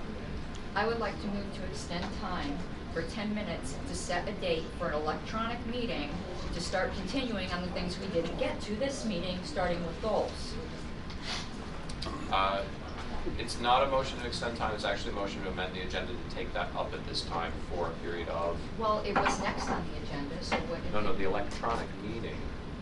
The scheduling electronic got meeting it. would be addition. Yeah, that's what it is. A total of 10 minutes. So there's a motion to amend the agenda to add 10 minutes at this time to schedule an electronic meeting to take up the other agenda items that we have not yet gotten. Second.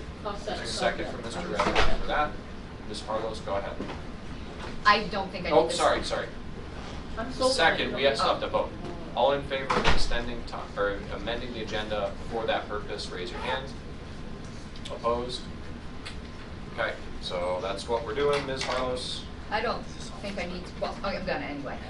We haven't finished everything. We didn't finish everything last time. Let's, just like balancing the budget, let's balance our agenda and finish everything. So, you know, I do think we need to do more electronic meetings, and maybe this will break the ice and people all of a sudden will be enthusiastic about. Well, point of inquiry. Mr. Redpath. When does it become in order to talk about when we're going to do this? About the actual scheduling? It's Yeah. right now. This is the time to talk about the Is there a time. proposal from the secretary? No, I'd like the chair to set an electronic meeting. Oh. I don't have dates because I don't know everyone's schedule.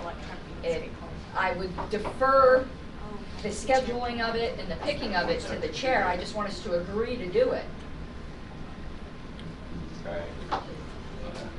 Ms. Mattson?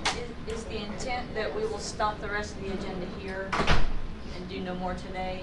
And it will all get punted? Is that the intent? Yes, that's my intent. I'm going to ask a question, Secretary. What time is it that the first people leave? And time on the clock? 2:30. Okay, 10 minutes from now. Got it. Can I ask a question? Yeah, the quicker the better. Karen Ann, is the intent to have it like during the rest of this month, like have that meeting by the end of December, or like next day or week or something? I'm leaving that up to the chair. I got you. Okay. Dr. Lark. Point of inquiry, I'm sorry, is the secretary suggesting that I trust she's not suggesting that the chair sets the meeting, that the chair proposes one and that the LNC determines when that meeting is? I interpret the secretary's proposal to be that the LNC will be directing the chair to exercise his ability to call an electronic meeting, which he typically does by asking when people can be there. Exactly. Policy allows the chair to call me. And the question is the secretary's proposal to have the LNC direct the chair specify any sort of time window at all, or just as soon as practicable? My intention is as soon as practicable. Okay. Is there any need for further discussion on Ms. Harlos's motion? Just a point of clarification. Since it gives me an action item, it does not set a time. Point of information, then if this motion passes, then is it in order to then go to announcements? It's in order to then go to whatever is next on the agenda or change the agenda in any way that we so choose Within to that 10 use the minutes. time that we have left. It was my understanding that the motion was to schedule an electronic meeting and everything remaining on the agenda. No. But Set me straight. it's sort of right, but not quite right. The direction is for the chair to call an electronic meeting to resolve any items that are left on the agenda at the time that we adjourn. But it Thank did you. not come with a motion to adjourn, and we do still have a few minutes. Mr. Longstrip. Point of information. Yeah. Although that's rapidly. Is this in addition to the goal setting e-meeting that has already been approved, or is this a new e-meeting? A goal setting meeting didn't get approved, we were gonna do goals today. Right, I withdrew. She withdrew it. That was not my understanding. As one of the co-sponsors, I did not withdraw. We passed it in the meeting. I'm telling you where I'm Okay. at, we did not ever get to the point where the e-meeting was called. Instead, it was put onto this agenda for this meeting. Mr. O'Donnell. With regards to business left on the agenda. Yes. Order, what people want I'm getting close to order, What people and I'm want getting to be closer. passing off to the meeting of the next meeting. There's one item left on the agenda that's important we do today, the resolution involving Liberland. The representatives from Liberland are here in the room today and have traveled to be here for that discussion. Okay. So, let's proceed to the vote on whether or not to direct the chair to have an electronic meeting to deal with whatever items we don't get to today. Is there any objection to that proposal? Hearing no objection to that proposal, that will be adopted. I'm sure the secretary will remind me. Oh, yeah. Then I would recognize Mr. O'Donnell for the motion that he's going to make to amend the agenda to take up the Liberland resolution at this time. So moved. Is there a second? Second. There's a second. Is there any opposition to that? Hearing no opposition, we'll take up that item for 5 minutes. 5 minutes. And I think, Mr. O'Donnell, who wants, it was Harlow's that put it on, but who wants to speak to the Liberland resolution? I mean, I'll speak to it.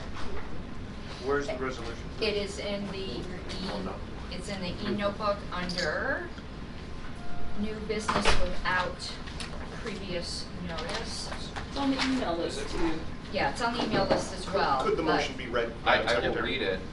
It's, I have it here, I can read it, it's not. Go ahead, read it. Okay, 1 second, where's the resolution?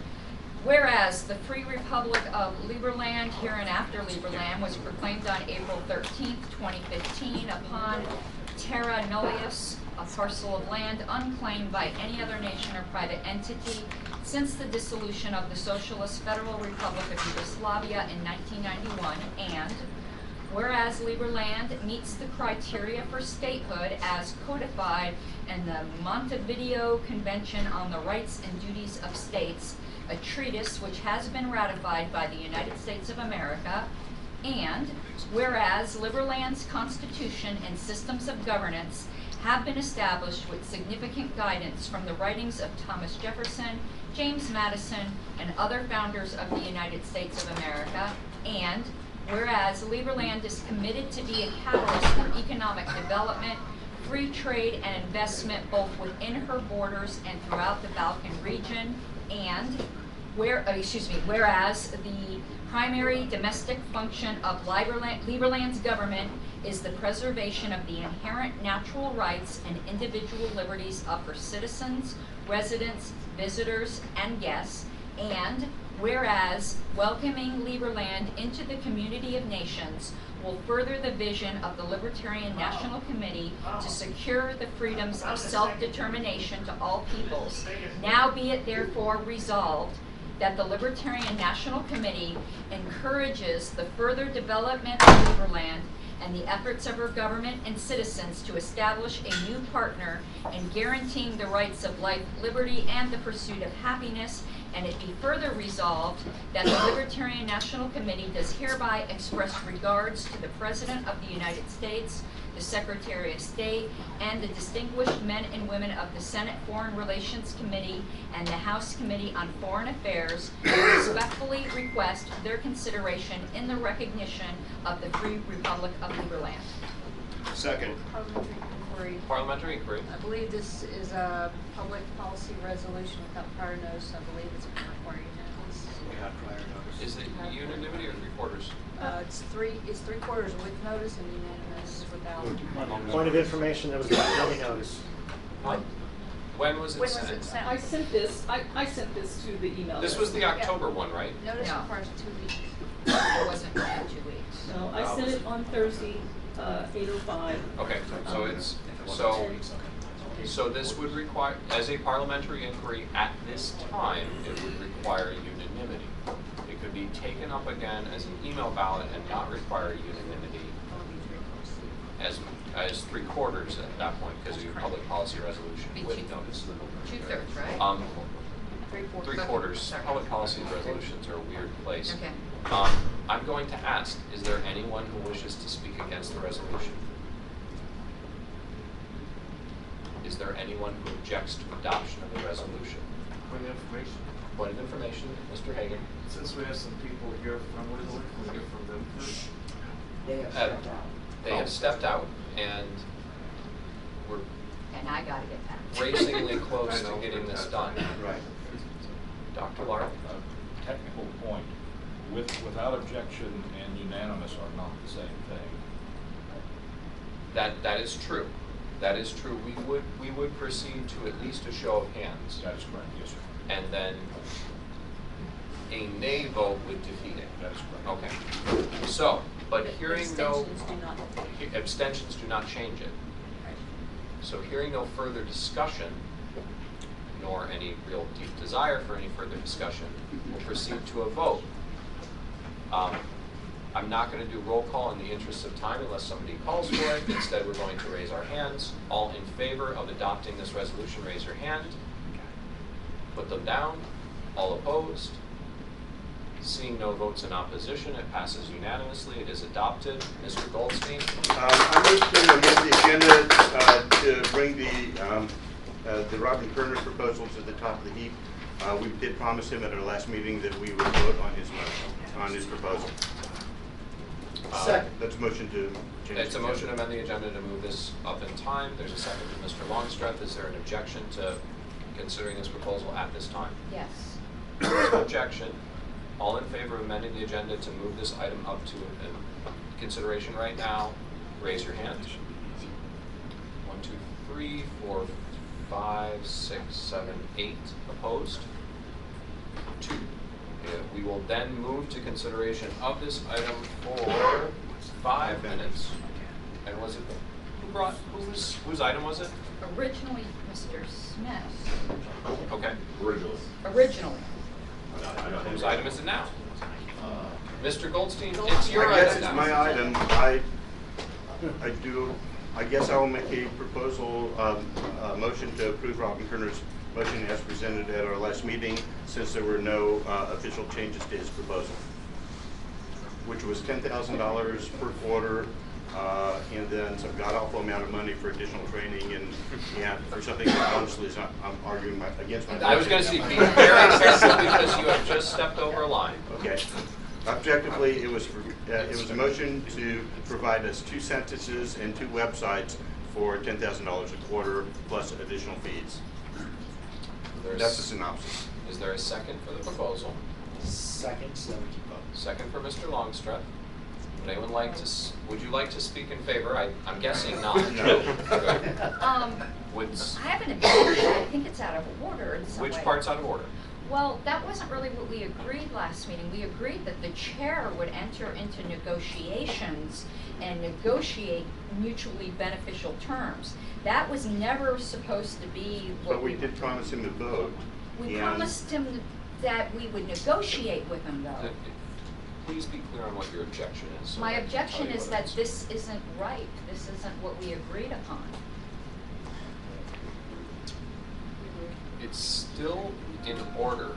It's still in order to vote on the proposal as it was originally given. It would also be in order for inquiries of how negotiations went, and it's also in order, any motions to postpone or table are in order as well. Those are the things that are in order right now. So I'm going to go with Mr. Longstreth, then Mr. Nicola, then Ms. Harless. Mr. Chair, I request an update of any negotiations that have occurred between you and Rob. So our staff has been in discussions with Mr. Kerner. Those negotiations are still ongoing. The terms that we had gotten to were more favorable than the original proposal, or we're getting, yeah, Ms. Doherty's probably more informative than I am. So, I coordinated this. Robin sent his proposal. I sent it to LNC members who had asked to see it. LNC members then engaged in confidential discussions via email. Then I followed up with Nick, told him the general nature of those discussions, and I said, what would you like me to do next? And Nick said, why don't you ask LNC members, in their opinion, what would be a reasonable price if they are unhappy with the prices quoted in this proposal by Mr. Kerner. So I did that. Several LNC members voiced their opinions. There was not a consensus among those opinions. There was certainly a range. I reported back to Nick and said, here's the low end of the range, here's the high end of the range, here is the most common response. What would you like me to do? And Nick said, we're so close to the LNC meeting and there's no clear consensus here or anything close to it. Let's wait until the LNC meeting and see what Rob says. Okay. Mr. Nicola, Ms. Harless. Yeah, that pretty much answers my inquiry. But I mean, if the idea is to have a discussion now, I'm open. I mean, there's nothing on the table. There's nothing. Yeah. That's it. Ms. Harless. I would move to postpone to make this the first item of the upcoming e-meeting that we've already agreed to be scheduled as soon as practicable. Motion to postpone to a time certain.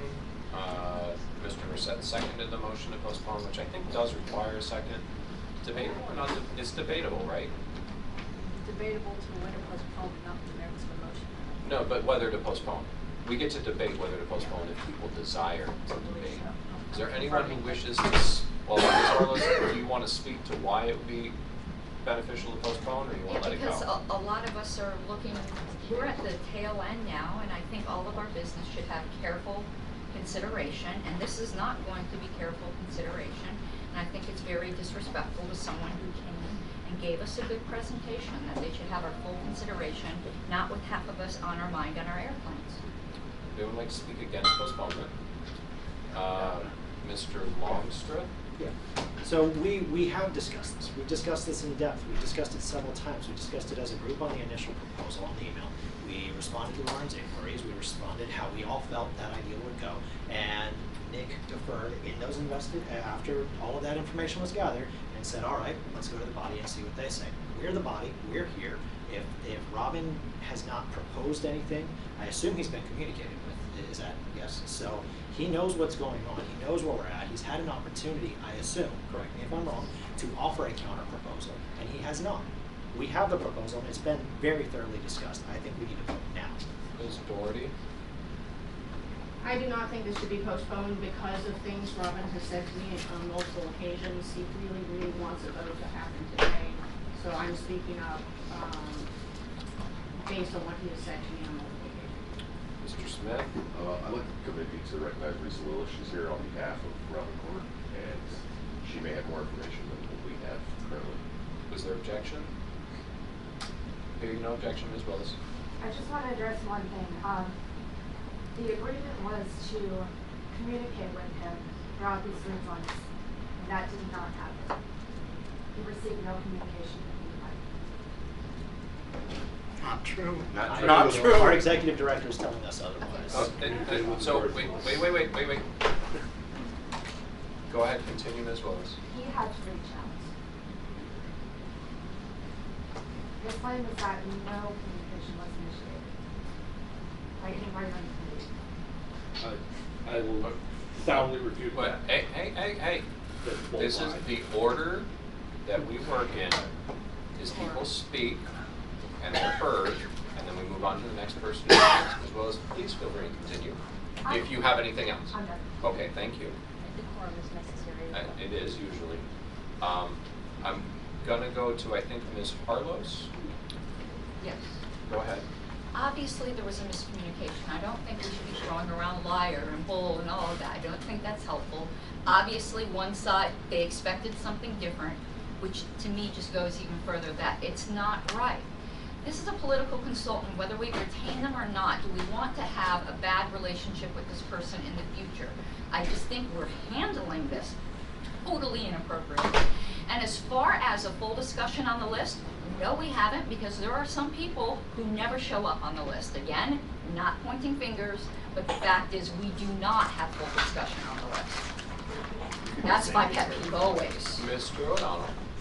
I was not at the Phoenix meeting, so when the proposal was sent to the list, I myself contacted Mr. Moore with questions I had about the proposal, and I personally contacted him myself. He did not reach out. I reached out to him, and he was incredibly dismissive, wouldn't answer most of my questions, and told me to just go back and read the proposal and watch the video.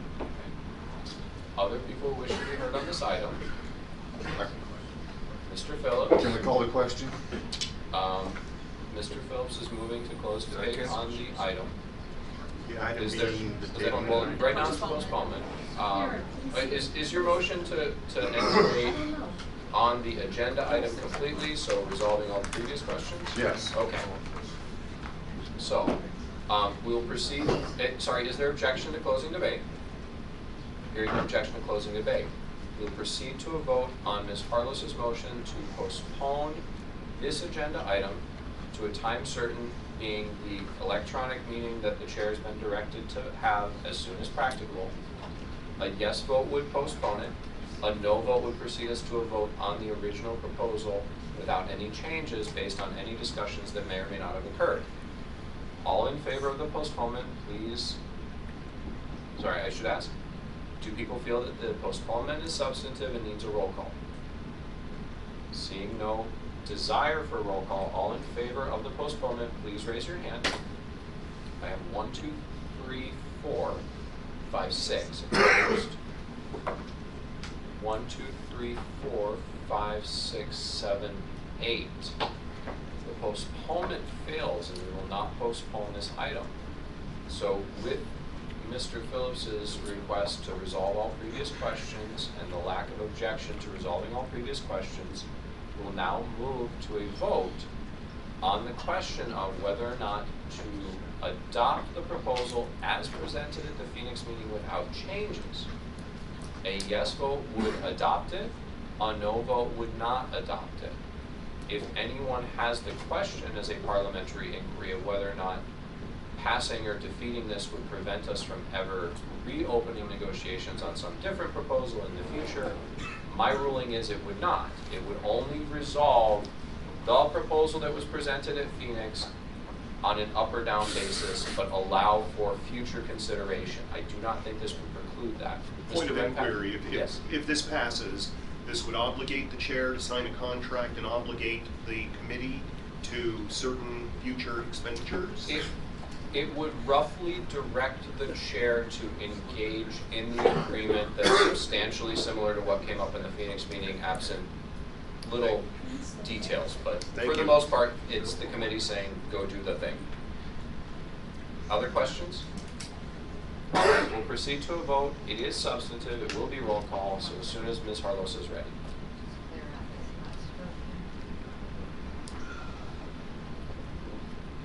Also, I just note that these Hardywood gingerbread stout is delicious. If you would like some, bring a glass. A little bit. Yes, Lovely I'm ready. taste. All right, Mr. Nicola. I vote no. Ms. Mattson. No. Mr. Hewitt. No. Mr. Longstrip. No. Mr. O'Donnell. No. Las Vegas. Mr. Smith. Pass. Ms. Van Horn. No. Ms. Billiam. No. Dr. Lark. Nay. Mr. Redpath. No. Mr. Bishop Henchman. Nay. Mr. Goldstein. No. Mr. Phillips. No. Mr. Hagan. No. Mr. Merced. Abstain. Ms. Harlos. I'm present. Who was the pass? Smith. Mr. Smith. Since I wasn't at the Phoenix meeting, I will not vote. What is the One count? second. So he, Smith is an abstention. 0 to 12 to, well, present counts as an abstention, even though I was just being obnoxious. Yes. But Not doing it. no, there's no reason, I accepted this whole thing, but 12 no, 0 yes, 3 abstentions. Okay, so that motion does not pass. That expires time on that item.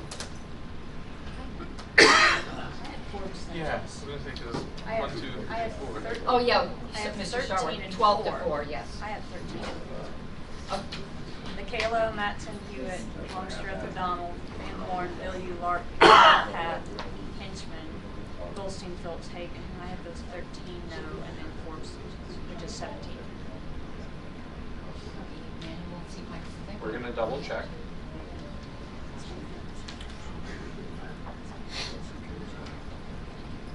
Yep, something happened with my formula when I copied So it. 13 no. Yep. 4 abstentions. Yes. Is there a yes? No yeses. No yeses. Got it. All right. Mr. I have a question. Ms. Van Horn. If we were still to try to schedule an electronic meeting to finish up the end of business for today, this stuff we just canceled already being taken care of, whatever was left that we didn't take care of, we could still schedule for an electronic meeting, is that correct? I've been directed to schedule an electronic meeting for anything that we do not address Okay, at this meeting. I just wanted to make sure. Okay. And potentially anything that people request to add to the agenda, subject to my capricious discretion about whether or not I think we can get to them all. Sure. The direction was to have an electronic meeting for all the things left in this meeting, but I might change that agenda if people ask nicely. I can always add things to the agenda, that's still in order. The direction is only for me to make sure that I catch all the things that were here. We're not saying you can't, we're saying. I didn't say I was likely to do it. That's where the caprice comes in. Mr. Smith and then Mr. Merced. Mr. Chairman, I move to adjourn. Second. Objection. There's an objection to the motion to adjourn. They are always in order, but I would recommend to Mr. Smith that he listen to Dr. Lark and or Mr. Merced about what they want to do before we adjourn. Dr. Lark. Well, actually, my distinguished colleague, Mr. Merced, is first. Mr. Merced. So I just want to clarify about what we just voted on.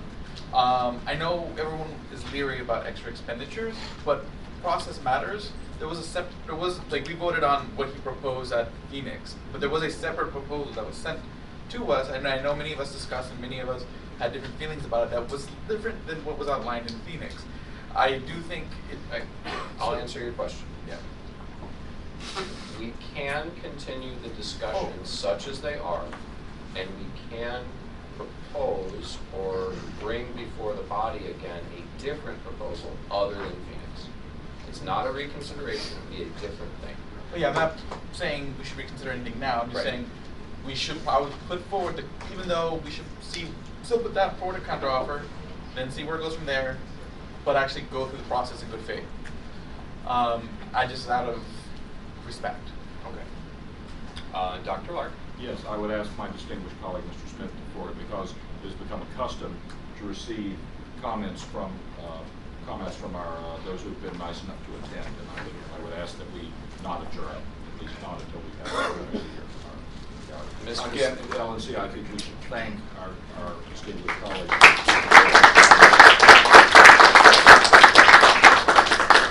As per custom, unless somebody's... I'm going to be leaving, and this was left here for me to use, and I don't want to walk off with it. I have no idea who left it for me. What is it? It's a Logitech webcam. Ken, maybe? Who brought the webcam? It's probably Ken. Almost positive it's Ken. All right, so as is customary, we would take comment from the gallery. Is there anyone who would like to be recognized for public comment? Ms. Lynch? So, and I'm not, I guess, actually maybe I'll address this in private with you, because it's, yeah, well, with people from the LNC, but I think that some of the issues that have been talked about regarding budget and IT, I think that those can be solved at some level through some creative sort of, I'll give an example. When I was working for Larry, I had the highest retention rate of policy team of 25 people. And the way that we did this is that we actually motivated giving them projects that they would have a stake in, that they would feel strongly about. Every IT person has their thing, okay? Because I worked in that industry and I know. There are ways that you can get all this work done, and there's a particular issue that I will talk about privately with you. But there is a particular issue that is of some concern to me that I heard about this weekend. And that needs to be solved. That needs to be a priority. And I think you all know what I'm talking about. And so that particular thing and many other things, including how data is gone through, how it's analyzed, etc. There are so many people in this party that will want to do this. They want to do it. You just need to give them a chance to do it, and you need to make sure that the condition for working on those projects is doing some of the grunt work. So that I just wanted to bring that forward. I also wanted to thank the staff members of the party for something that happened about 2 weeks ago. Or maybe it was a little more than 2 weeks ago. Maybe it was about 5 weeks ago or so. But there was a press release put out about trans rights. And some of the most beautiful things came out of some of the discussion about that. And I wanted to thank everybody who was involved, including our chairperson, including Lauren, Jeff, everybody else for making that. It was honestly, it was a really emotional experience for me because I've been part of this party for a very long time, and it was always with the understanding that this party would stick up for those who are marginalized when it came time, because we always have. And that was a moment that showed me that this party meant business. So I'm here for the long haul and have been. But I also feel we need to do right by all our members, and some of those issues that I was talking about earlier have to do with that. So I'll talk to you afterwards about it, because I don't know how we want to handle it in terms of, but but I just wanted to thank you guys for that too. That was really amazing.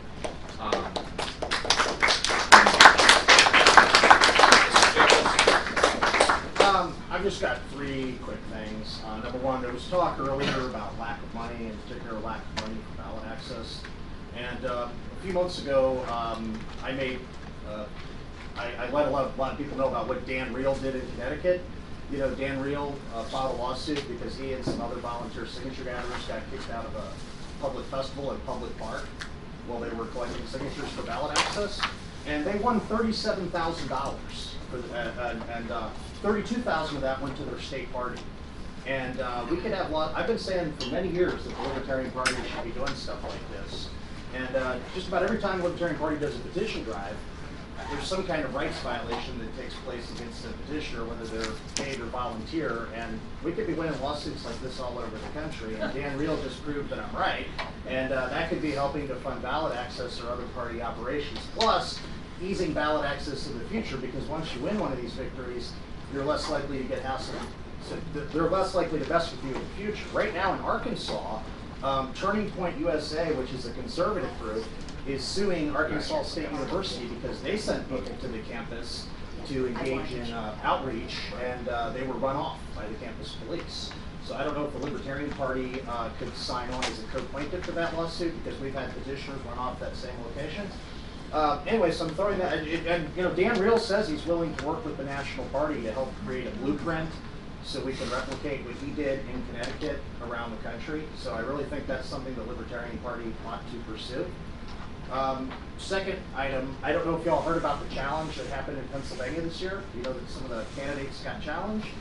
And other than Steve Sheets, who's a great guy, but he didn't, unfortunately, he turned in very little padding, and he would have needed about 95% valid in order to not get knocked off the ballot. And so it was kind of his own fault. He's a good guy though. But the other candidates who got challenged, the challenges got shot down very quickly. And the reason why is because we had really high validity. And the Republicans who did the challenge gave up. They went to the local county courthouse and were trying to go through the signatures to disqualify them, and they realized they weren't going to be able to disqualify enough, so they gave up the challenge after about 2 days. So that's what happens when you do the job correctly. Now, my last item I wanted to say. Just, I hate to sound like this is a case of sour grapes or anything, and I have no personal malice against Chris Thrasher. I've already talked to him about this, so he understands how I feel. I think he's, I have no problem with him. He's a good guy. And I certainly have no problem with Richard Winger. Richard Winger is fantastic. Now, I'd originally heard Jim Turney was put on the Ballot Access Committee, and I don't know Jim Turney. I know Milton Lukens knows him, and Lukens, filled me in about him. And Turney could be a fine fellow, but I didn't think he was qualified to be on the Ballot Access Committee. And I think that I am by far the most qualified person to be on the Ballot Access Committee. I mean, I was actually, the Ron Paul campaign when he was running for president was coming to me, and I was telling them how to get on the ballot, and I was actually in charge of the paid signature gatherers in 4 states for Ron Paul. What is your name? So, Andrew Jacobs. So, I think I should have had that position. And the only reason I ran is because I'm tired of seeing the Libertarian Party underperform and fail, and I think the party could be doing a lot better, and I'm tired of sitting on the sidelines watching the party not be as successful as I believe it could be, with realistically attainable goals. But I think the party has the potential to do a lot better than it's doing. So, anyway, I hate to sound like sour grapes, but I just had to say that. Thank you, Mr. Jacobs. Hope you'll take my suggestions about the lawsuits into consideration. Anyone else seeking to be recognized for public comment? Mr. Fishman, and then Mr. Thrasher. I'll be brief. We have an opportunity to challenge that before us. I leave here charged. I'm going to go home and try to raise money for the LNC.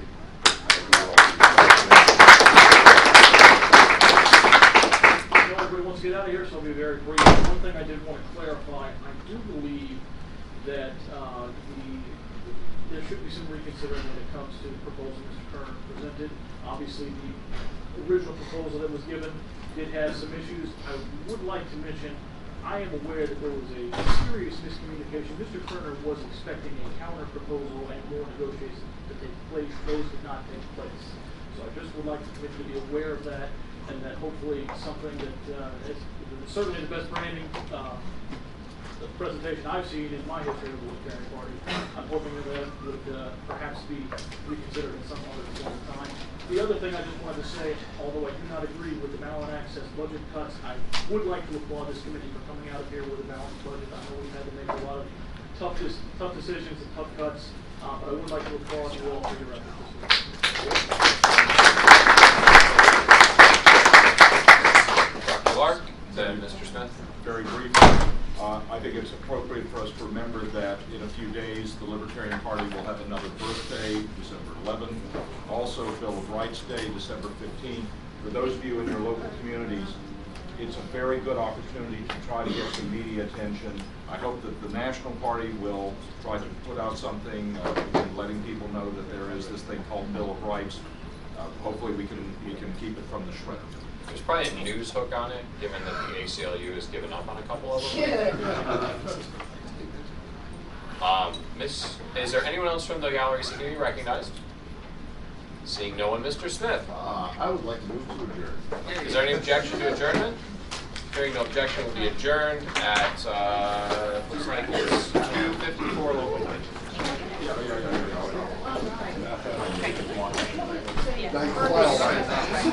Like it is so